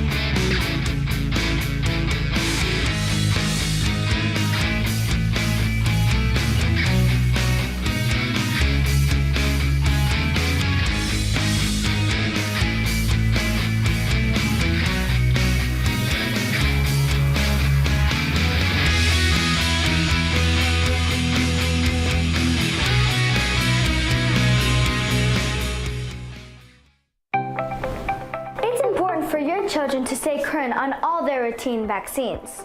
Also, children 5 and older are now eligible for the COVID-19 vaccine.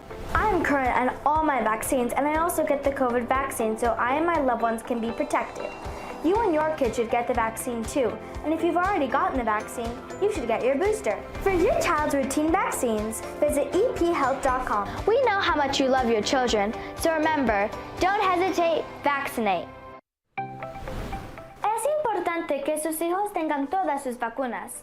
Además de las vacunas rutinas, los niños mayores de 5 años ahora son elegibles para la vacuna de COVID-19. La vacuna COVID-19 es gratis.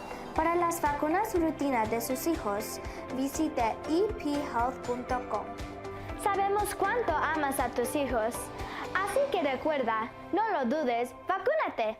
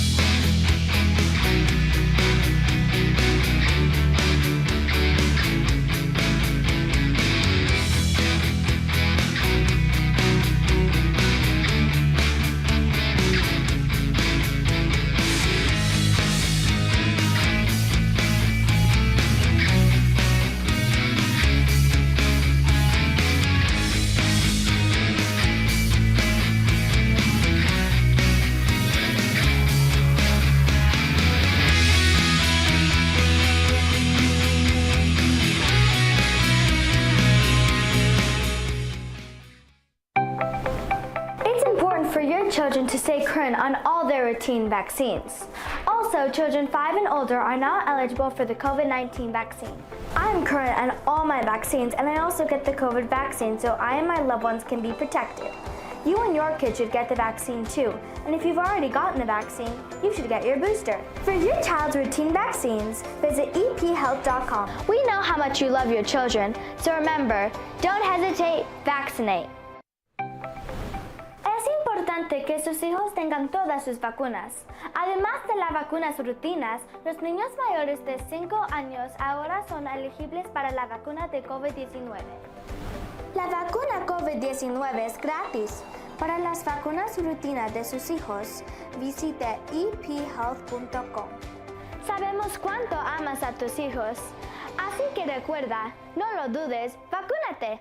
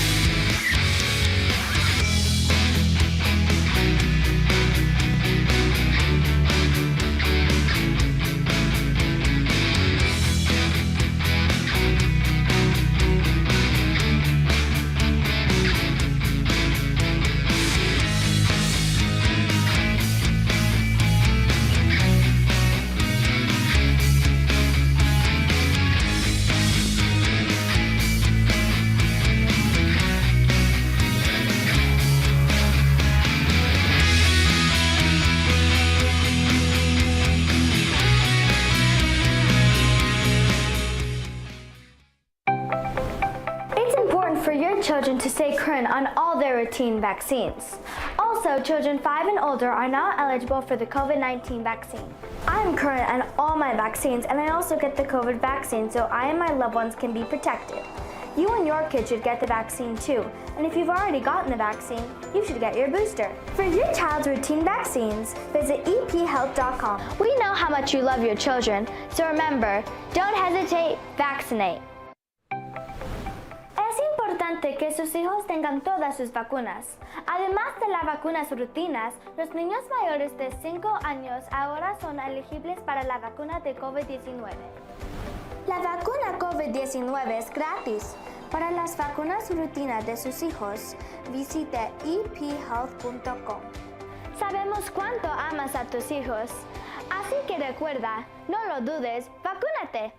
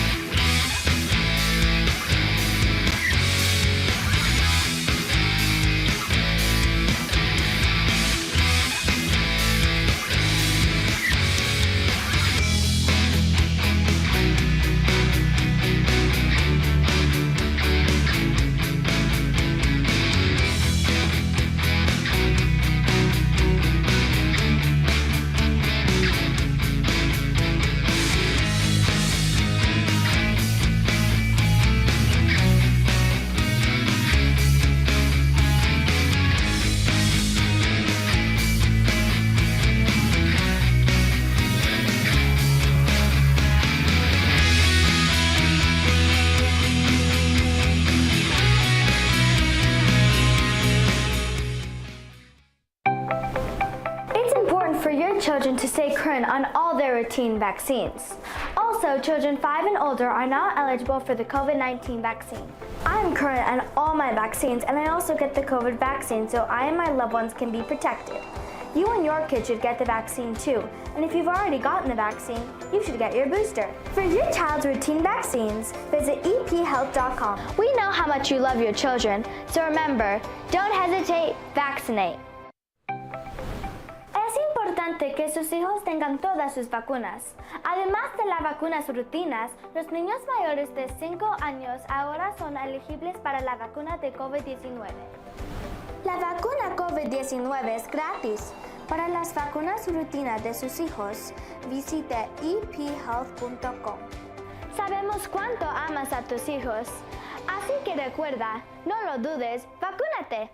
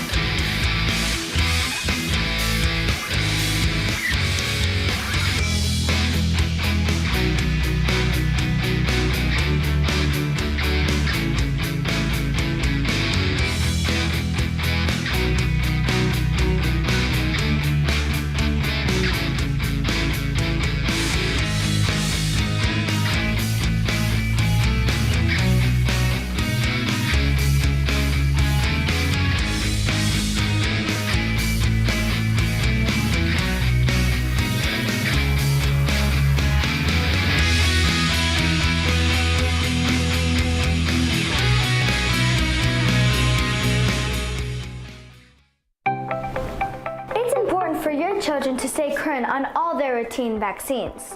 Also, children 5 and older are now eligible for the COVID-19 vaccine. I'm current on all my vaccines, and I also get the COVID vaccine so I and my loved ones can be protected. You and your kid should get the vaccine too, and if you've already gotten the vaccine, you should get your booster. For your child's routine vaccines, visit ephealth.com. We know how much you love your children, so remember, don't hesitate, vaccinate. Es importante que sus hijos tengan todas sus vacunas. Además de las vacunas rutinas, los niños mayores de 5 años ahora son elegibles para la vacuna de COVID-19. La vacuna COVID-19 es gratis. Para las vacunas rutinas de sus hijos, visite ephealth.com. Sabemos cuánto amas a tus hijos, así que recuerda, no lo dudes, vacúnate.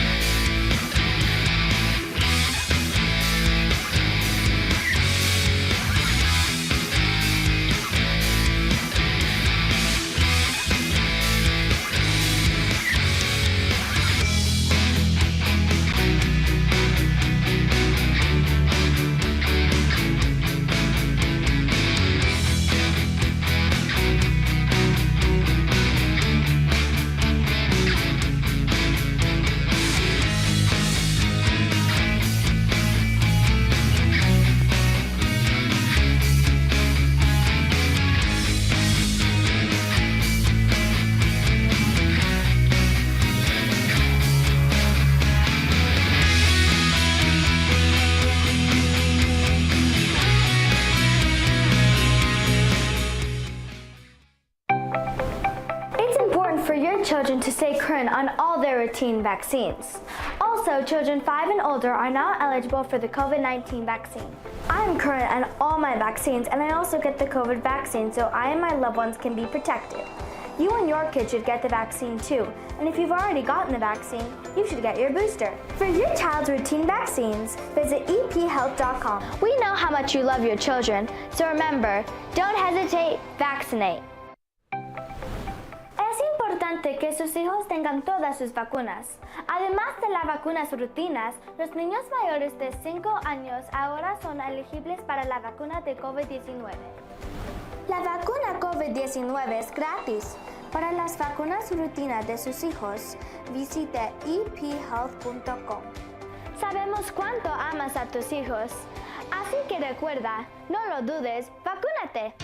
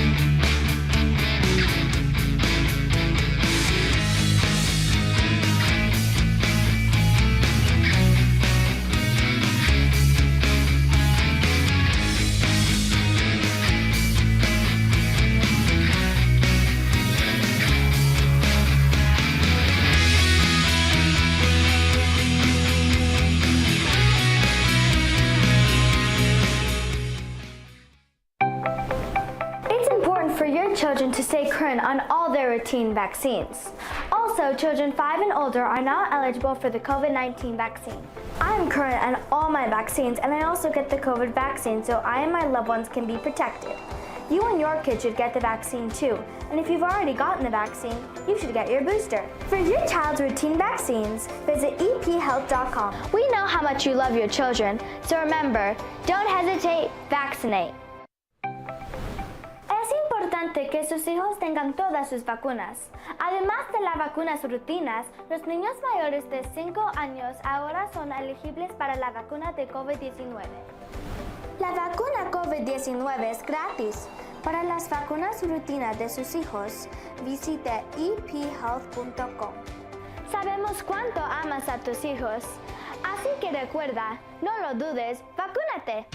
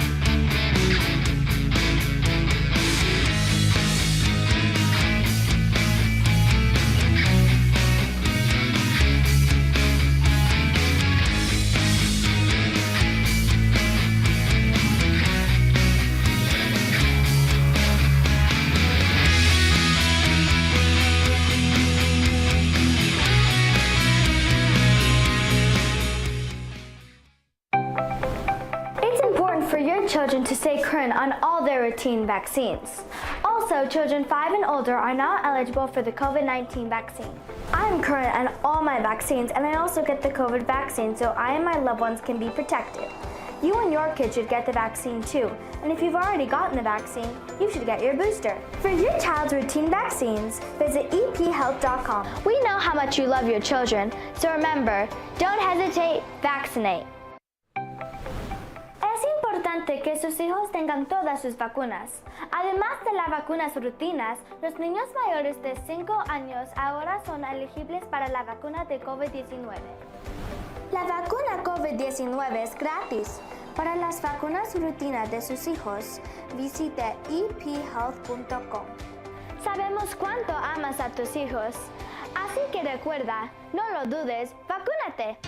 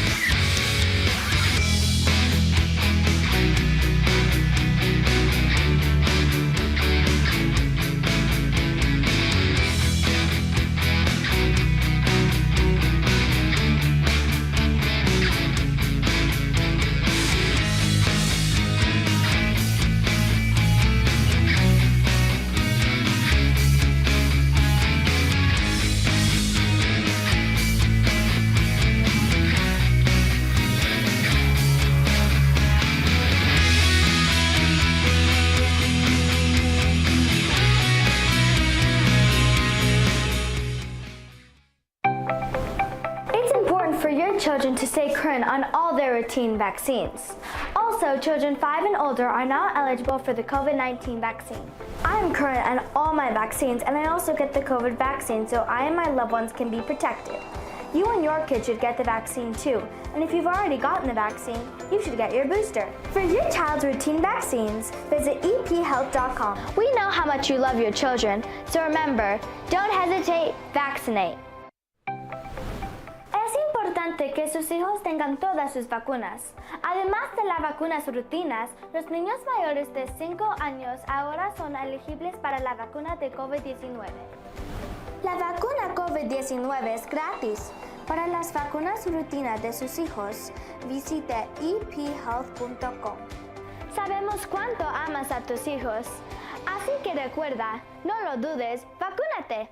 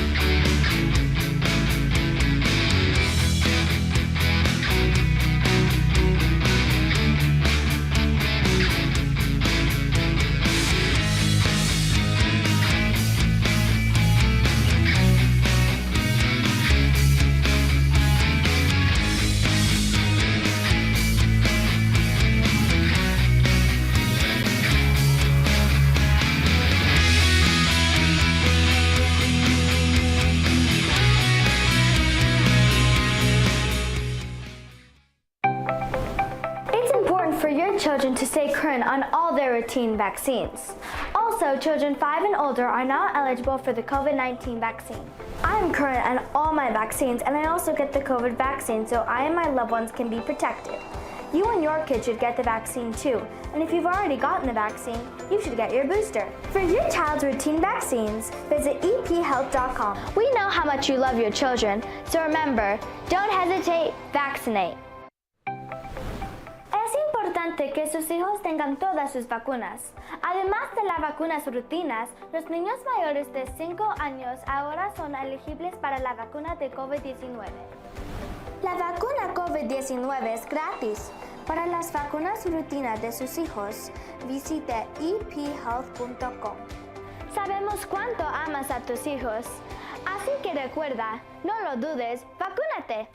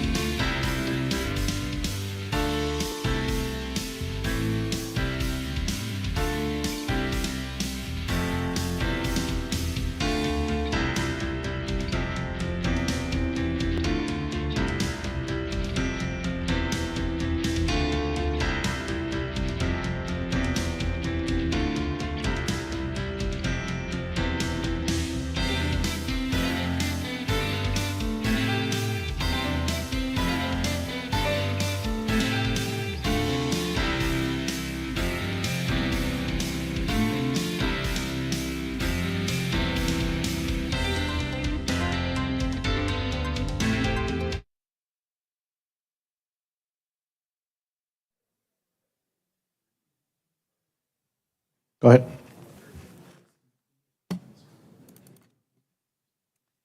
Commissioners' Court has reconvened into regular open session. It is 4:21 p.m. Item number 13A, discuss and take appropriate action in the pending matter and receive legal advice and consultation regarding the Pelicano Drive widening project. County Attorney's File Number 01782388. Thank you, Jed. County Judge, Commissioners, Jed Director, Assistant County Attorney. Here today on the construction out at Pelicano Road, and we're here with Raymond Tellez to provide an update to the court on the progress both in the construction of the road as well as the bankruptcy case that's currently ongoing. So at this point, I'll turn it over to Mr. Tejas. Welcome, Raymond. Thank you. Good afternoon, Judge, Commissioners. Good to be back with you all. Raymond Tejas with the Camino Real Regional Mobility Authority. So I figured I've been asked to update you all on two things, construction, as he mentioned, then also the ongoing dispute in the bankruptcy court. So on the construction side, as you may recall, we've developed a plan for the interim phase, is what we've been calling it. The original plan was to turn over 100% design plans for that work. We've done that. We've shared that with the surety company and their engineers. So I'm assuming that they are reviewing those as we speak. They will put it out to seek quotes from contractors. And then in time, hopefully before too long, they'll be back to us with a recommended way forward. And the idea there is we would utilize the available project funds to advance the north side of the roadway, roughly from Aircoup heading westbound back to 375. So that would, in effect, complete that section of the roadway. That's where the residents are, the businesses, the school. A lot of the really important areas that we need to take care of would be alleviated in that section. So that's... Yes, ma'am. So it's roughly from Aircoup headed westbound back to 375. You said the north side, which it'll be a two-way traffic, right? So currently, the piece from 375 headed east to Aircoup is complete. So, and that's currently being split. So you have vehicles on doing both directions on that. And so we would complete the westbound only, pick up those vehicles and put them onto the other side. So the roadway itself from that section, 375 to Aircoup and back, would be completed in its ultimate alignment. Okay, now, we won't have vegetation. There will be some things missing, but ultimately, for purposes of the roadway, it should be open and functional, and that's really the goal. So this takes us back in time. If you recall, we had pitched this idea to the surety a couple of times. Finally, they agreed to it, and so now we've handed over 100% designs and asked them to go out and hire a construction firm. So that's where we are on that. And have they indicated a timeline to you? Several months back, I asked them for a timeline. They thought roughly 6 weeks it would take them to go through the bidding process. We've also asked them for a draft of the takeover agreement that we would execute to implement that work. We haven't received it yet, but I asked for it again recently, so I'm hoping that we can get that. Have the lawyers do their thing and get it done so that once we come to agreement on the contractor that we can sign and be done with it. So But can those two things be happening at the same time, the takeover agreement and then them also bidding out the project? that's what I was trying to say. Yes, ma'am. So I've asked for it. Hopefully we'll get it soon and we can be working on that while they're soliciting quotes. Yes, ma'am. Great. Thank you. And then did they by any chance give you a timeline on construction once they've identified a bidder, a vendor? I should have anticipated that. We do have a rough timeline. Let me get that to the court, and I apologize. I don't have that off the top of my head. Thank you. So the possible start time or award time is about 6 weeks? Potentially. Now, all sorts of asterisks. This is the best case scenario.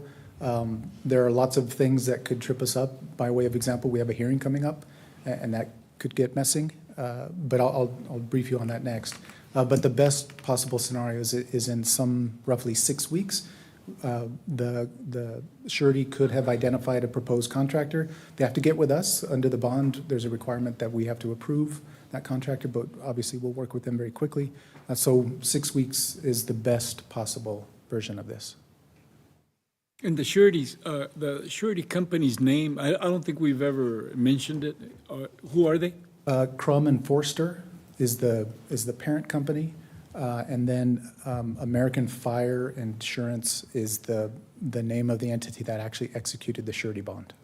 Okay, thank you. Yes, sir. Okay, Commissioner. Commissioner Coronado? And proceeding under this, we are still protected our claims between the contractor and the surety. I'm sorry, could you repeat that?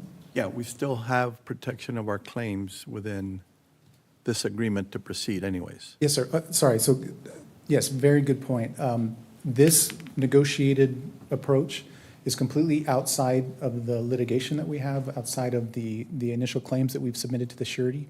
And the idea is we have available project funds. We want to advance that while we are in the dispute in litigation. So That it's- would seem to me appropriate anyways to try and minimize damages.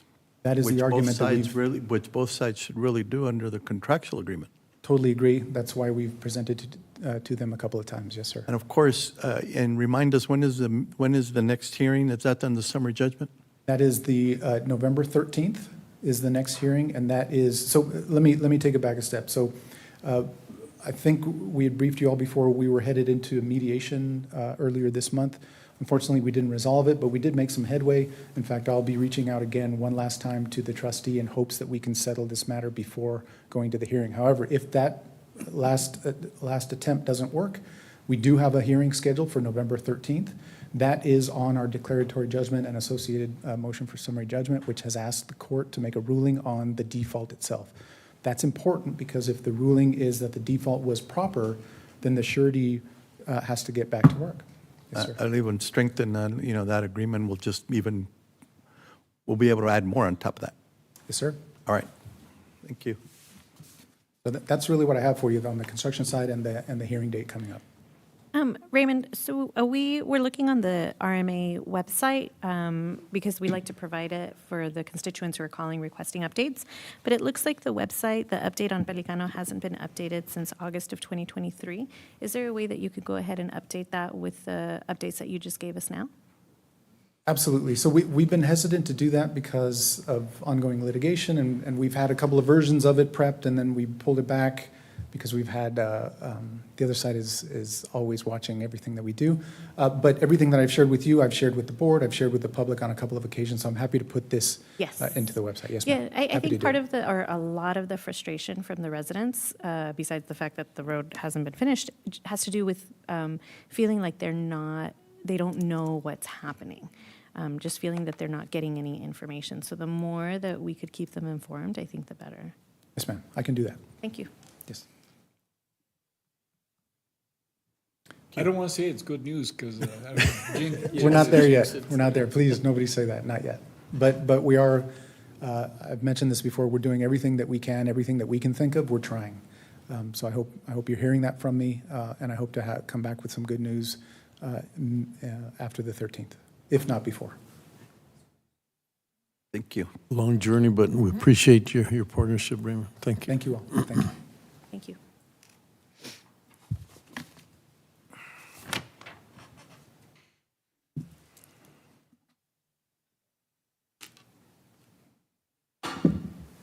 Is there anything else the court would like to hear from, I guess, on this matter? No action? No action. No action. 13A, no action. Item number 13B, postponed October 21st, 2024. Pursuant to Texas Government Code Section 551.071, discuss the pending EEOC claim and potential litigation of charge number 453-2024-01788, County Attorney's File Number 012324EE. Thank you. Good afternoon. Anna Schumacher, Assistant County Attorney. We would just request to delete this item, please. Okay, thank you.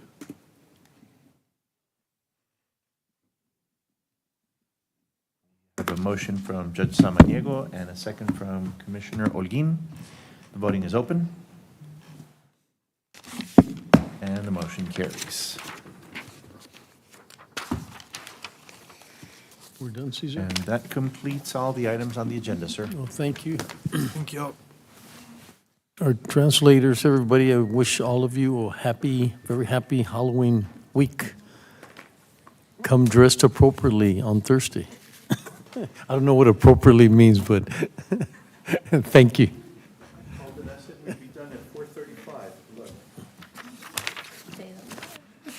This completes today's meeting at 4:35 p.m.